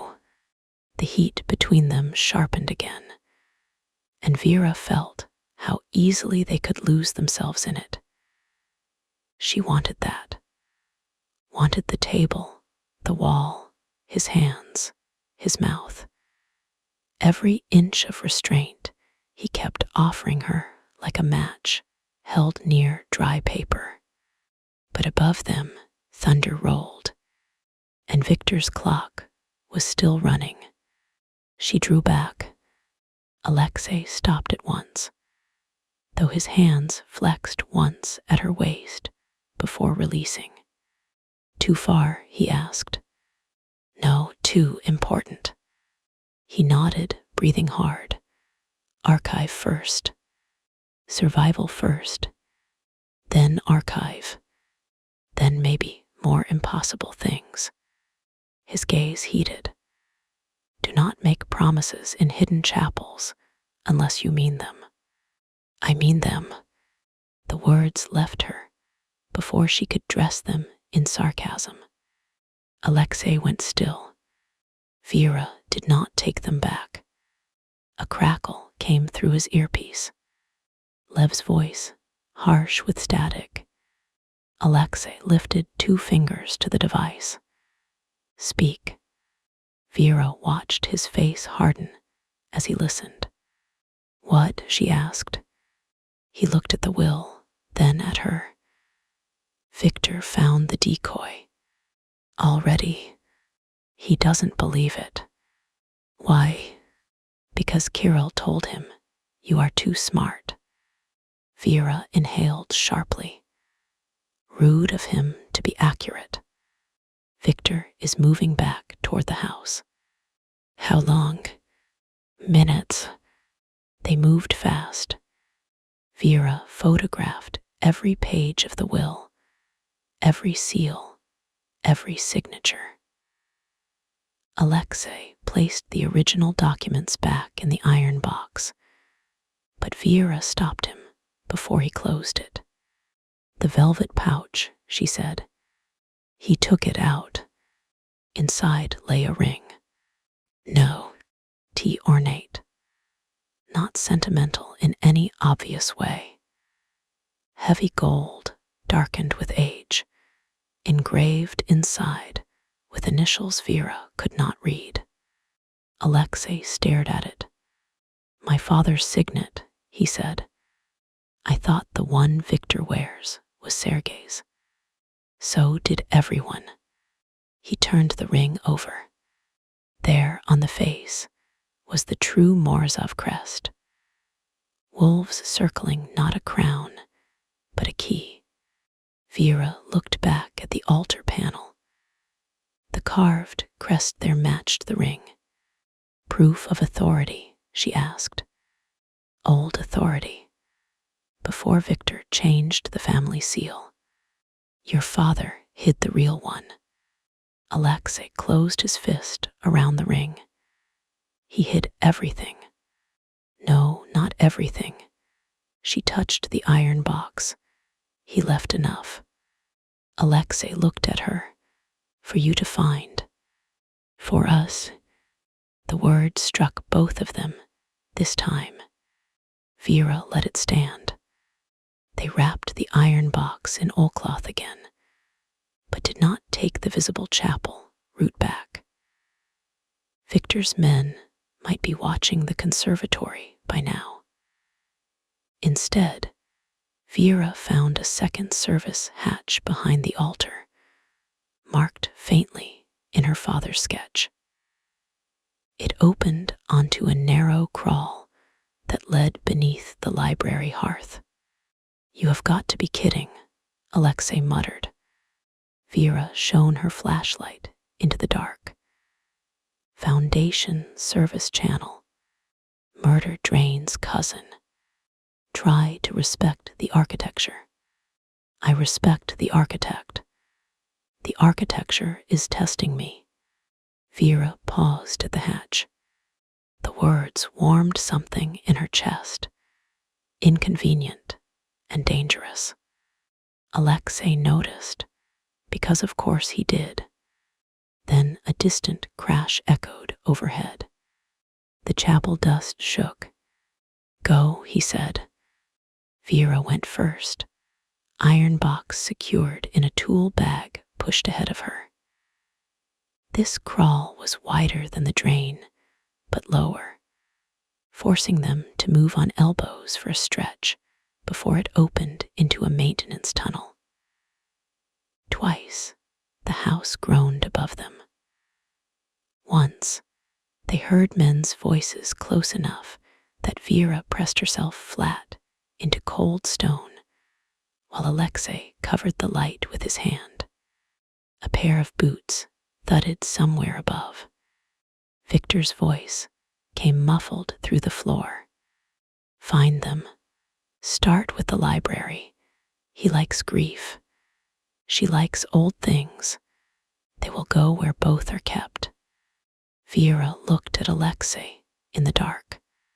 His face was inches from hers, shadowed and still. She mouthed charming. He did not smile, but his eyes warmed for one breath. The voices passed. They continued. The tunnel ended beneath the library hearth, exactly where Vera hoped.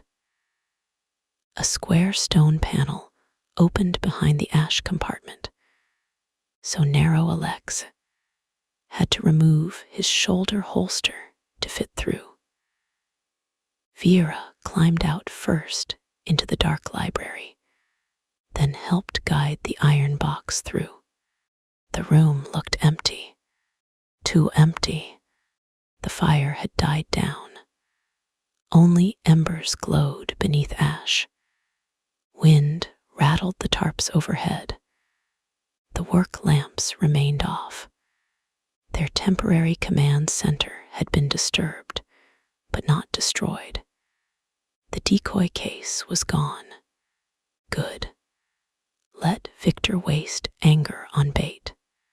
Alexei emerged behind her, silent despite the awkward space. Then a lamp clicked on. Vera spun. Victor Morzov sat in the leather chair near the hearth, as if he had been waiting for an appointment. He was older than Sergei's portrait, but not by much, leaner, silver at the temples, elegant in a charcoal coat with black gloves resting on one knee. His face was all refined angles and patient cruelty, not the brutish villain Vera had half imagined. That would have been easier. Victor looked like a man who knew which fork to use while ordering bodies moved. Kirill stood behind him, plastered dust in his hair and hatred on his face. Two other men flanked the library doors. Alexei stepped in front of Vera. Victor smiled. Predictable, he said, but touching. Vera felt the iron box heavy in the tool bag at her side, hidden partly behind her leg. Victor's gaze flickered downward for half a second. He knew, or guessed. Alexei's voice was cold. You have no claim here. I have every claim here. The will says otherwise. Victor's smile thinned. Ah, so Sergei's little confession survived. Alexei went still. Vera's pulse kicked. Victor knew. You knew about the will, Alexei said. I knew my brother grew sentimental near the end. Dying men become weak in the strangest places. You killed him. The words landed in the library like a body hitting stone. Victor did not deny it immediately. That was answer enough. Alexei did not move, but the air around him darkened. Vera caught his sleeve, not to restrain him this time, but to remind him of the chapel, the will, the future hidden inside paper and ash. He did not look at her, but his hand brushed hers once, a silent acknowledgement. Victor noticed. How quickly she trained you, he said. Sergei would be humiliated. My father is dead, Alexei said. His opinion finally has limits. Something flickered across Victor's face. Anger. Good. Your father died because he forgot what family requires, Victor said. He wanted to turn empire into hospitality. Retreats, weddings, wine cellars for Americans with soft hands. He wanted to be Ari the name. He wanted to end the violence. He wanted to make us vulnerable. He wanted me free. Victor laughed softly. No, boy. He wanted to own even your redemption. And look at you, clutching his last command like a starving dog. The words cut. Vera saw them hit Alexei, saw the old wound open. Victor leaned forward. He did not love you enough to change while raising you. He changed only when death made bravery cheap. Alexei's face remained blank. Too blank. Vera's heart thudded. This was Victor's talent. Not guns, not threats. Those were tools. His real weapon was shame, sharpened by intimacy. He knew exactly which memories to twist because he had stood inside them. Vera stepped out from behind Alexei. Careful, Alexei murmured. She did not look at him. No, I'm done being spoken around. Victor's attention shifted to her, pleased. Miss Lane. Mr. Morozov. Victor, please. We're practically family, given how thoroughly yours involved itself with mine. Alexei's body went taut. Vera kept her voice steady. My father found what your brother hid. Your father was paid for discretion. My father was threatened into silence. Victor lifted one shoulder. Discretion has many prices. Rage flashed through her so hot it steadied everything else. Thank you, she said. That surprised him. For what? For confirming you were afraid of a carpenter with a pencil. Kirill took one step forward. Victor raised a hand, stopping him. His eyes had gone colder. You have courage. I see the appeal. I'm not here to appeal to you. No, you are here because you think paper saves people. He gestured toward the tool bag. But a will is only powerful when men agree to honor it. Lawyers can be bought. Witnesses can disappear. Judges can be delayed. Fires happen. Care homes lose power in storms. Alexei moved, not toward Victor, toward Vera. He positioned himself slightly closer without blocking her entirely. A shield that had learned not to become a cage. Vera felt it, so did Victor. Still pretending she is not leverage, Victor asked. No, Alexei said. I know exactly what she is. Vera's breath caught. He looked at her then. Not at Victor, not at the men with guns, her. She is the person who found the door I kept refusing to open, he said. She is the professional who understands this estate better after one day than you did after decades of bleeding it. She is not my secret, not my mistress, not my weakness. Vera could not breathe. Alexei turned back to Victor. She is witness. The words struck the library like a gavel. Victor's expression darkened. Witness meant law. Witness meant story. Witness meant someone outside their blood-soaked hierarchy could name what had happened and make it harder to bury. You always did mistake women for saints, Victor said. Your mother. Now this one. Alexei's voice went softer. Speak of my mother carefully. Or what? You'll shoot me in a historic library. In front of Miss Lane. Will she restore the bloodstains after? Victor wanted him to move. Wanted him to become exactly what he had accused him of being. Vera saw the trap as clearly as any rusted rod rigged above a shelf. So did Alexei. He smiled. It was not pleasant. No, Alexei said, I won't shoot you. For the first time, Victor looked uncertain. Alexei touched his earpiece. Now, the library doors burst open behind Victor's men. Lev and Anton entered with weapons drawn, accompanied by two older men in dark suits Vera had not seen before, and a woman carrying a leather legal folder under one arm. Not soldiers, lawyers, perhaps, or witnesses of another kind. Behind them, Annika stepped into the room, rain on her coat and fury in her eyes. Victor rose slowly. Alexei said, You are very good at bribing police, doctors, and frightened men.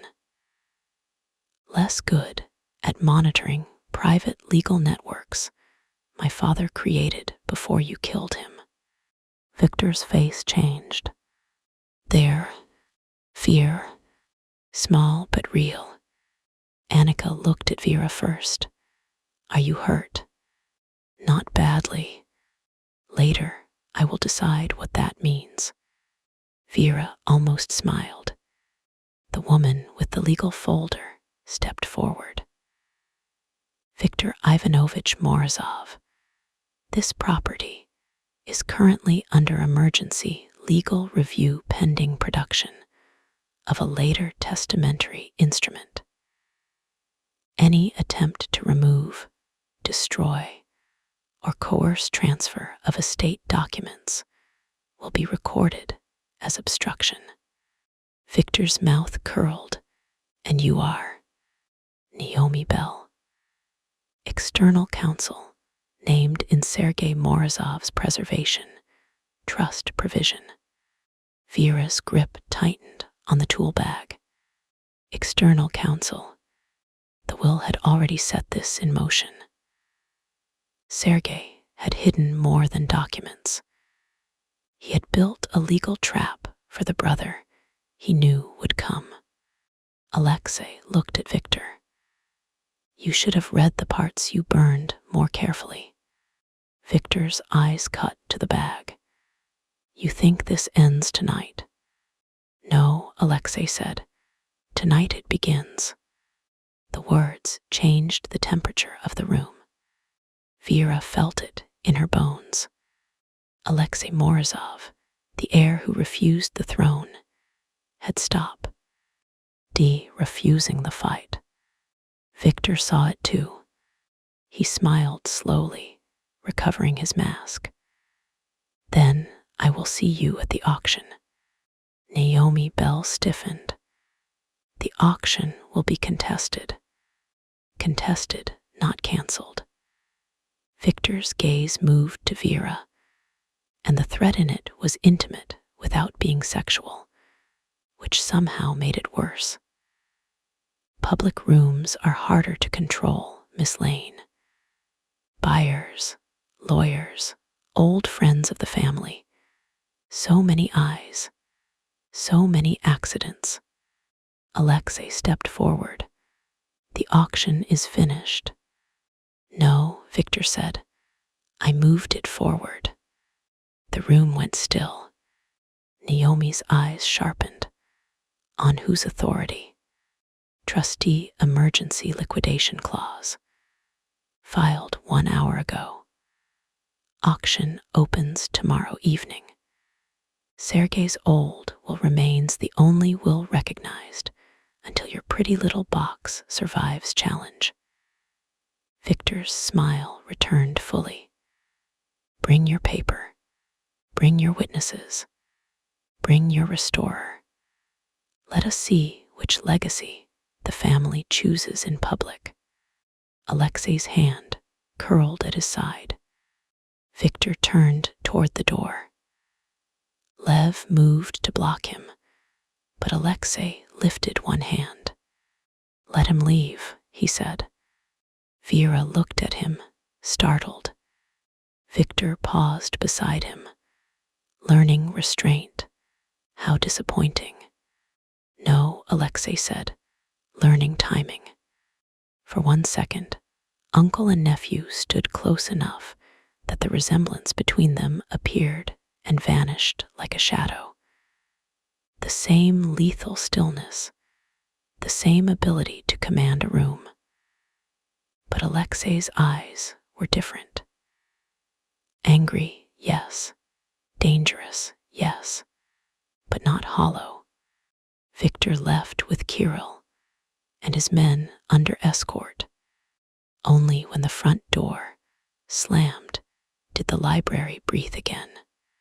Naomi Bell turned immediately to the iron box. We need the original. Vera looked at Alexei. He nodded. She lifted the tool bag and placed it on the table. The room gathered around as Naomi opened the oilcloth and removed the will. Annika stood beside her, eyes tightening when she saw her own signature. Lev and Anton guarded the doors. Alexei remained near Vera, close but not touching. Naomi read quickly, then again more slowly. This is valid on its face, she said. Witnesses, notary, execution formalities appear intact.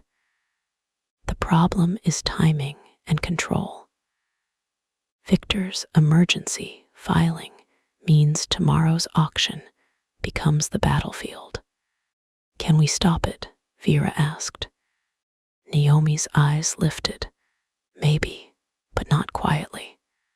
Quietly is overrated, Vera said. Alexei looked at her. The ghost of a smile touched his mouth. Annika crossed her arms. Mikkel can testify when conscious.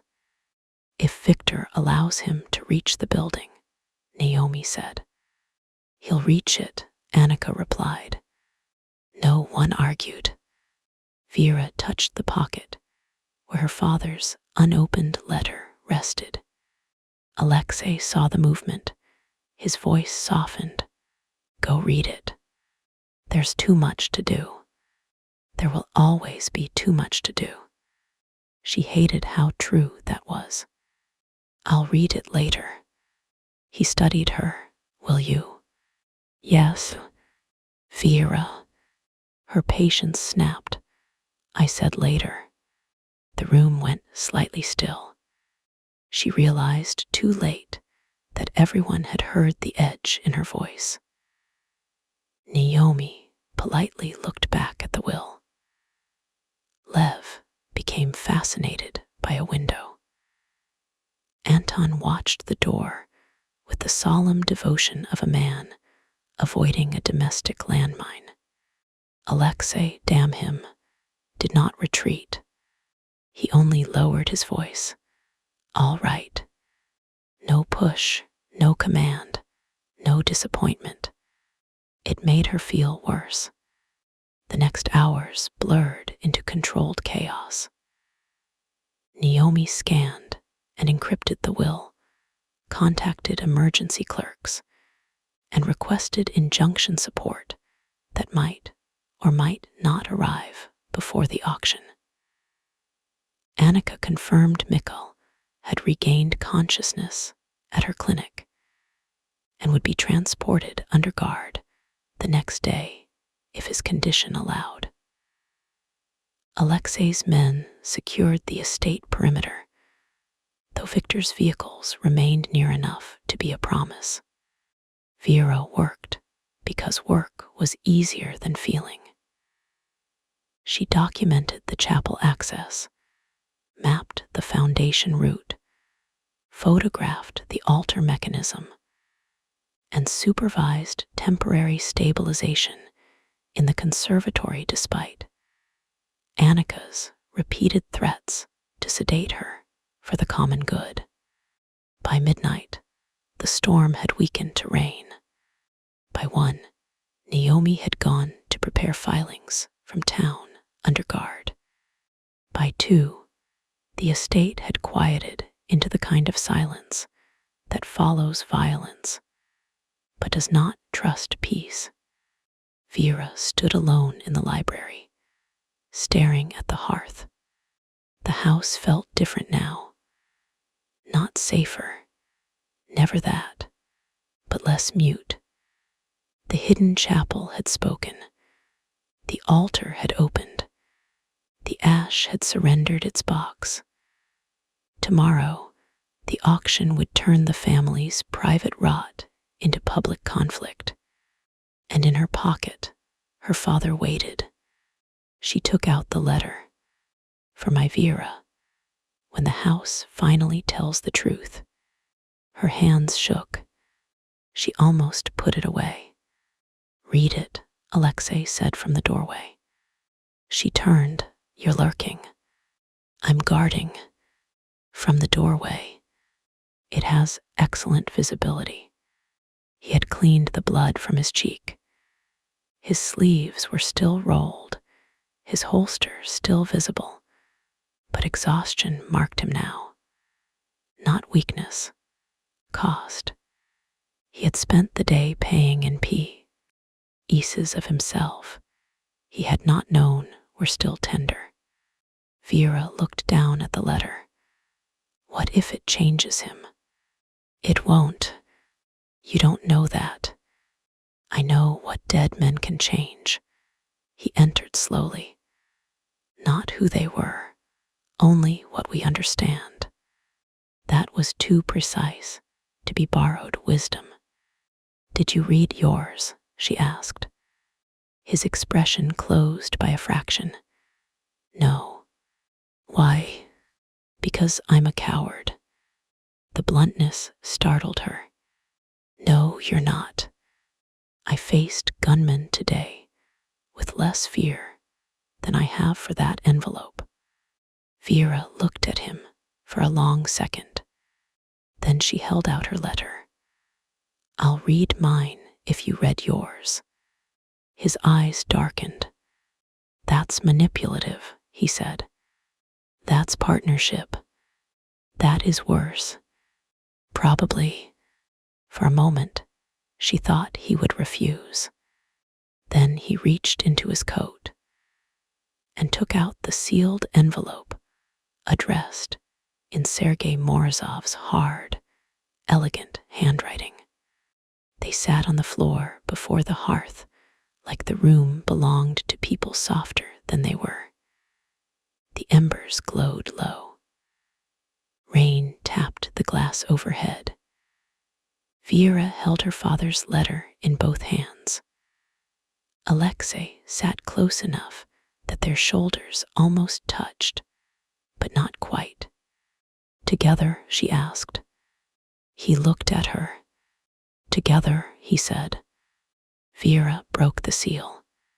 The paper unfolded with a soft whisper. My little architect, if you are reading this, then I failed to keep you far from the Morozov house. I am sorry. I wanted every door in your life to open because you chose it, not because old men with old sins pulled you toward their darkness. She stopped. Tears blurred the page instantly, hot and humiliating. Alexei said nothing, did not touch her, did not tell her to continue. His presence remained steady beside her, a wall she could lean against if she chose. Vera swallowed and read on silently. Her father wrote of being hired by Sergei to inspect water damage, of finding the false nursery wall, of records that proved Victor was moving money and men behind his brother's back, of Sergei's rage, then fear, then the first crack in the patriarch's certainty. Samuel had wanted to go to the police, but Sergei told him the police Victor owned would only make Vera motherless and widowed in the same week. Samuel believed him. Vera's chest ached. Her father had made a copy of the sketch and hidden it because he did not trust Sergei. But he had also believed something in the man had changed when Sergei spoke of Alexei. Not love in a clean shape, not kindness, but terror that his son would inherit a machine built to eat him. The last lines broke her. I took money, Vera. I told myself it was to protect you and your mother, and much of it paid medical bills after your mother's first diagnosis.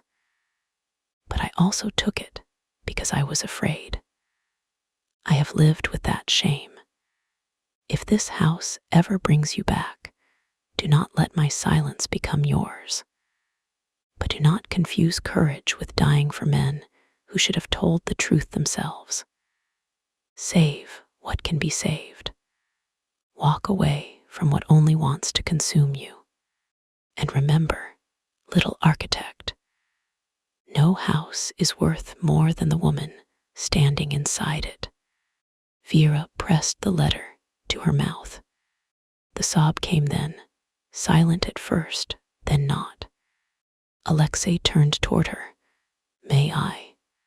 She nodded, because words were impossible. He pulled her into his arms on the library floor, and Vera let herself break there. Not beautifully, not delicately.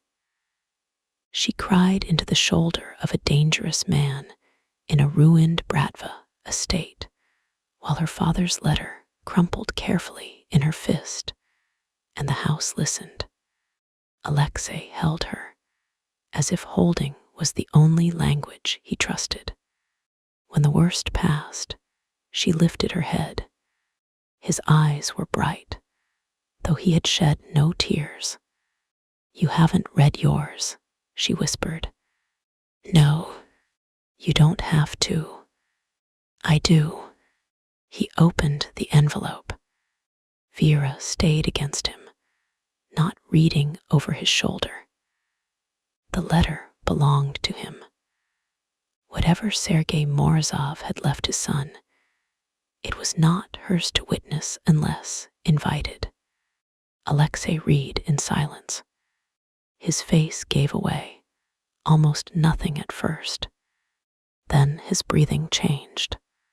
Once, twice, his hand tightened around the paper, so hard Vera touched his wrist. He stopped crushing it. By the time he reached the end, the man beside her had gone somewhere far inward. What did he say? She asked softly. Alexei stared at the embers.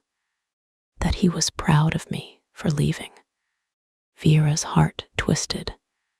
Alexei's mouth moved, not quite a smile. Bastard. What else? That the chair was poison. That Victor had always wanted it, because he did not understand it was a cage. That my mother begged him to let me become someone else, and he hated her for being right. His voice roughened. Vera held very still. He said if I found the will, I should not mistake it for a father's love.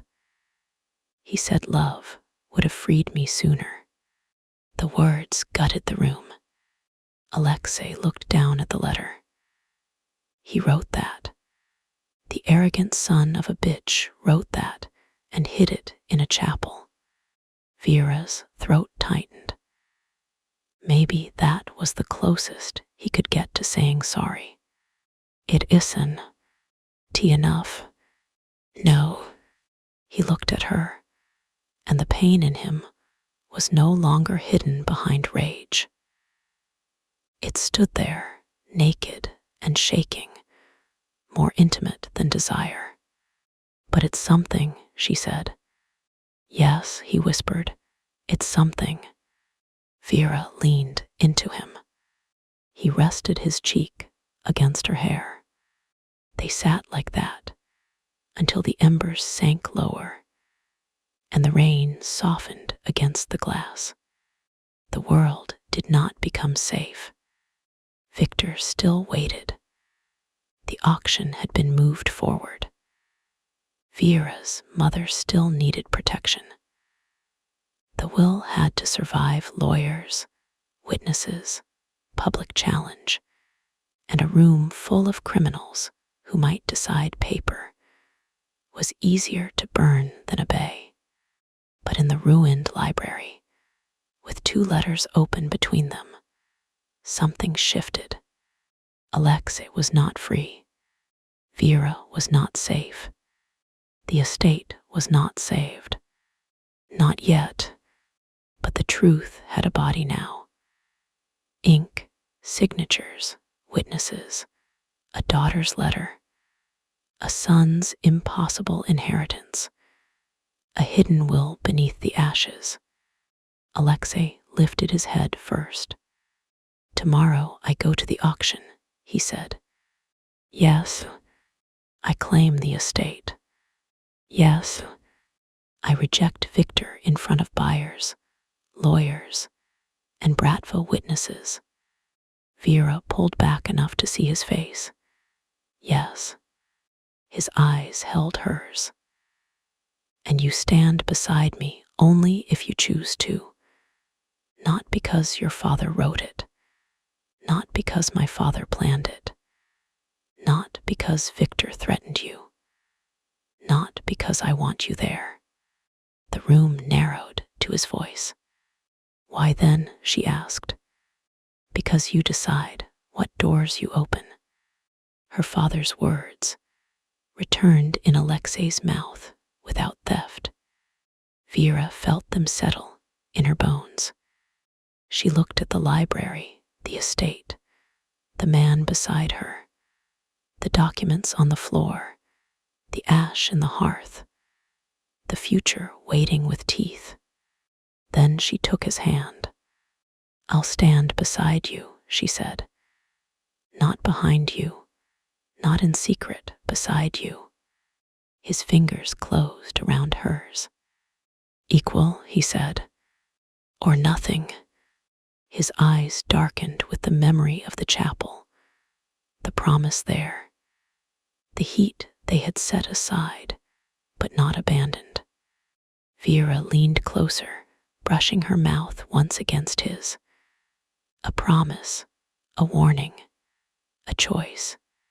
Above them, the storm finally broke, and somewhere beyond the estate walls, Victor Morozov moved the auction forward, unaware that the house he meant to sell had already chosen its witnesses. Chapter 5, Blood AT the Auction. The auction house had polished the blood out of everything except the people. That was Vera's first thought when she stepped beneath the chandeliers of the old Meridian Club and saw 300 years of money pretending it had never touched violence.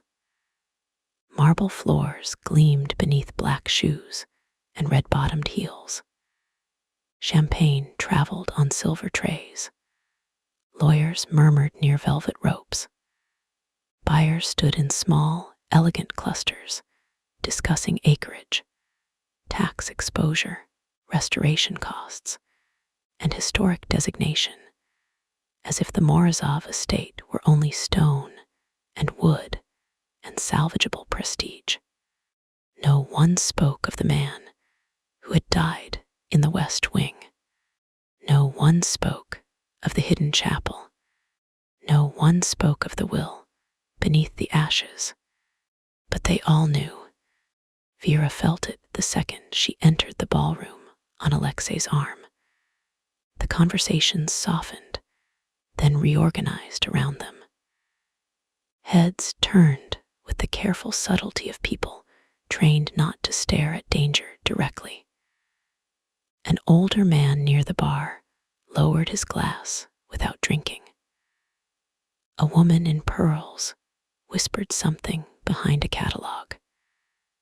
3 men in dark suits along the far wall stopped pretending to be guests. Bratva witnesses, Alexei had called them. Old families, rival families, men who did not trust courts but respected power when it stood upright in public, the kind of witnesses Victor could not easily erase. Vera's fingers tightened around Alexei's forearm. He noticed, of course. "Still with me?" he asked under his breath. The words touched the inside of her skin because he had used them differently the night before, in a hidden chapel with dust in her hair and his hands at her waist.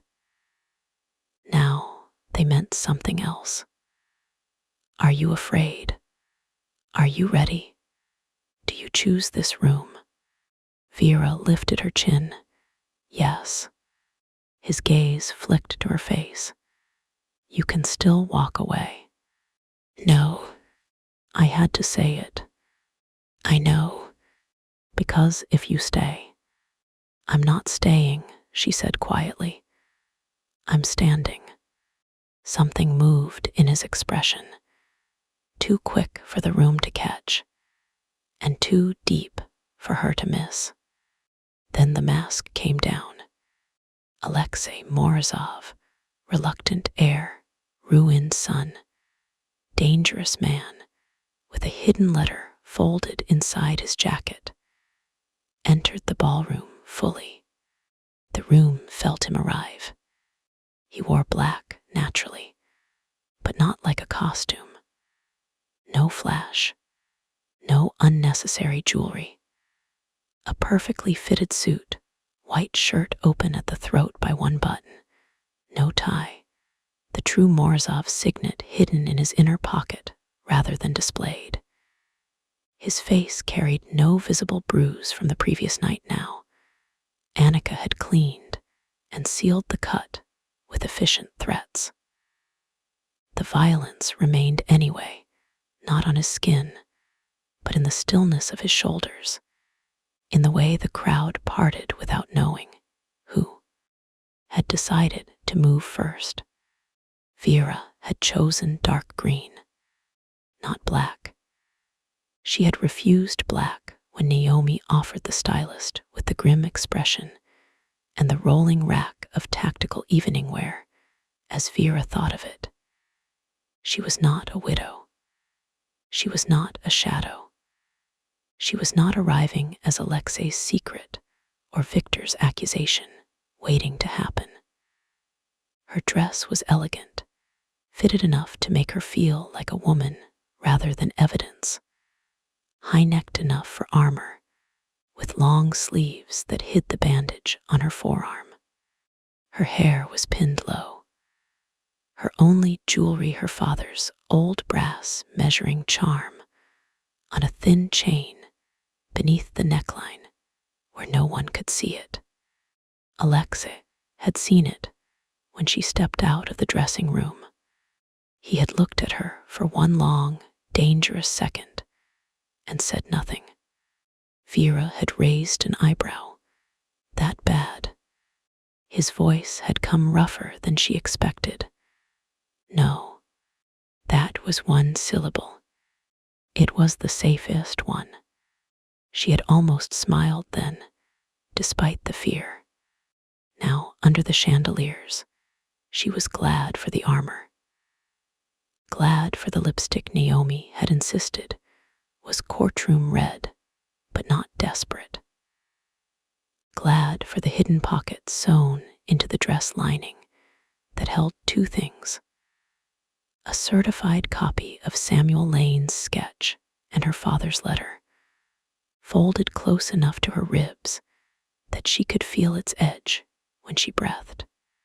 The original will was not with them. That had been Alexei's first battle of the day. No, Vera had said, when he tried to place the iron box inside a reinforced case to carry personally. Absolutely not. It needs to be produced. It needs to survive being produced. Naomi had agreed. The original remained secured with external counsel under a chain of custody, so tight even Victor's money would bruise itself trying to touch it. What they carried tonight were certified copies, scans, affidavits, photographs of the hidden chapel, proof of the second will's discovery, Mikkel's sworn statement recorded from Annika's clinic, and Annika herself, who had arrived at the Meridian Club wearing a black suit, and an expression that suggested she would resuscitate a man solely to scold him properly before letting him die. Mikkel was there too, against medical advice, naturally. He sat near the front in a wheelchair that he treated as a personal insult. One arm in a sling, silver hair combed back, cracked glasses replaced by a spare pair with round frames that made him look more like an old professor than a man who knew where a century of bodies were buried. Lev stood behind him. Anton guarded the side exit. Naomi held court near the podium with two clerks, a notary, and a judge's aide who looked as if he would rather have been anywhere on earth. Vera's mother had not been moved. That had been Vera's second battle. Alexei had listened this time, truly listened. The care home was secure, discreetly. The director had been informed of a private security concern involving Vera's work. No panic, no strange relocation, no men in black frightening residents in the hall. Vera had spoken to her mother that morning, voice bright enough to hurt, while two armed guards sat in an unmarked car outside, and the nurse promised Mrs. Lane had eaten toast and asked if Samuel was coming by with the blue paint. Vera had hung up, gone into the bathroom at the estate, pressed both hands to the sink, and breathed until the mirror stopped swimming. Alexei had waited outside the door, not entering, not demanding, just there. When she emerged, he had handed her coffee. Too much sugar, she had said after one sip. Yes. Why? You look like someone who needs to be bribed into staying alive. She had taken the cup, effective. Now that same man stood beside her, in a room full of people waiting to see if he would become a king or a corpse. A hush passed over the ballroom. Vera looked toward the far entrance. Viktor Morozov arrived, as if the room had been rented in his honor. He wore charcoal again, darker this time, with a burgundy tie pinned by a small silver wolf. Not the true Morozov crest, the false one, the crown, the version he had made for himself and convinced others had always been there. Kirill walked half a step behind him. His left cheek was bruised from the corridor collapse. A cut marked his hairline. He saw Vera looking and smiled without warmth. She smiled back. It was petty. It felt wonderful. Victor's gaze found her immediately, then Alexei. He took them in together, arm in arm, and his expression warmed with theatrical amusement. "There you are," he said as he approached. "The prodigal heir, and the woman who convinced him old wallpaper is worth dying for," Vera replied before Alexei could. "Wallpaper rarely threatens elderly women in care homes. That does make it preferable company." A small silence opened around them. Someone nearby coughed into a glass. Victor's eyes cooled. Still brave in public, still cruel in private. Alexei's hand covered hers where it rested on his arm. Not warning, support, the warmth of high palm steadied her more than it should have. Victor noticed that too. He noticed everything that could be sharpened. "Careful, Miss Lane," he said. "Public courage is expensive. I brought receipts." For 1 second, Alexei's mouth moved like he was fighting a smile. Victor did not look amused. "Good." Naomi appeared at Vera's shoulder with the smooth timing of a woman who had built entire corporations into submission. "Mr. Morozov, the auctioneer is ready. Before proceedings begin, we will be entering notice of contest." "Of course you will." Victor's smile returned. "And I will welcome the spectacle. Wealthy buyers adore uncertainty. It makes them feel daring." Naomi did not blink. "This sale cannot legally proceed under the prior liquidation directive if a later testamentary instrument supersedes it. Then produce a court order. We filed for emergency relief. And did you receive it?" A pause. Victor's smile widened. Vera's stomach sank. She already knew the answer. Naomi had been direct before they left the estate. The filing had been submitted, but Victor's emergency auction notice, combined with jurisdictional games and his expensive legal interference, had created enough procedural fog to delay formal relief until morning.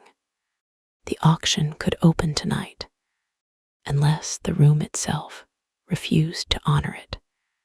That was the real battlefield. Not law alone. Legitimacy, witness, choice. Victor turned to Alexa. "You see, paper is slow, blood is immediate." Alexei's voice was quiet. "Blood also stains, only if one lacks staff." Vera felt nausea twist through her. He did not even hide what he was. He only trusted the room to admire it. The auctioneer stepped onto the small stage at the front of the ballroom. "Ladies and gentlemen, if we could begin taking our seats." The crowd shifted like a single expensive organism. Alexei leaned close to Vera's ear. "Last chance." She looked up at him. Beneath the mask, beneath the controlled danger, she saw the question he kept asking in every form he knew. "Do you choose this?" Vera remembered the letter in her pocket. Her father's words. "No house is worth more than the woman standing inside it." She was not choosing the house over herself. She was choosing to stand inside it without disappearing. "No," she whispered, "first chance." His eyes darkened. Then he released her arm and offered his hand instead. A small change, a public one. Vera placed her hand in his. Together, they walked to the front row. The seating had been designed to insult and intimidate. Victor's name marked the central chair reserved for trustee authority. Alexei's name sat 2 seats away, not beside him, not opposite him. A peripheral heir, a tolerated inconvenience. Vera had no assigned seat at all. Victor saw the arrangement and smiled. Alexei did not look at the cards. He stopped in front of the central chair, removed Victor's place card, and set it on the floor. The room went silent. Then he sat, not lounging, not performing, simply occupying the space that had always been poison. Vera felt the air change. The chair waking under you, Victor had said. But Alexei did not look consumed. He looked like a man sitting on a throne, only long enough to dismantle it. Victor's face became very still. Alexei looked up at Vera and indicated the chair beside him, the one marked for Victor's senior counsel. Vera sat. Naomi took the next seat without asking permission. Mikhail laughed softly from behind them. Sergei would have enjoyed that. Alexei did not turn. No, he wouldn't. Mikhail considered. No, but your mother would have. The words touched Alexei visibly. Only Vera was close enough to see his hand tighten once on the arm of the chair. Victor remained standing for 3 more seconds. Then, with admirable discipline, he smiled and took the seat left for Alexei. The auctioneer cleared his throat. He was a narrow man with silver hair and nervous hands, and he had clearly begun regretting several career choices. Ladies and gentlemen, we are gathered for the emergency estate auction of the Morozov property and associated grounds, pursuant to trustee liquidation authority filed earlier today. Naomi rose. Notice of objection. The auctioneer glanced at Victor. Naomi's voice sharpened. You will look at counsel when counsel speaks. He looked at her. Notice of objection, she repeated. The liquidation authority is contested by later testamentary instrument, trust provision, and evidence of trustee bad faith. A murmur passed through the room. Victor stood slowly. Objection is noted and denied. You do not have authority to deny it. As acting trustee under the recognized will, I do. Alexei rose. The room went quiet again. I am Alexei Sergeyevich Morozov, he said. Named heir under the currently filed estate documents, and primary heir under the later, will Victor Ivanovich Morozov concealed. Victor gave a soft laugh. Alleged later will. Alexei did not look at him.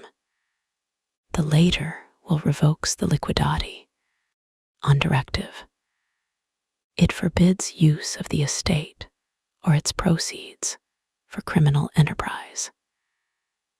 It places control with me only if I convert the property into legitimate commercial or cultural business within 24 months. Someone near the back whispered. Someone else swore under their breath. The Bratva witnesses did not move. They listened. Vera felt the room balance on the edge of something old and dangerous. To the buyers, this was a legal scandal. To the lawyers, contested probate. To the auctioneer, probably a nightmare. But to the men along the walls, the will meant something else entirely. A Morozov patriarch had named the family business criminal in writing, and the heir was saying it out loud. Victor rose too. My nephew grieves. Grief makes men susceptible to stories, especially stories told by ambitious women with access to old walls and empty beds. The insult landed exactly where he intended it. Heads turned toward Vera. Alexei went still. Vera felt the heat of his rage before she saw it. But he did not speak. He did not step in front of her. Not this time, because she had asked to stand. So she stood. The room watched her rise. Her heart hammered. Her mouth had gone dry. Fear moved through her in a cold line from throat to stomach. But beneath it was something stronger, angrier, older than the room. My name is Vera Lane, she said. I am the principal restorer hired to assess and stabilize the Morozov estate before auction. I did not come here as Mr. Morozov's lover, mistress, conspirator, weakness, or scandal. I came because your trustee's legal team contracted my company, gave me keys, and asked me to determine what the estate contained before it was sold. Victor smiled. And how thoroughly you searched. Yes, Vera said. That is what professionals do. A few people shifted. Someone suppressed a laugh. Victor's smile thinned. Vera reached into Naomi's folder and lifted a certified copy of her father's sketch. My father, Samuel Lane, was hired by Sergei Morozov 20 years ago to inspect concealed damage in the West Wing. He found a hidden records room. He drew this plan. He was threatened into silence. Murmurs again. Victor's voice cut through them. Conveniently, your dead father cannot confirm this. No, Vera said, but Mikhail Orlov can. All eyes moved to Mikhail. The old solicitor rose from his wheelchair with Lev's help, insulting death simply by standing. His voice was weaker than the others, but the room leaned in to catch it. I witnessed Sergei Morozov's later will, Mikhail said. I also witnessed his fear that Victor Morozov would destroy it. Samuel Lane discovered the concealed West Wing space. He was paid to leave and threatened into discretion. Sergei later ordered me to secure letters and prepare external counsel in the event Alexei found the documents. Victor's mouth curved. Mikhail, returned from the dead and still sentimental.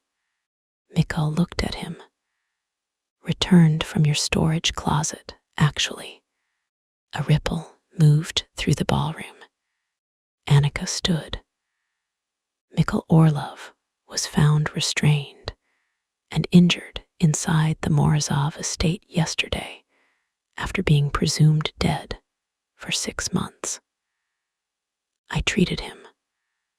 I also witnessed the later will at Sergei Morozov's, request 3 weeks before his death. Victor's gaze slid to her. Dr. Vale, I wondered how long your conscience would outweigh your survival. Annika's voice was flat. Longer than your charm. The auctioneer looked like he might faint. Vera did not sit. She could not. Her body was all pulse and heat now, the terror burned clean by motion. She placed the sketch on the evidence table Naomi had created with ruthless inevitability. Then photographs. The hidden chapel, the altar panel, the iron box, the true Morozov crest. Finally, Naomi produced the certified copy of the will. Not the original. Victor noticed, of course. "Where is it?" he asked softly. Naomi replied, secured. His eyes moved to Alexei. "Afraid I'll burn it." Alexei said, "I'm counting on you wanting to." The room shifted again. Victor's mask cracked by a hairline. There it was, the trap Naomi had laid. Victor could challenge the copy, but demanding the original too aggressively in front of witnesses after a later will had been allegedly concealed and damaged only made him look like the man who wanted paper destroyed. Alex stepped away from the chair and faced the room fully. "My father left me a choice," he said. "Not a clean one, not a kind one, but a choice. Accept control only to turn the estate legitimate, or let it pass beyond family hands forever." Victor laughed. "Listen to him. He speaks of legitimacy as if men here are ashamed of power." Alexei turned to him. "No, I speak of legitimacy because men here understand inheritance, structure, continuity. If the Morozov estate sale funds Victor's expansion, it benefits him until it brings war to every door he touches. Ports, clubs, protection routes, weapons corridors. You think he expands only against outsiders. He expands against all of you." The Bratva witnesses finally moved. Not much. A glance exchanged. A mouth tightened. A ringed hand tapped once against a cane. Victor's eyes hardened, careful. "Why?" Alexa asked. "You brought them here to watch me bend. Let them watch me speak." Vera felt a chill move through the ballroom. This was no longer probate. This was public defiance, inside a room where public defiance had consequences.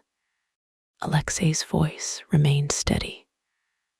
"I know what my father built. I know what I am heir to.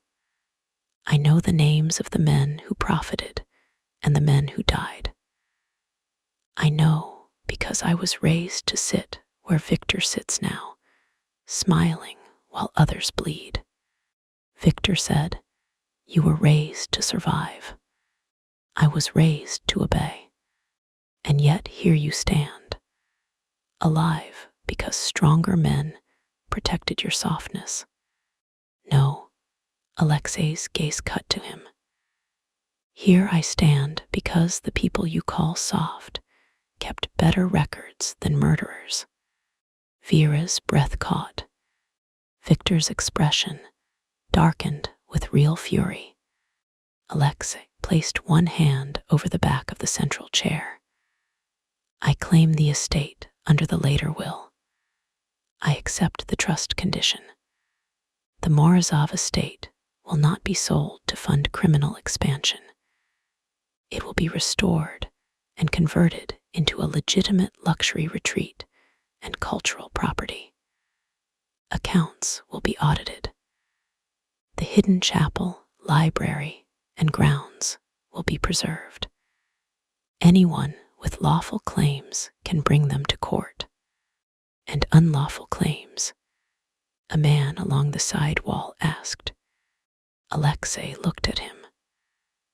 Vera recognized him from Naomi's briefing.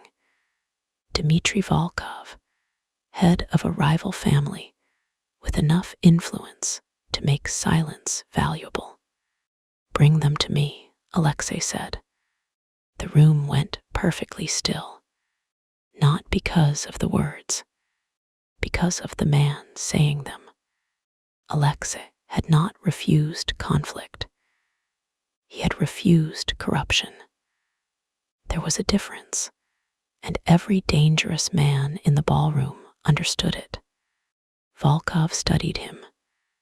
As what? Businessman, restorer's pet, Bratva Heir with clean hands. Alexei's face did not change. As the man who knows where my father buried the old agreements and which of them Victor broke. Volkov smiled slowly. Victor did not. Vera felt the world tilt a little. Alexei had said enough to be threatening, not enough to be reckless. He had offered law to the lawful and memory to the lawless. It was not clean, not innocent, but it was honest. Stable, she had told him. Cut out the rot before it spreads. He was trying. God help her. He was trying in a room built to punish the attempt. Victor clapped once. The sound was soft, elegant, poisonous. How inspiring. The prodigal son, the noble restorer, the repentant dead father. It will make a beautiful brochure for your luxury retreat. He turned to the room. Perhaps the honeymoon suite will be in the room where Sergei died. Vera saw Alexei's hand tighten on the chair. Victor stepped closer, voice lowering but still carrying. Tell them the rest. Tell them about the woman beside you. Tell them you kissed her while your father's secrets were still warm in the ash. Tell them she found the will because you were too busy wanting her to think clearly. Tell them she has every reason to manipulate you. Her company needs money. Her mother's care is expensive. Her dead father took Morozov cash. How much did she ask for, Alexei? A salary, a wing of the house, your name. A hot, ugly silence spread. Vera felt it like hands on her skin. There it was. Not sexual shame, exactly. Something older. The public stripping of motive. A woman near power had to be either bought or betting her way into influence. Competence alone was never quite believable to men who traded loyalty by the pound. Alexei moved to speak. Vera put a hand on his arm. He stopped. The room saw that too. Good. Let them see. Vera stepped forward. My company does need money, she said. The admission created a ripple. Victor's eyes gleamed. My mother's care is expensive, Vera continued. My father did take Morozov money after being threatened by Sergei Morozov and frightened for his family. I kissed Alexei Morozov yesterday in a hidden records room after he pulled me away from a trap that would have seriously injured me. I kissed him again in the chapel after we found the will. Both times I wanted to. Both times he asked or waited for my answer. If anyone in this room is hoping to make me ashamed of desire, poverty, grief, or survival, you have overestimated how much respect I have for your opinion. No one breathed. Not one person. Vera's own heart seemed to stop after the words left her. She had not planned to say that. Naomi's eyes widened slightly. Mikhail closed his eyes as if in prayer or amusement. Annika looked ready to applaud in a courtroom and damn the consequences. Alexei stared at Vera, like the floor had dropped out from under him. Vera did not look back yet. If she did, she might lose the thread. She faced Victor. I was hired to restore the estate before sale. I found evidence that this sale is based on a superseded Y. LL, I found it because I am good at my work. Not because I am sleeping with your nephew. Not because my father owed your brother silence. Not because I am ambitious for a criminal inheritance. I found it because men like you always think the wall is enough if the person looking is easy to dismiss. Victor's jaw tightened. Vera picked up her father's sketch. My father drew this. You feared it for 20 years.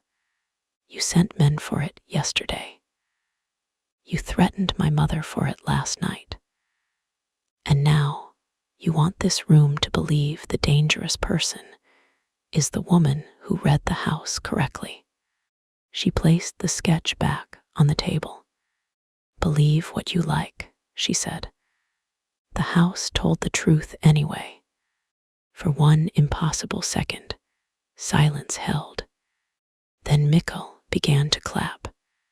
One slow, dry clap from an injured old man who should have been in bed. Annika joined. Then Naomi. The sound did not spread far. This was not that kind of room. But enough people shifted, enough eyes moved away from Victor, enough authority changed hands that Vera felt the balance tip. Not victory, possibility.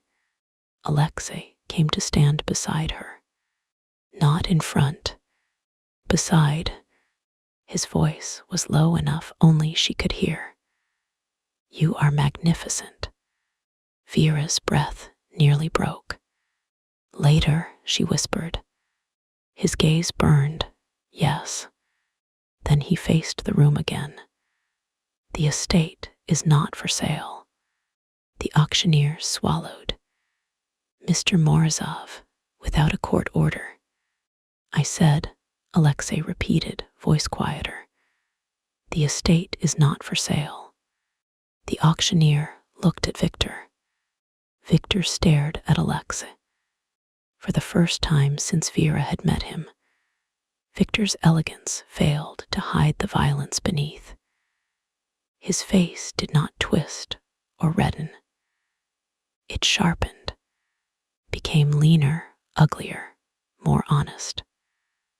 The mask of civilized cruelty slipped, and what stood behind it was envy so old it had calcified into entitlement. You think you can walk away from blood because a dead coward left you paper, and a woman warmed your bed, Victor asked. Alexei said, I have not walked away from blood. I am standing in it and refusing to drown. Victor stepped closer. You are nothing without the name. Then watch me make it mean something else. A murmur moved through the witnesses. Volkov laughed softly. Careful, Victor. The boy sounds almost convincing. Victor's gaze snapped to him. There, the first crack in the old order. Victor had expected fear, scandal, and legal fog. He had not expected rival men to enjoy watching him challenged. He had not expected the dead brother's will to survive. He had not expected Vera to turn shame into testimony. He had not expected Alexei to sit in the chair and remain himself. Victor looked around the room, measuring loyalty as it shifted grain by grain through his fingers. Then he smiled, a small, terrible smile. You want public, he said. Then let us be public. He turned toward the buyers. This man speaks of legitimacy while hiding what his father truly left. Sergei did not want peace. He wanted control from the grave. The estate trust is not freedom. It is a leash. Alexei cannot sell, cannot transfer, cannot partner, cannot breathe without dead hands around his throat. And if he fails, the estate goes to outsiders anyway. Alexei's face remained calm, but Vera felt the impact beside her. Victor turned to him. Tell your restorer that the house she loves will never be hers to shape. Tell her you have 24 months to turn a cursed monument into profit, while every enemy we have waits for failure. Tell her if she stays, she becomes unpaid priestess of your father's last vanity. Vera looked at Alexei. His eyes were already on her. There was pain there, not from Victor's insult, from the possibility that he had offered her equality inside a trap he did not fully understand. Is that true? She asked quietly. Alexei answered the same way. The trust restricts sale and transfer. It requires commercial conversion. It does not require you. That isn't what I asked. Yes, he said. It will be difficult, maybe impossible. Good. His eyes flickered. I hate boring projects, she said. The corner of his mouth moved before he caught it. Victor saw the exchange and lost another fraction of control. You think this is romance, he snapped. This is inheritance. Men die over inheritance. Vera turned toward him. Usually because other men murder them. The ballroom held a collective breath. Victor's hand twitched. Alexei noticed. So did Lev. So did Kirill, whose eyes shifted quickly toward his boss's right side. Vera noticed all of them noticing, and fear returned sharp enough to taste. Victor's voice dropped. You should have taken the money, Miss Lane. What money? The offer your father took. The offer all practical people take when they understand history is written by those who can afford ink. My father took money to protect his family. He took money because he was weak. Alexei moved so fast Vera barely saw him. But this time she moved too. Her hand caught his sleeve. He stopped. Barely. Victor smiled with vicious satisfaction. There, leashed. Alexei looked at Vera's hand on his sleeve, then at her. A question lived in his eyes, dark and immediate. Not permission to kill, permission to choose differently. She gave the smallest nod. He looked back at Victor. No. Victor's smile faltered. She is not my leash, Alexei said. She is my witness. You keep confusing restraint with weakness because no one ever loved you enough to ask for better. The words struck harder than any fist could have. Victor's face emptied. For 1 second, Vera saw the boy he must have been. Second son, lesser brother, hungry for a chair that would never love him back. Then that boy vanished, and only the monster remained. I built your father's empire while he mourned and doubted and played at conscience, Victor said. I kept men loyal. I kept police quiet.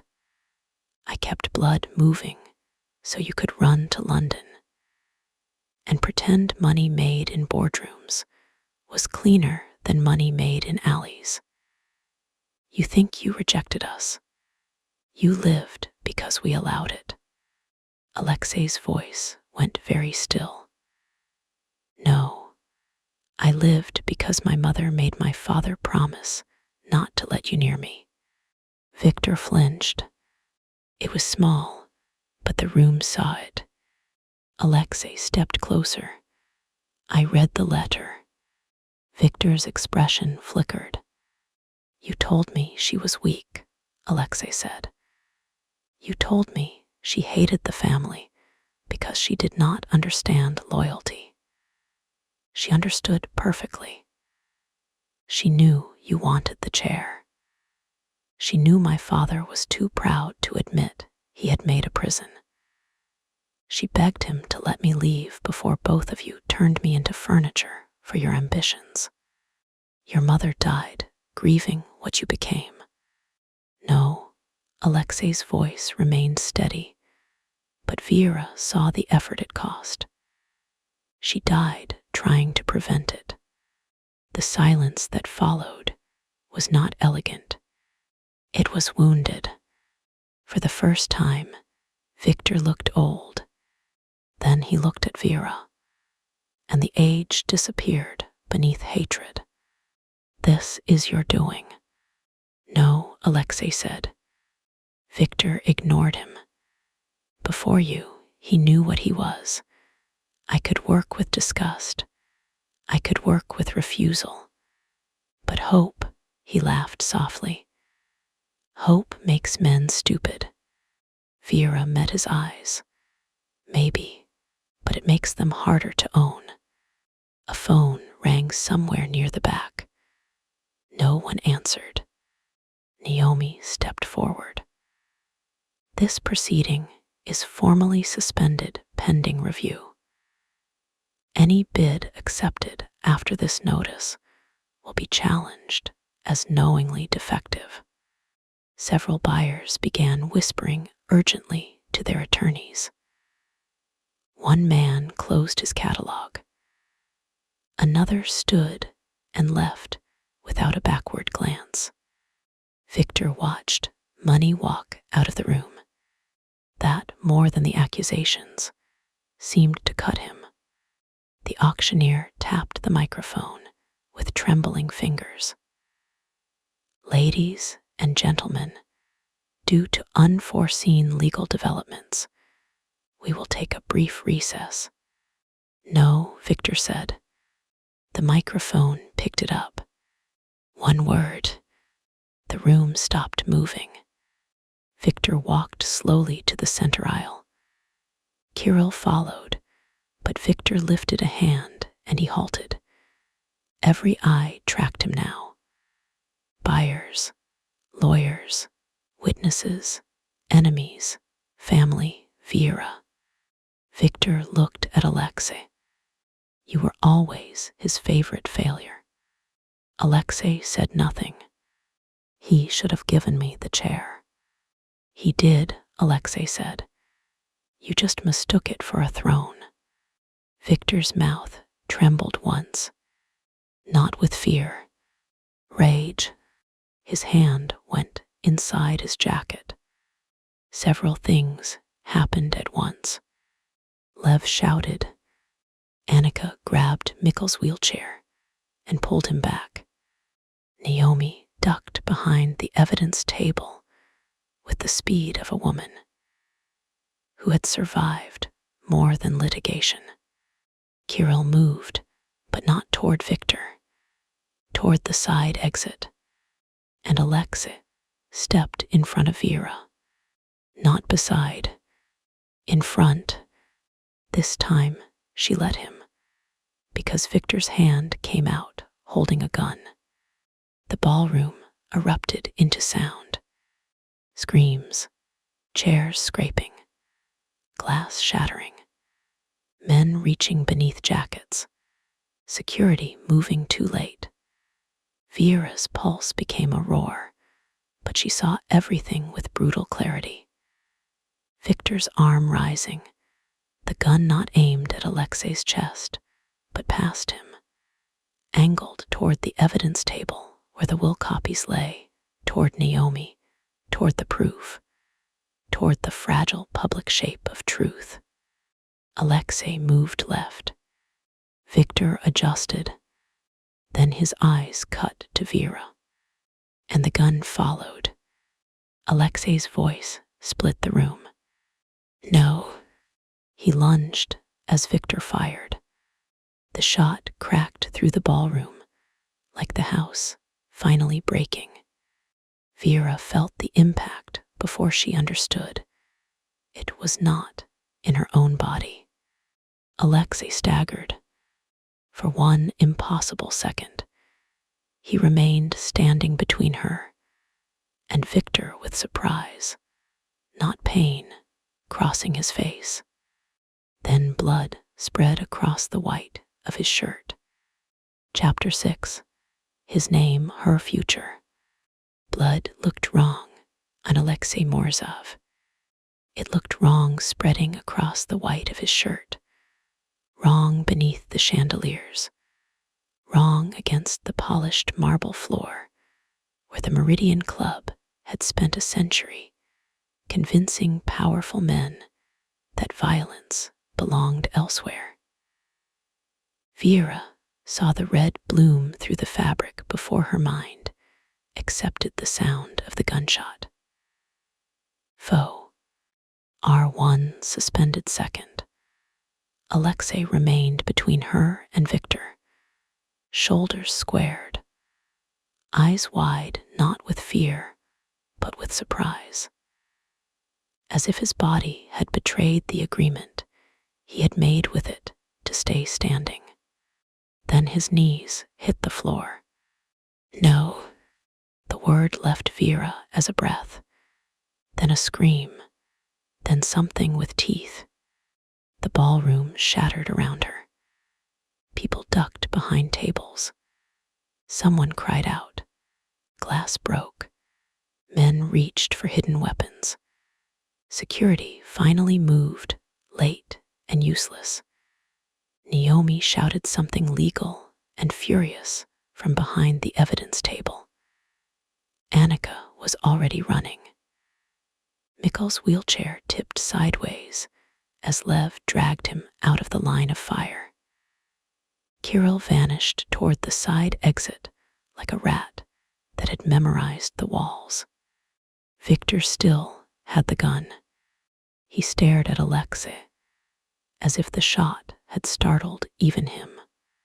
Vera did not think. Thinking would have been too slow. She dropped beside Alexei, grabbed the heavy auction catalog from the chair nearest her, and hurled it at Victor's face with every ounce of grief and rage in her body. It struck him across the cheek, not enough to hurt him badly, enough to break his aim. Alexei moved from the floor, wounded, bleeding, half on one knee. He still moved faster than any man should have been able to move. His hand shot out, caught Victor's ankle, and dragged. Victor fell hard. The gun fired again. The bullet tore into the chandelier above. Crystal exploded in a glittering rain. Vera threw herself over Alexei's shoulders as shards came down, absurdly trying to shield the man whose body had just stopped a bullet meant for her. He snarled her name, tried to push her behind him, and failed because blood made even monsters human. Lev reached Victor first. He kicked the gun away with a brutality that sent it spinning beneath the evidence table, then drove his knee into Victor's back and pinned him face down on the marble. Anton appeared from the side, weapon drawn, his young face pale and murderous. Two men from the rival families rose with guns half lifted, but Volkov spoke once in Russian, sharp as a whip, and they lowered them. The room quieted by degrees. Not calm, never calm, but focused. All eyes turned to the man bleeding on the floor, and the woman kneeling beside him with crystal in her hair. Alexei. Vera pressed both hands to his chest, uselessly, desperately. Alexei, look at me. His eyes found hers. Gray, furious, alive. Are you hit? He rasped. Vera almost laughed, because terror had no other door to exit through. You are literally bleeding on my hands. Answer. No, her voice broke. No, I'm not hit. Good. Do not say good like that. His mouth moved faintly, and then pain struck him hard enough to bleach the amusement from his face. He sucked in a breath through his teeth. Blood slipped between Vera's fingers. Annika dropped beside them, already tearing open her medical bag. Move your hands, only when I tell you.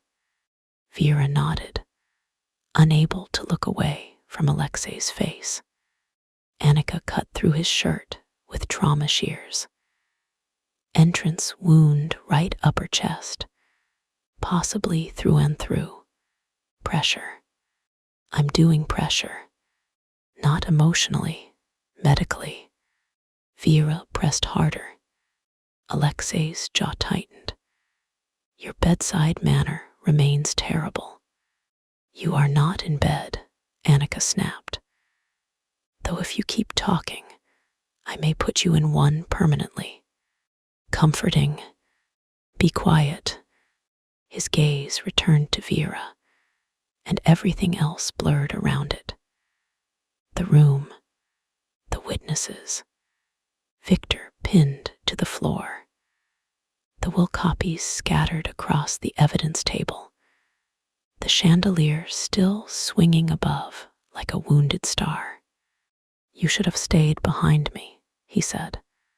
You should have stayed unshot. I tried. Try harder. A breath of laughter escaped him and turned into a wince. Annika glared at both of them. No banter. Breathing shallowly is not a personality. Vera bent closer, her hands slick with his blood. Stay with me. Alexei's lashes lowered. Panic punched through her. No, no, look at me. His eyes opened again, slower this time. Vera leaned so close her forehead nearly touched his. Ask properly. Something flickered in him. Pain recognition. Stay with you, he whispered. Yes. His fingers found her wrist, weak but certain. Please. The word nearly destroyed her. She wanted to say something brave, something brilliant, something worthy of the man who had stood between her and a bullet, not because she was a possession or prize, but because his body had chosen protection before thought could make it noble. Instead, she said, I'm here. His grip tightened by a fraction. Victor laughed from the floor. It was a damaged sound, muffled by marble and Lev's knee between his shoulder blades. But it cut through the room anyway. Look at him, Victor said. Bleeding for a woman who will leave when she sees the cost. Vera's head lifted. Alexei's hand moved on her wrist. A warning, a request, maybe both. Vera turned. Lev had Victor pinned, with one hand twisted between his shoulder blades. The elder man's face was turned toward them, one cheek pressed to the marble, blood at the corner of his mouth, where the catalog had split his lip. His elegance had finally cracked. Without it, he looked smaller. Not harmless, never harmless, but smaller. A man who had mistaken cruelty for size. Vera looked at him and felt no fear. Not because fear was gone, because something stronger had taken its place. You shot him, she said. Victor smiled through blood. He stepped in front of the truth. No, her voice steadied. He stepped in front of me. Exactly. The room listened. Vera felt Alexei's blood warm under her palms. Felt the letter from her father inside her dress pocket. Felt the eyes of buyers, lawyers, criminals, enemies, and witnesses waiting to see what kind of woman stood up after a man bled for her. She did not stand. She stayed on her knees beside Alexei, where the truth was. You still don't understand, she said to Victor. You think love makes people controllable because control is the only thing you ever mistook for loyalty. You think because he cares whether I live, I can be used against him. You think because I care whether he lives, I will trade the truth to stop the pain. Victor's smile thinned. Vera pressed harder on Alexei's wound. He made a low sound, but did not ask her to stop. You threatened my mother, she continued. You threatened me. You threatened the house. You threatened every person in this room with the consequences of not obeying your version of history. And when the room still listened to paper instead of fear, you pulled a gun. Victor's eyes shifted. There, the calculation. The search for sympathy, leverage, escape. Vera's voice lowered. You just proved the will was right. Silence struck the ballroom. Naomi rose slowly behind the evidence table, eyes sharpened by opportunity, so pure it was almost beautiful. Attempted murder in front of legal counsel, witnesses, prospective buyers, and law enforcement liaison.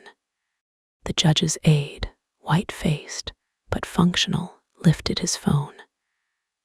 Police are on their way. Victor laughed again, but the sound had lost force. Police. Annika pressed gauze against Alexei's chest. This wound is serious, but not immediately fatal if all of you stop making speeches and let me work. Alexei's eyes flicked to Vera. Not fatal. I heard. You look unconvinced. You look shot. Accurate. Annika snapped. Alexei. He went quiet, but his gaze did not leave Vera. Paramedics arrived 8 minutes later, though it felt like 8 years. In that time, Victor was disarmed, cuffed with his own silk tie when proper restraints were not immediately available, then guarded by men who had no reason to love Alexei, but plenty of reason to dislike public instability. Kirill was caught near the service exit by Anton and a security guard who looked deeply surprised to discover himself useful. Naomi secured every document. Mikhail gave a supplemental statement from his wheelchair, while Lev argued that unconsciousness would be medically convenient. And Mikhail replied that he would consider it after seeing Victor humiliated properly. Vera stayed with Alexei. When the paramedics tried to move her, Alexei's hand tightened around hers. She comes, he said. One paramedic looked at Annika. Annika looked at Vera. Are you going to faint? No. Lie. Possibly. Sit in the ambulance and don't interfere. I can do that. Alexei made a faint sound. Vera looked down. Do not laugh with a bullet wound. I was admiring your optimism. You are very close to being medically smothered. Consent required, he murmured.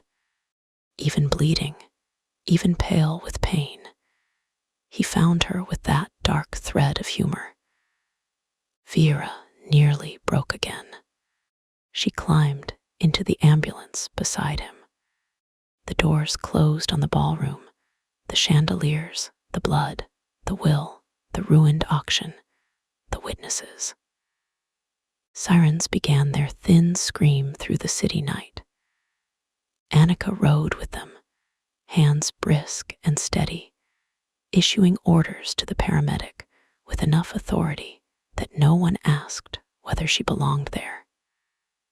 Alexei lay strapped to the stretcher, oxygen mask briefly over his face until he pushed it down to speak, and Annika threatened to tape it to him. Vera held his hand.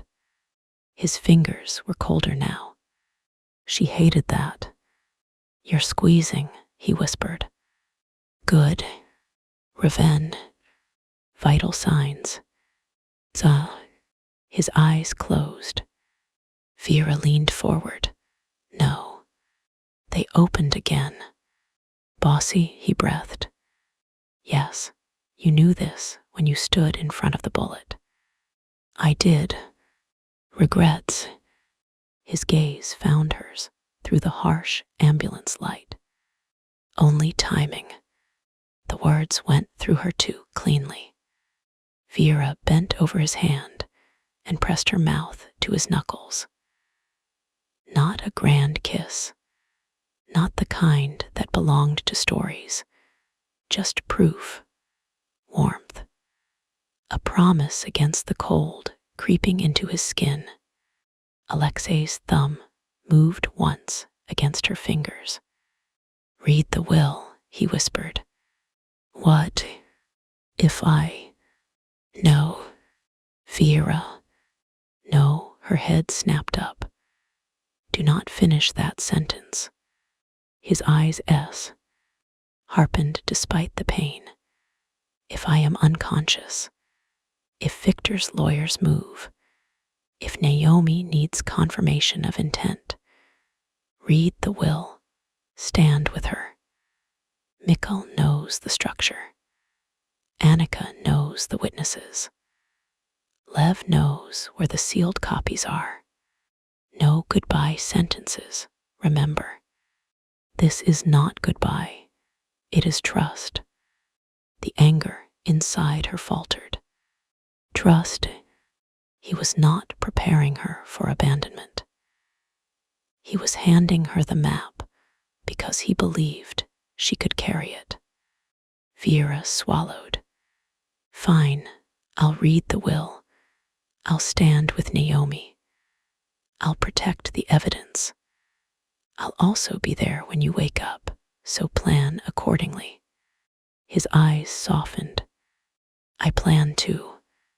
Annika pushed the oxygen mask back over his face. Excellent. Now stop planning aloud before I sedate you for conversational misconduct.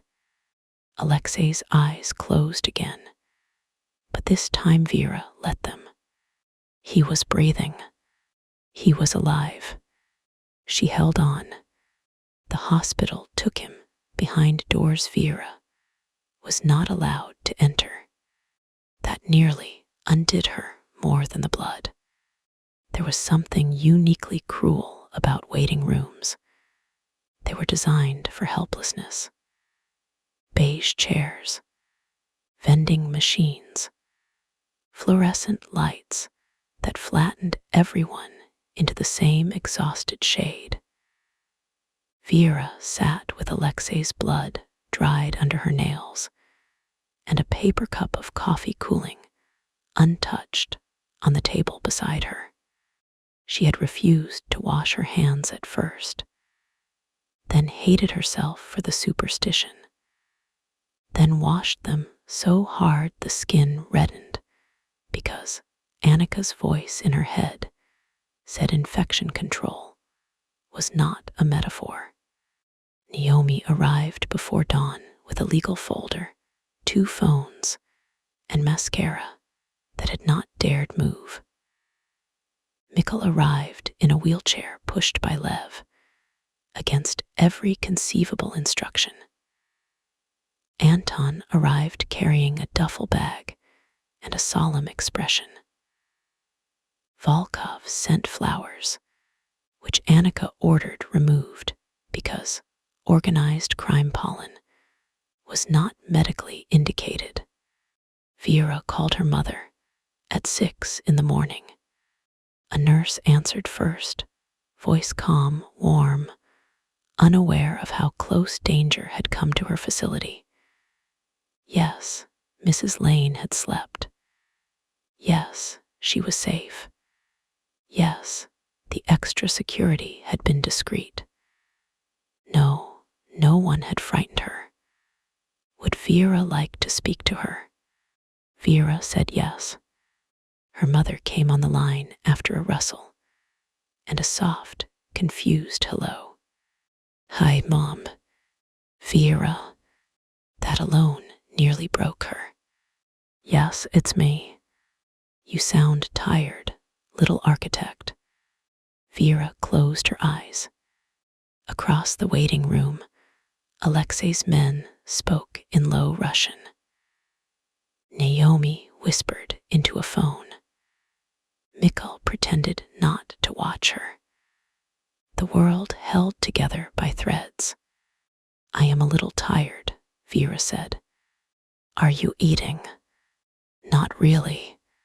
You always forget when you're working. Vera laughed once, and tears slipped down her cheeks. I know. Your father used to bring sandwiches. I remember. A pause. Then her mother's voice softened into fog. Is Samuel there? Vera pressed her knuckles to her mouth. No, she said carefully. But he helped me yesterday. That's nice, her mother said. He has careful hands. Yes, Vera breathed through the ache. He does. When she hung up, Mikkel rolled his chair closer. Do not say anything wise, Vera warned.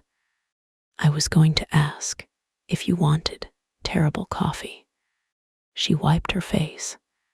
That counts as wisdom here. He held out a fresh cup. She took it. For a while, they sat without speaking. Then Mikkel said, He will be unbearable when he wakes. Good. He will blame himself. I know. He will try to send you away. He can try. Mikkel's mouth twitched. Samuel would have liked you as a woman. Vera looked at him. The phrasing startled her, then opened something tender.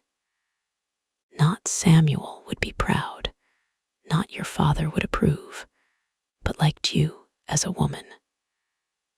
As herself. Not his child frozen in memory, not the little architect clinging to his workbench, but the woman who stood in a ballroom and dared monsters to call her ashamed. He wrote that no house is worth more than the woman standing inside it, she said. Mikkel's eyes softened. Sensible man. Afraid man. Yes. Good man. Yes, he said without hesitation. Fear and goodness often share rooms. It is what a person does after opening the door that matters. Vera stared into the coffee. Did Sergei ever open it? She asked. Mikkel was quiet for so long, she thought he would refuse to answer. Then he said, too late for himself, perhaps not too late for his son. A doctor came out at 7:40. Vera stood so fast, the coffee spilled over her hand. Mr. Morozov is out of surgery, the doctor said. The bullet passed through without striking the heart or major vessels. There was significant bleeding and some damage to tissue near the upper chest and shoulder, but he is stable. We'll monitor closely for complications. He's sedated now. Stable. The word moved through Vera like sunlight through a sealed room. Stable. She sat down because her knees forgot every promise they had ever made. Naomi closed her eyes briefly. Mikhail exhaled something that might have been prayer. Lev turned away. Anton stared very hard at the floor. Annika emerged 10 minutes later in scrubs and fury. He is alive. He is going to be in pain. He will attempt to leave too early. Anyone who helps him will answer to me. Lev nodded gravely. Mikhail said, I am too old to be threatened by doctors. Annika looked at him. You are in a wheelchair after being restrained in a wall by criminals. I withdraw the objection. She turned to Vera, and her expression gentled by exactly half a degree. You can see him for a few minutes when they move him. Vera's throat closed. Thank you. Do not climb into the bed. I wasn't going to. Annika stared. Vera looked away, probably. When Vera entered Alexei's room, the first thing she heard was the steady beep of the monitor. She had never loved a sound so much. He lay too still against white sheets, his skin pale beneath the bruised shadow of exhaustion. A bandage covered the upper right side of his chest and shoulder. An IV line ran into one hand. Without his black suit, without his gun, without the force of his will filling the room, he looked younger again. Not weak, never weak, but breakable in the way all human bodies were breakable beneath history, inheritance, bullets, and love. Vera approached the bed slowly. You look terrible, she whispered. His eyes stayed closed. She sat beside him and took his hand carefully, avoiding the IV. I know you can't hear me, she said, which is annoying because I had several excellent things to say. The monitor continued its steady rhythm. She looked at his face and felt the ache in her chest spread. You were wrong, she said softly. At the estate, when you said if you touched me while angry, it wouldn't be because you were calm. You thought calm was what made choice safe. It matters, yes, but calm isn't the only truth. I chose you in fear too, in danger. In a ballroom full of people trying to make me smaller. I chose to stand beside you because you heard me when I said no, and because you trusted me when I said together, and because when your uncle tried to make love into leverage, you refused to let him define it. Her fingers tightened around his. So do not wake up and tell me I should leave because danger touched me. Danger touched me before you. Bills touched me. Grief touched me. Men with money touched every door I tried to open. You are not the first dangerous thing in my life, Alexei Morozov. You are simply the first one who asked where I wanted to stand. His lashes did not move. Vera laughed softly, despite the tears. This is a very good speech. You would hate it. A rough whisper answered. I don't. Vera froze. Alexei's eyes opened a fraction. Alexei. Terrible timing, he whispered. She almost collapsed forward with relief. You were sedated. Still am, possibly. You're glowing. That's fluorescent lighting. You're beautiful. That is definitely sedation. His mouth curved faintly. Then pain stole the smile. Vera stood immediately. Don't move. Bossy. Yes. Good. She leaned over him, careful not to touch the bandage. Do you know where you are? Hospital. Do you know what happened? Victor missed. Her chest tightened. He shot you. He aimed at you. The words were too calm, too simple. Vera closed her eyes. Do not make that sound acceptable. It was.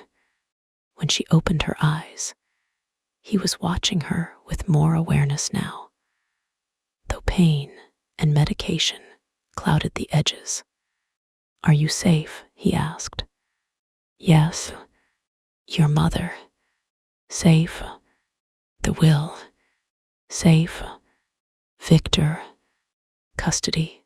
Publicly. Loudly. Naomi is devouring him one filing at a time. A weak breath of amusement. Good. Kirill.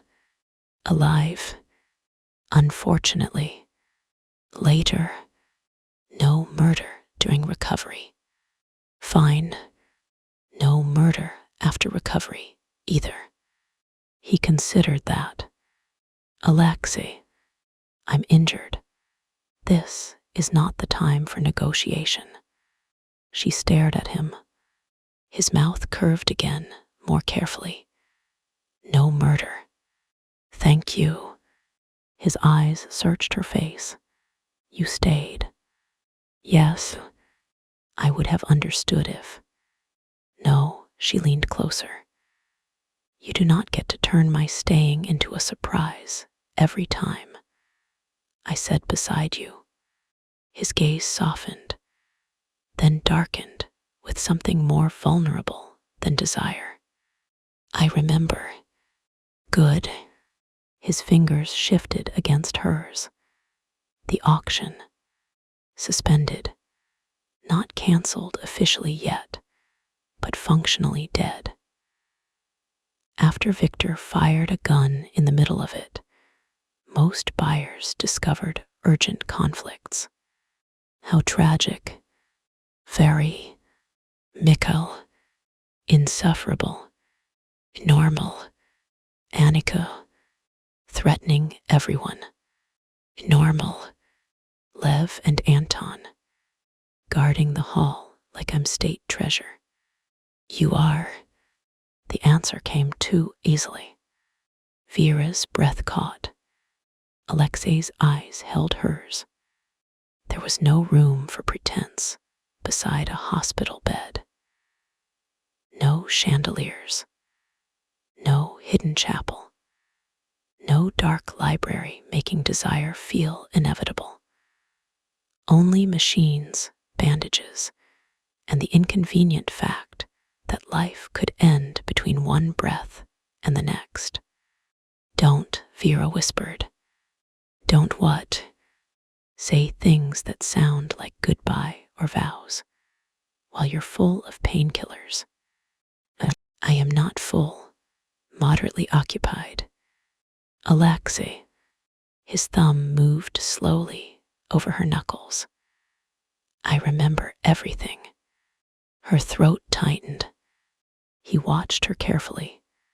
May I ask you something? Yes. If I had died. No. Vera. No. He breathed shallowly for a moment, waiting out pain. All right, not that. Thank you. If I become difficult while healing, you mean more difficult. His eyes warmed. If I try to push you away because I think it will protect you, remind me I am an idiot. That seems inadequate. Use stronger language. I already planned to. Good. The word carried the echo of everything between them. Their first argument, the hidden room, the chapel, the kisses where he asked and listened, the ballroom where she stood, the bullet he took, the future not yet built but visible now, like a restored wall beneath layers of smoke. A nurse entered and gave Vera the look medical staff reserve for people overstaying visits. Alexei's hand tightened. Vera bent and pressed a kiss to his forehead. Gentle, careful, public enough to be safe, private enough to matter. I'll be outside, she said. His eyes closed briefly under the touch. Beside, he murmured. Beside, she answered. The next 2 weeks remade the Morozov legacy in court filings, medical charts, and construction schedules. Victor's arrest did not clean the world. Vera had never expected it to. Men like him left hooks in everything: companies, accounts, favors, frightened clerks, loyal dogs. But he had fired a gun in a room full of buyers, lawyers, criminal witnesses, and one judge's aide who discovered, under pressure, a deep respect for paperwork. His attorneys tried to spin panic, provocation, temporary distress.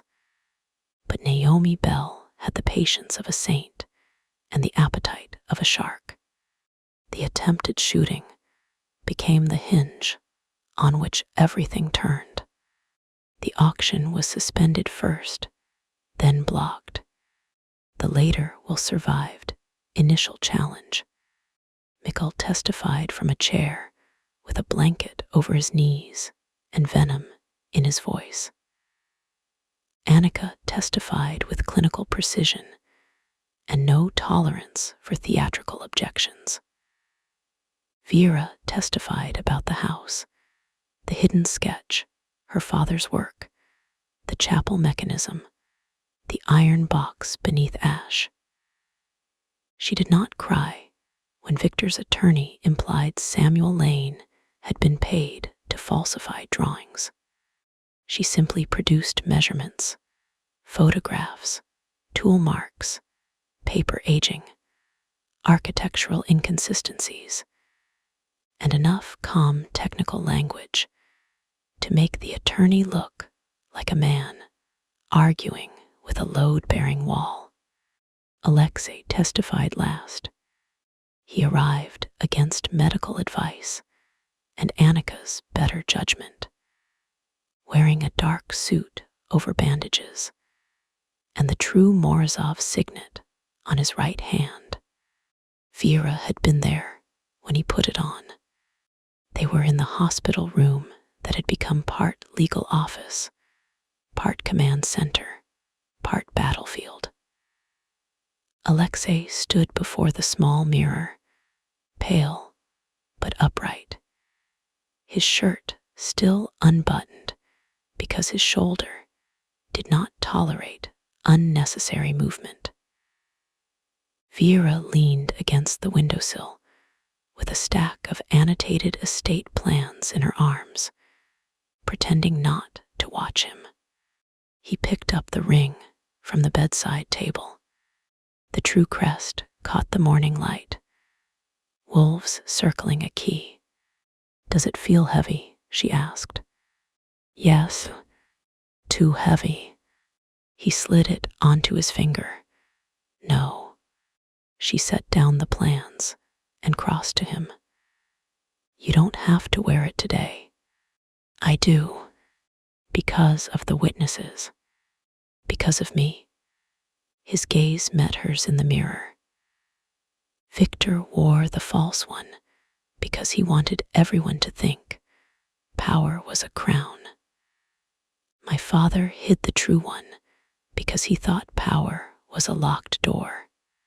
And you, Alexei turned. His right arm was still limited by pain, but he lifted his hand enough for her to see the ring clearly. A key is only useful if something opens. Vera's chest warmed, very poetic for a man who terrorized an auctioneer last week. He lived. He may never work again. He should consider architecture. She laughed softly. Alexei looked at her as if he would never get used to the sound, and intended to spend a long time trying. Then his expression sobered. Come with me today. To court. Yes, I was already going. No, he stepped closer. Not as witness, not as restorer, not because Naomi scheduled you. His voice lowered. Come with me. Vera understood the difference. The room changed around it. She glanced at the ring, then at him. As what? His eyes held hers, steady and serious. As Vera Lane, nothing less, nothing owned, nothing hidden. If anyone asks what you are to me, tell them whatever is true for you that day. Her breath caught. And if I don't know yet, then say that. And if they ask you, a faint smile touched his mouth.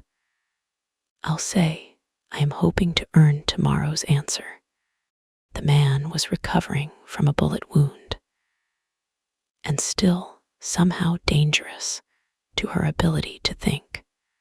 Vera lifted a hand to his face. You're getting better at this. At what? Asking without cornering. His gaze softened. I had a ruthless teacher. She sounds magnificent. She is. Vera kissed him because she wanted to, because his mouth curved beneath hers, because his good hand came to her waist and waited, always waited, until she leaned closer. Because even with stitches and pain and court waiting, desire moved between them like a living thing that had learned patience without losing hunger. When she pulled back, his breathing had changed. Still with me, she whispered. Yes, good. His eyes darkened. You weaponize that word. I learned from the best. I am injured. I noticed. Cruel woman. A live man. That sobered them both. He touched his forehead to hers. Yes. In court, Alexei did not perform. That was what made the testimony powerful. He did not pretend Sergei Morozov had been a good man. He did not pretend the family business was folklore or exaggeration. He did not pretend he had never benefited from his name, never feared it, never used it when convenient.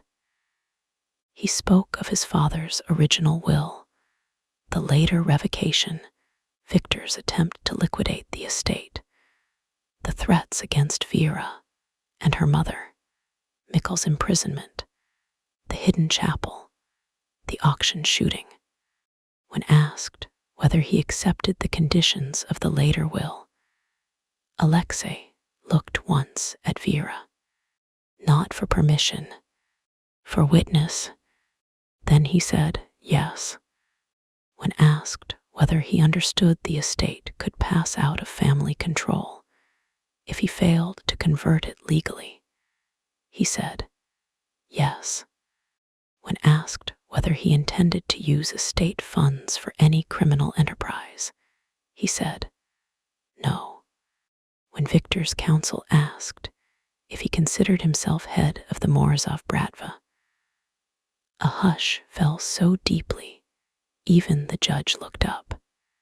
Alexei's answer was quiet. No, I consider myself responsible for ending the estate's use as a Bratva asset. The sentence did not make him safe. It did make him clear. Vera knew the difference now.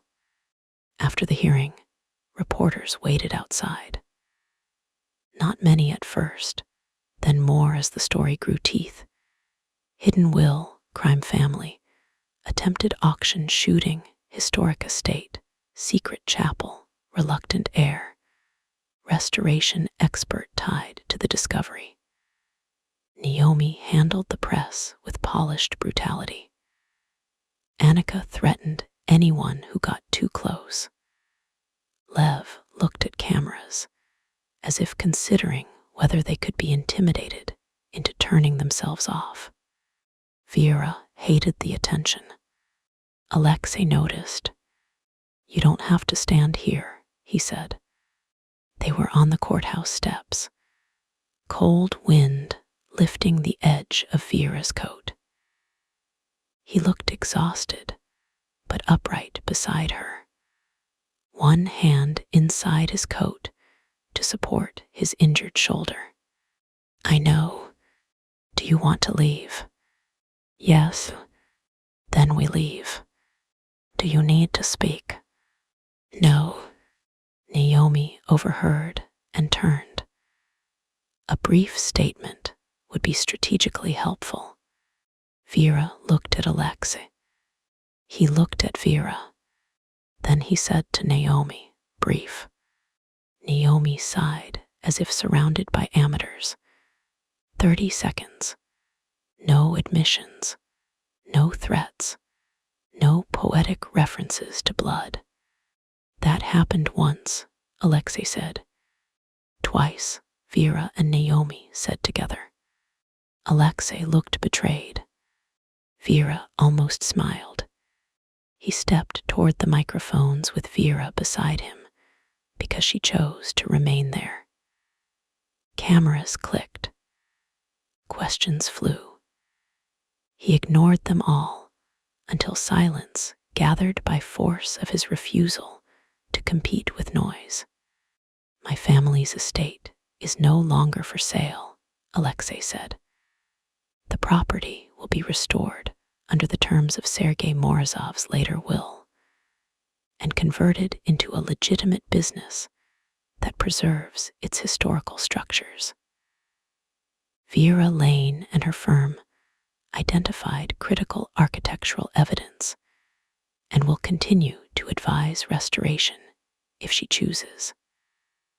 The legal process will continue. We will not comment further on ongoing criminal matters. A reporter shouted, Mr. Morozov, are you leaving the Bratva? Alexei looked at him. I am leaving nothing that owns me, he said. I am ending what should never have owned anyone else.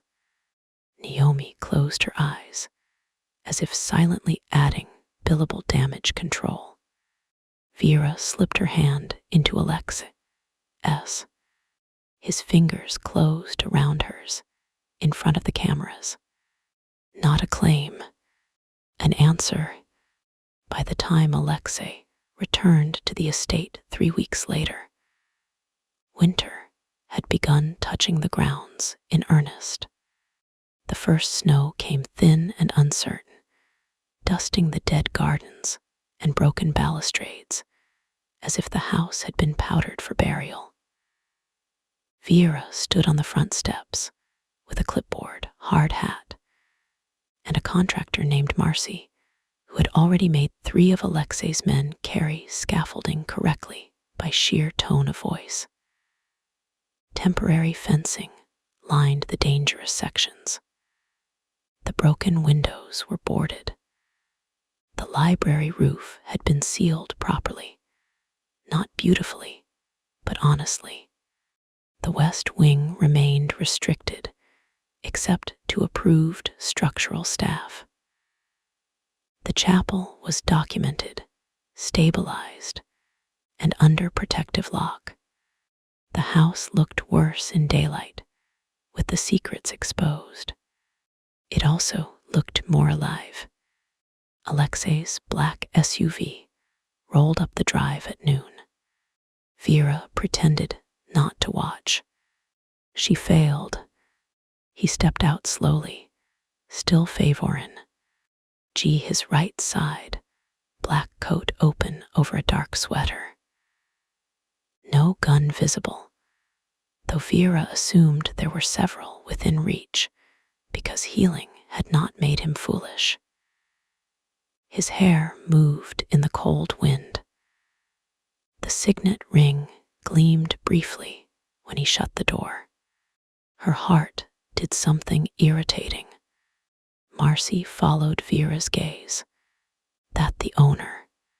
Yes. Looks expensive. He is. Dangerous. Also yes. Useful. Vera watched Alex say something to Lev, then glance up at the roofline with the wary disgust of a man who had been told by multiple professionals not to climb anything. Occasionally, Marcy grunted, good cheekbones.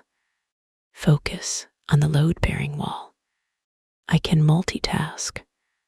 Alexei climbed the steps, eyes already on Vera. The world narrowed in a way it had no right to do after everything.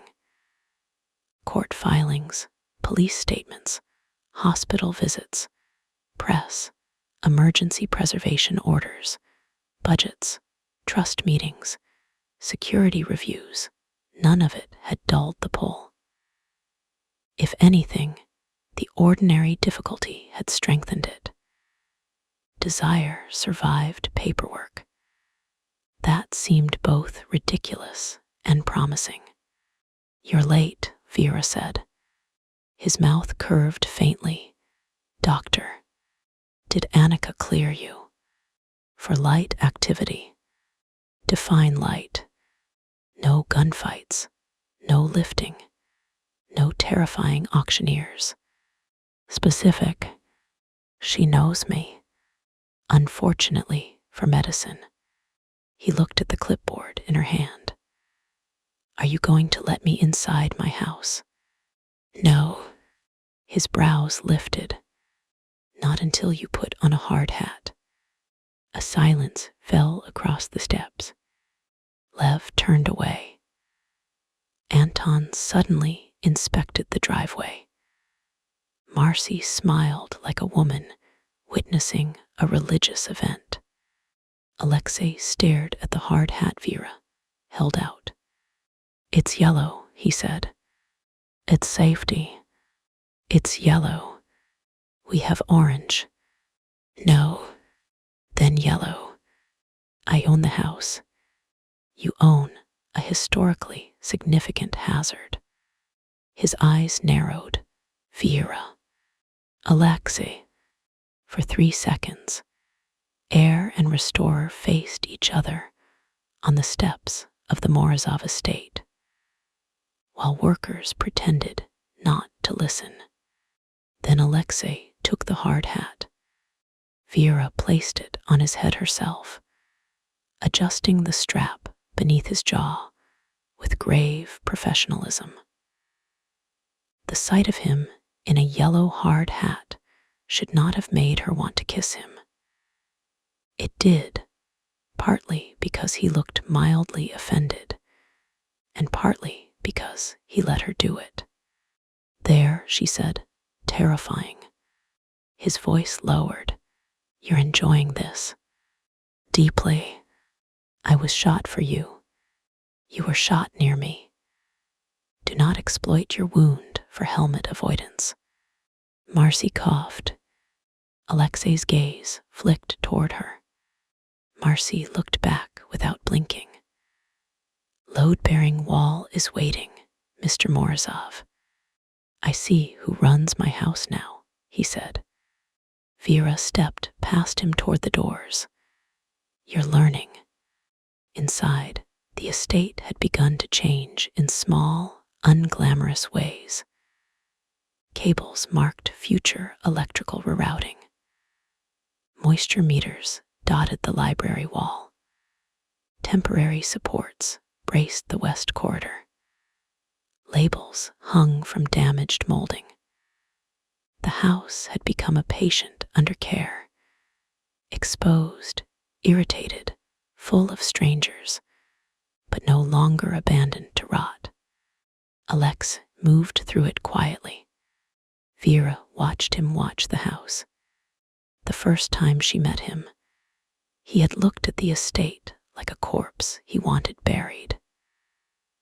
Now his gaze paused on repairs, on evidence of hands at work, on the library shelves waiting for restoration. He still carried grief here. That had not vanished, but it no longer seemed to own every room before he entered. In the library, sunlight filtered through temporary sheeting where the skylight would be rebuilt. The fire was not lit today. Too much work near the hearth. The stone panel where the real documents had once been hidden was now catalogued and protected. The chair Victor had occupied had been removed. Alexei had ordered it burned. Then Vera had vetoed burning due to preservation ethics. Then Mikkel had suggested auctioning it for charity under the title Seat of Bad Decisions. Naomi was considering legal exposure. Alexei stopped before the hearth. Vera stood beside him. Does it feel different? She asked. Yes, better. He looked around slowly, louder. She understood. Houses are like that when they stop hiding. His gaze found hers. So are people. Her breath caught. He took off the hard hat and set it on the table. I want to show you something. If it's another hidden room, I need coffee first. It is. Bodies. No. Alexei. No bodies. You hesitated. I was offended you asked. Memo. He led her through the library's rear door, down the side corridor, and into the conservatory. The broken glass had been cleared. Temporary panels covered the worst gaps. Snowlight filled the iron ribs overhead, pale and cold. At the far end, behind a newly removed section of false wall, the chapel door stood visible for the first time in decades. Vera had been inside several times since discovery, always with teams, photographers, lawyers, or preservation officers. Never alone with Alex. He unlocked it. The hidden chapel waited in quiet blue and gold. Someone had cleaned it, not restored, not yet. But the dust had been lifted from the pews, the canvas folded away, the altar brushed free of ash. The bricked windows remained, but someone had placed temporary lights behind the stained glass fragments from the inside, making the broken colors glow faintly against the walls.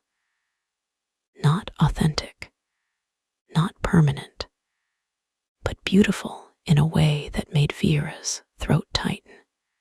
She looked at Alexei. You did this with permission from the preservation consultant. I did not give permission for mood lighting. Mikkel did.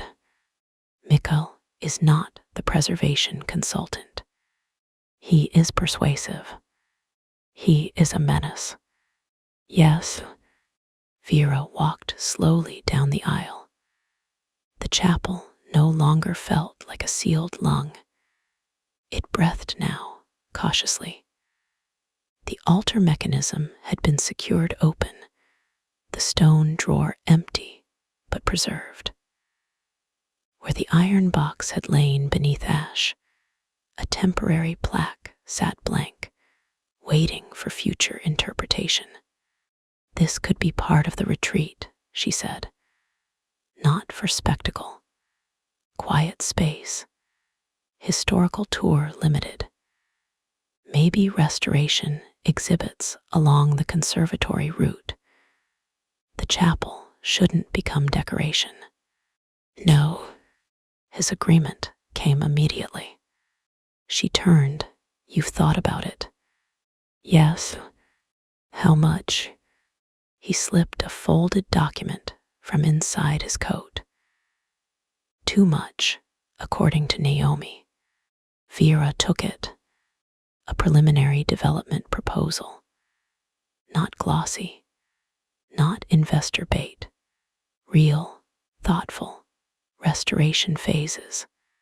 Library wing preservation. Chapel stabilization. Conservatory reconstruction. Guest suites limited to the east and south wings. Staff housing restored. Archives digitized. Grounds replanted using historical plans. A training apprenticeship for restoration crafts, funded through the trust. At the bottom, a section titled Founding Director of Restoration and Heritage Experience. Vera Lane. Her heart stopped. She looked up slowly. Alexei stood several feet away, hands at his sides, giving her room before she even knew she needed it. What is this? She asked. An offer. My company is already contracted. Not like this. She looked back at the document. The salary was generous. The authority broader than she expected. Too broad, perhaps. Equal oversight on preservation decisions. Independent budget review. Protection from trustee interference. A clause allowing her to decline association with family matters unrelated to legitimate estate operations. You wrote boundaries into the job offer, she said. Naomi wrote them. I argued for simpler language. Of course you did. I wanted it to say no. One gets to order Vera Lane around, except Vera Lane. That is not legal language. It should be. Her chest ached. She looked down at the proposal again, searching for the trap, because old habits did not die just because a dangerous man learned to ask beautifully. It was a good offer. A dream offer in many ways.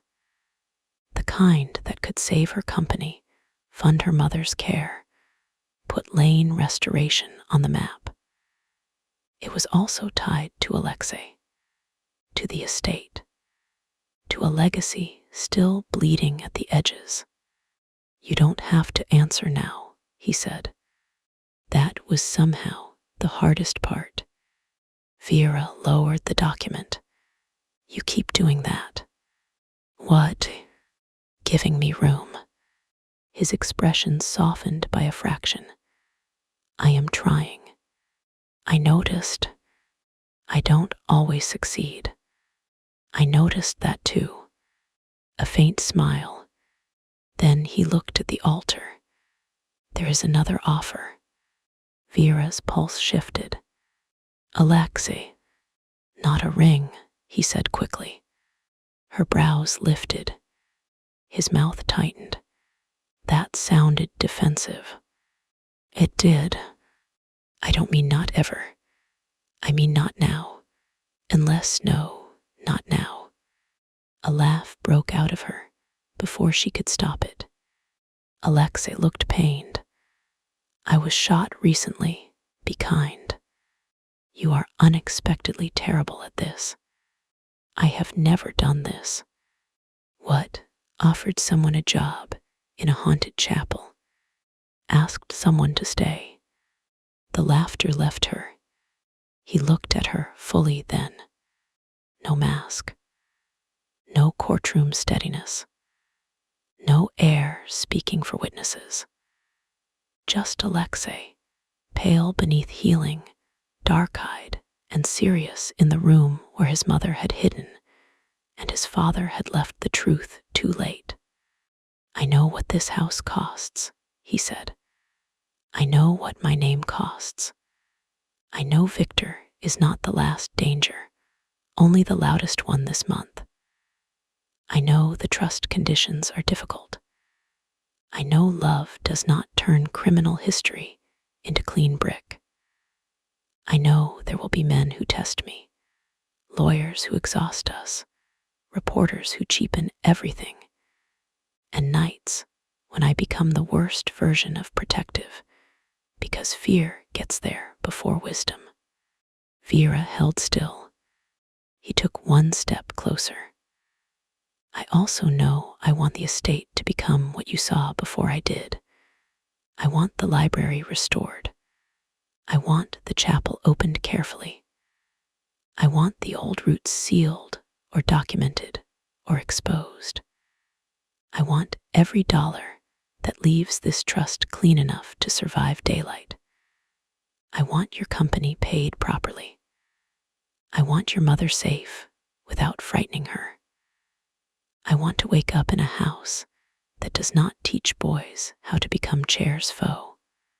Our dead men, his voice roughened, and I want you, Vera, not hidden, not owned, not indebted, not because you saved the will, or because I took a bullet, or because our fathers left us unfinished apologies. I want you because you argue with rot, insult gravity, terrorize armed men about tape seams, and stand in ballrooms like truth has a spine. I want you because you make me want impossible things, and then hand me a schedule. Vera's eyes burned. He came no closer. So this is the offer, he said. Take the position or don't. Stay at the estate or work remotely. Love me or make me wait while you decide what love means when the dust settles. Leave if you need to. Come back if you want to. But if you stay in any way, stay as my equal. If you cannot have that here, then this house does not deserve you. The chapel blurred. Vera looked down at the proposal, because looking at him hurt too much in the best way. Her hands trembled around the pages. Her father had written, "No house is worth more than the woman standing inside it." Alexei had understood the sentence better than anyone alive. "You make it sound easy," she whispered. No, his voice was gentle. "I make it sound chosen." A tear slipped down her cheek. She wiped it away impatiently. "I hate crying in structurally significant rooms. I won't tell the walls. They already know. They seem discreet. Nothing in this house is discreet." His mouth curved, fair. She looked around the chapel. Blue ceiling, gold stars, broken windows glowing with artificial light, the altar where ash had hidden the future. This was not a clean beginning. Clean beginnings belonged to people who had not crawled through murder drains, forged decoys, testified against crime lords, or kissed men with blood still drying on their skin. This beginning was damaged. Honest, stable perhaps, beautiful if they were lucky. Vera folded the proposal carefully. I have conditions, she said. Alexei's eyes warmed. I expected a list. First, lane restoration contracts with the trust, not with you personally. Yes. Second, final preservation decisions require independent review if we disagree. Yes. Third, no security changes involving my mother without telling me, unless there is immediate life-threatening danger. Yes. Fourth, I keep my apartment for now. A flicker of something crossed his face. Not disappointment exactly. Fear, maybe. Then acceptance. Yes. Fifth, when you start making decisions out of fear and calling them protection, I get to call you on it. Yes. In strong language. I requested that.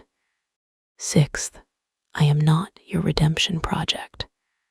His gaze sharpened. No. And you are not mine.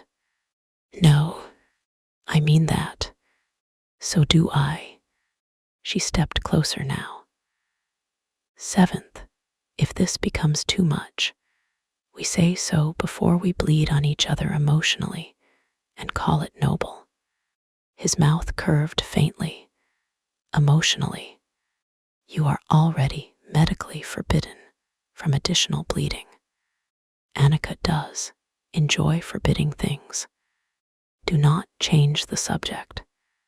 Yes, we say so. Vera stood close enough now to see the pulse at his throat. Eighth, she said, voice softer. You don't get to decide I should leave because you are scared. His eyes darkened. What if you should? Then we discuss it like adults. Infuriating. Equal. A breath moved out of him. Equal, he said. Ninth, when I say stop, you stop. Always. When I say more, you listen. His gaze dropped to her mouth. Always. Heat moved between them, slow and immediate. As if the chapel itself had remembered the night, they found the will and waited patiently for the sentence to continue.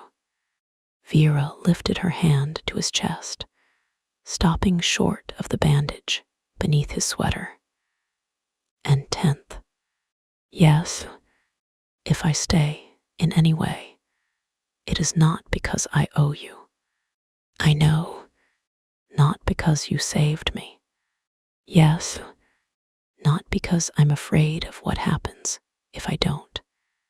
His expression softened. I know. She took the final step. It's because I want to see what this becomes. His breath caught. The estate, he asked. Yes. Your work. Yes. His voice dropped. Us. Vera touched his face, careful of the fading bruise near his cheek. Yes. The word entered the room quietly. It changed everything anyway. Alexei closed his eyes for 1 second, and when he opened them, the hunger there was not hidden. It was dark and warm and restrained by choice, which had become the most dangerous thing about him. May I kiss you? He asked. Vera smiled through the last of her tears. You'd better. He kissed her carefully at first because of the wound, because of the chapel, because he was still learning that joy did not need to be seized before someone took it away. Vera did not let him keep it careful for long. She slid both arms around his neck, mindful of his shoulder, but not fragile with him, and kissed him like the answer had been building through every locked door and every argument, And every time he had asked if she was still with him, he made a low sound against her mouth. "Sh. Utter," she whispered. "No. Truth." His forehead touched hers. "Some pain, not enough to stop. Do you want to stop?" "No. Do you need to?" He exhaled, a laugh and a groan together. Annika would say yes. Annika isn't in the chapel. She may know. Probably. He kissed her again, slower now, and the heat deepened without rushing. His good hand settled at her waist, not pulling until she leaned closer. Vera answered with her mouth, with her breath, with the deliberate press of her body against his uninjured side. Desire rose between them, not frantic this time, not sharpened by gunfire or secrets, but no less intense.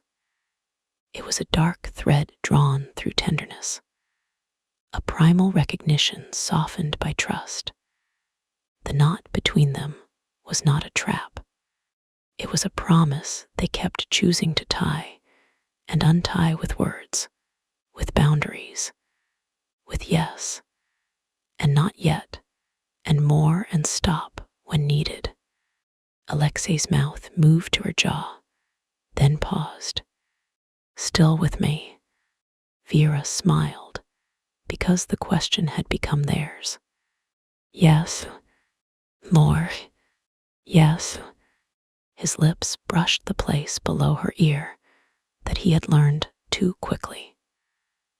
Vera's fingers tightened in his hair. He stopped immediately. "Good?" he asked. "Too good." Same problem as before. Less imminent gunfire. Improvement. She laughed against him, and his arms closed carefully around her, holding the sound between them like something worth preserving. The chapel door creaked. Vera and Alexei turned. Mikkel stood in the doorway with one hand on a cane, looking scandalized and pleased in equal measure. "I am old," he said, "not blind." Vera stepped back so quickly she nearly hit the altar. Alexei closed his eyes. "Mikkel, you told me to inspect the chapel lighting. I told you that an hour ago. Yes, I am punctual in spirit." Vera pressed a hand over her face. Mikkel looked at her. "For what it is worth, Miss Lane, this is the happiest I have seen him in years. Try not to let him ruin it by being himself. I will do my best." Alexei opened his eyes. "I can hear you. That is why I said it clearly." Behind Mikkel, Annika's voice rang from the conservatory. "If he is kissing anyone, he is medically overexerting." Alexei murmured something in Russian. Vera caught only the tone. Was that rude? Accurate? Alexei, moderately rude. Mikkel smiled. "Excellent. The house is alive again." 3 months later, the Morozov estate opened its gates, without armed guards, for the first time in Vera's knowledge. Not to guests yet. Not to luxury travelers with curated luggage and expectations. Not to wedding parties or donors or journalists hunting romance in bullet holes. It opened to workers, preservation board members, legal inspectors, craftsmen, archivists, and a small group of local residents who had spent years telling stories about the cursed house beyond the cypress trees. The sign at the gate was temporary. Morozov House Restoration Project, Future Heritage Retreat, and Cultural Archive. private site, authorized access only. Vera stood beneath it, with a hard hat tucked under one arm, watching the first delivery truck roll up the drive with reclaimed slate for the library roof. Her company logo sat on the lower corner of the sign. Lane Restoration and Heritage Works. She had changed the name 2 weeks earlier, not because Alexei asked. He had not, because the work had become larger than repair, larger than survival. Her father had built a life teaching old wood to speak again.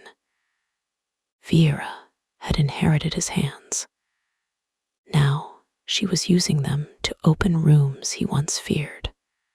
Her mother had visited once, on a clear day with a nurse and a security detail disguised as polite drivers.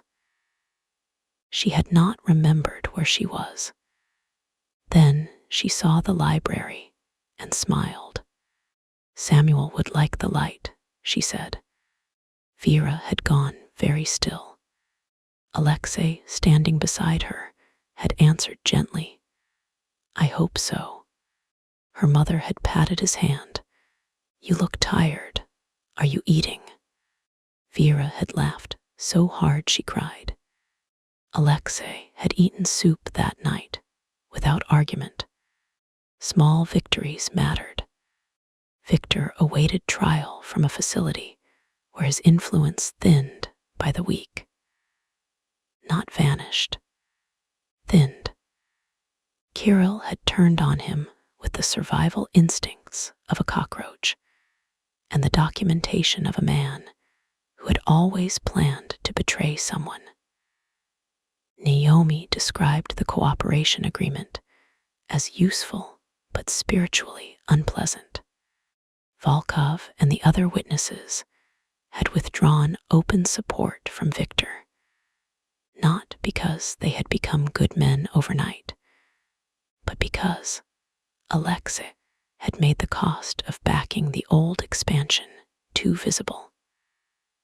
Some illegal routes closed. Some men disappeared into other shadows. The world remained complicated. Alexei remained complicated too. He had bad nights. So did Vera. Sometimes he woke from dreams and walked the estate like he expected to find his father standing in the West Wing. Sometimes he became too quiet after meetings with men whose suits cost more than their ethics.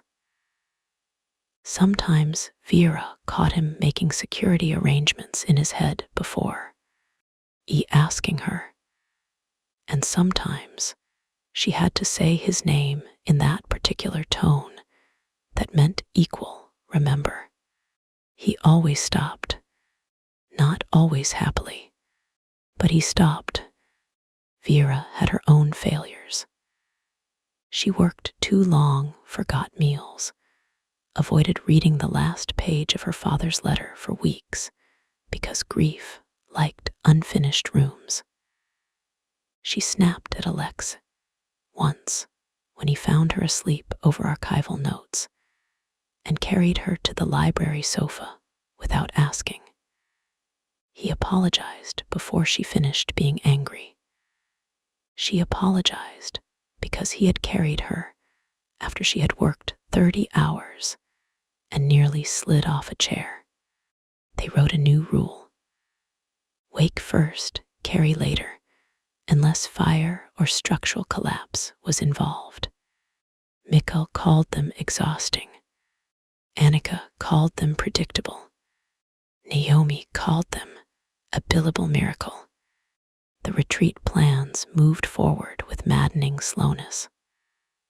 Permits, structural surveys, tax questions, historic preservation restrictions, trust oversight, security reviews, investor proposals rejected for being too flashy, too dirty, too controlling, too interested in turning the chapel into an immersive branded intimacy space, which caused Vera to nearly commit professional violence with a rolled blueprint.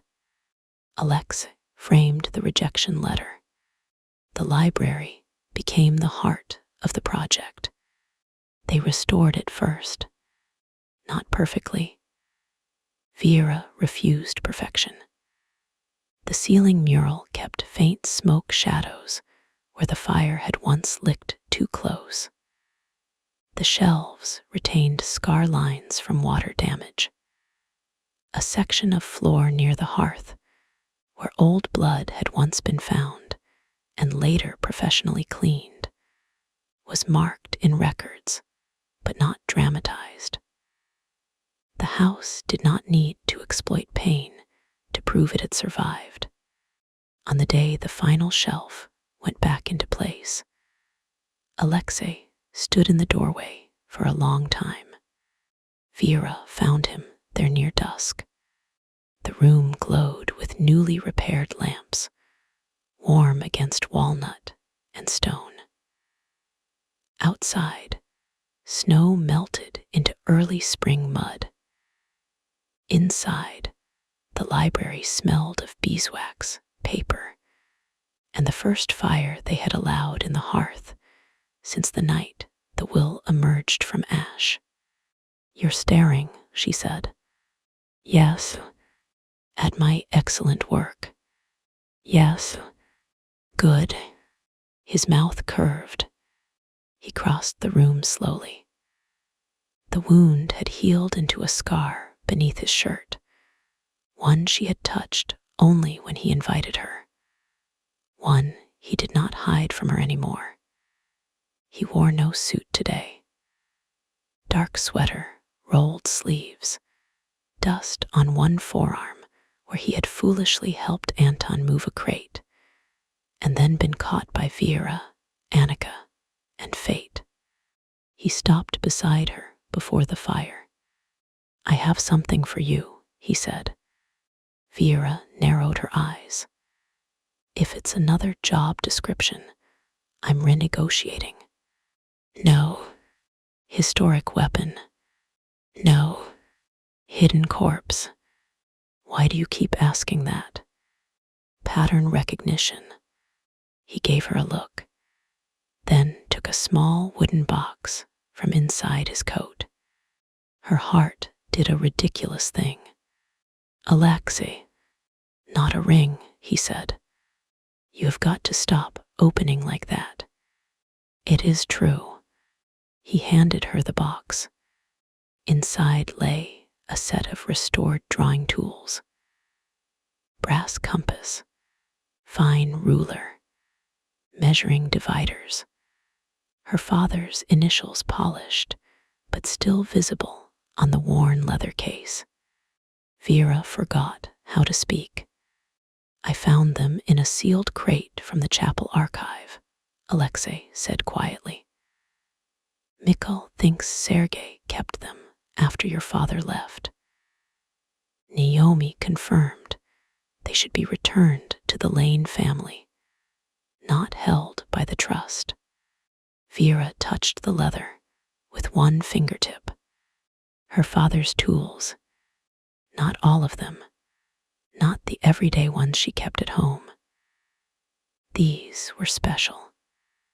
His older set, the one he had claimed he lost before she was old enough to understand the shadow that crossed his face when he said it.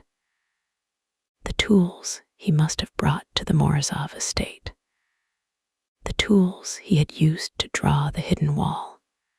"I didn't want to give them to you in court or with lawyers," Alexei said. "They deserved a room that understood." Tears rose so fast she laughed, in self-defense. "I hate this house." "No, you don't." "I hate that it keeps making me cry." "That is fair." She closed the box carefully, then held it against her chest. Alexei waited. She loved that now. waiting, the way he understood that emotion needed space before touch, that not every ache wanted hands immediately, that asking did not weaken desire, but deepen trust. "May I?" he asked after a moment.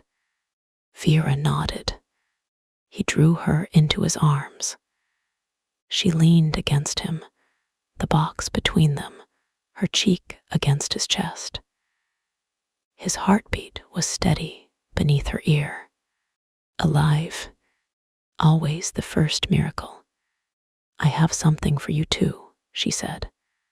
His hand stilled on her back. "Should I be worried?" "Probably." She pulled away enough to set the box on the table, then took a folded paper from her back pocket.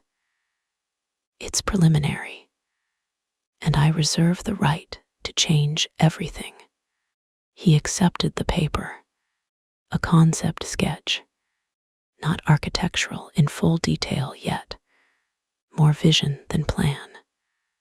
The library wing restored, the conservatory opened, the chapel stabilized, guest suites along the east side, gardens replanted, a discreet new structure beyond the old carriage house for staff training, workshops, and archival education. At the top, she had written the project name, the Morozov Lane Heritage Retreat. Alexei stared at it. For a long time. Too long. Vera shifted. "It's just a working title. We can use something else. I know your name carries history, and mine isn't exactly part of." "Yes." She stopped. "Yes." His voice was rough. "Yes." "You haven't seen the budget." "Yes." "The board will have opinions. They can survive having wrong ones. The hyphen may cause branding issues." "Vera." "What?" He looked at her then, and the expression on his face silenced every practical objection she had lined up for self-defense. "You put your name beside mine." Her throat tightened. "On a building," he said. "On a project. On a future." She looked down. "Maybe." He stepped closer. "Look at me." She did because he asked, and because she wanted to. Alexei held the sketch between them. "I want that future." The room seemed to deepen around the words. Vera's heartbeat lifted. "The project?" she asked softly. "Yes." "The retreat?" "Yes." "My name on the sign?" "Yes." "Me?" His eyes darkened.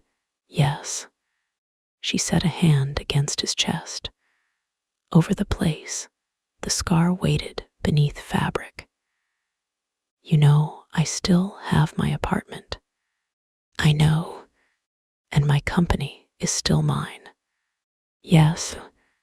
And if this becomes too much, we say so. And if you get broody and controlling, you use strong language. And if I work too hard, I wake first, carry later." She smiled. "You remembered. I am invested in not being murdered by Annika." "Wise." His hand covered hers on his chest. "And if I ask you to stay tonight?" The question changed the air, not because she had not stayed before. She had carefully over the past weeks, after long days and longer conversations, sometimes in a guest room, sometimes on the library sofa when work swallowed time, sometimes in Alexei's bed where desire had unfolded slowly around stitches, pain, laughter, and a level of verbal check. In that made him both maddening and irresistible. But tonight was different. The library restored. Her father's tools returned. Their names on paper. The estate no longer merely saved from sale, but beginning to become something. If you ask, she said, ask properly. His gaze heated. The old words, the first lesson. Alexei set the sketch on the table beside her father's tools, then returned to her with deliberate care. He did not touch her yet. Vera Lane, he said, voice low, will you stay with me tonight? Not because the roads are bad, not because the house is dangerous, not because grief needs company. Stay because I want you in this house when it is quiet. Stay because I want to wake beside you in a room that has no locked doors between us. Stay because you want to, if you do. Warmth moved through her, slow and complete. Yes, she said. His breath caught. Then he smiled. Not almost, not faint. A real smile, rare and devastating, breaking across his face with such unguarded beauty that Vera understood suddenly why the house had felt haunted before. It had been waiting for someone in it to stop surviving long enough to be seen. Good, he asked. She laughed softly. Good.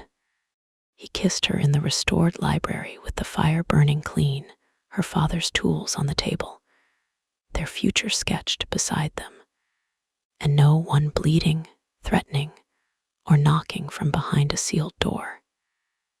It was not less intense for being peaceful. If anything, peace made the desire more dangerous, because there was room now to feel all of it. The heat, the tenderness, the dark thread of possession transformed by consent into devotion. The knot between them drawn not by fear, but by choice. His hands settled at her waist. Still with me, he murmured against her mouth.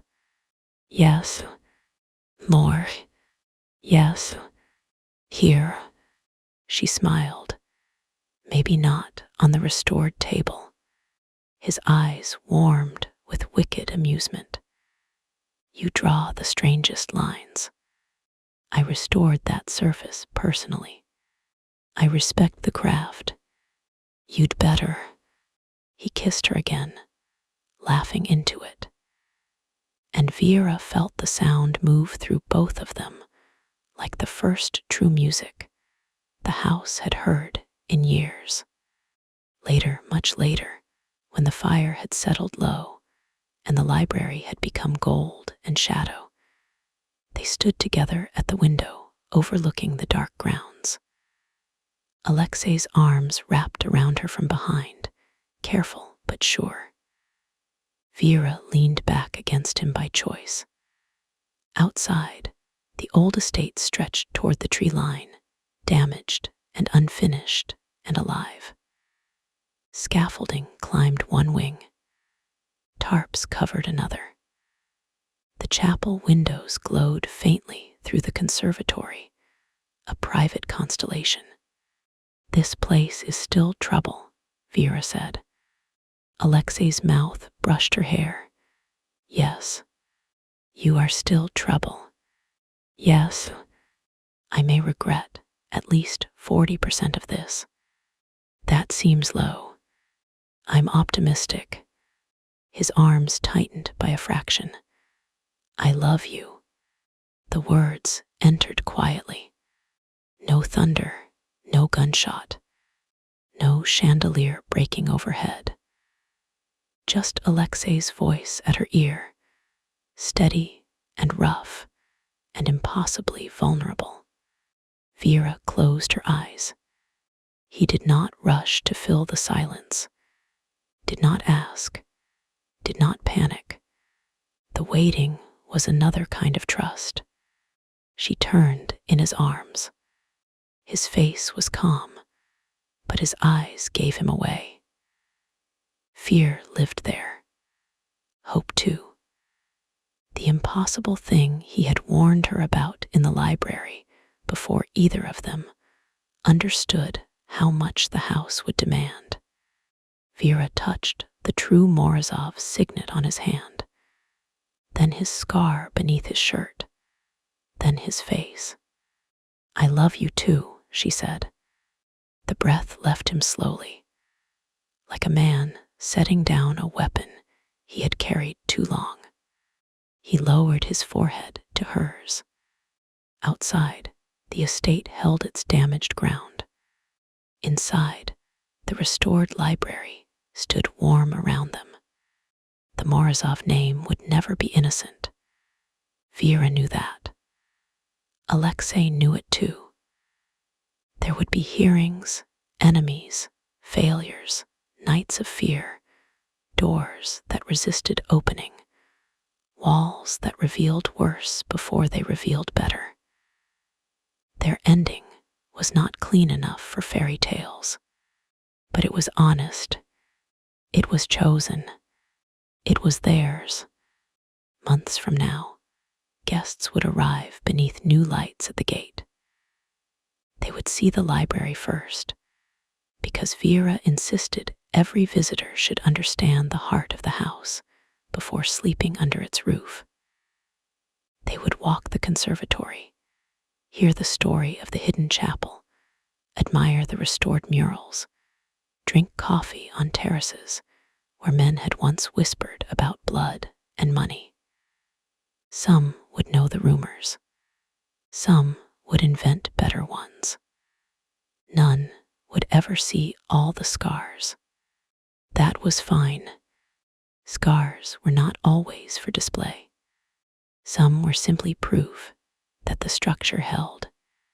Alexei kissed Vera once more before the window, slow and deep, with no audience but the house that had tried to bury the truth, and ended up giving them a future.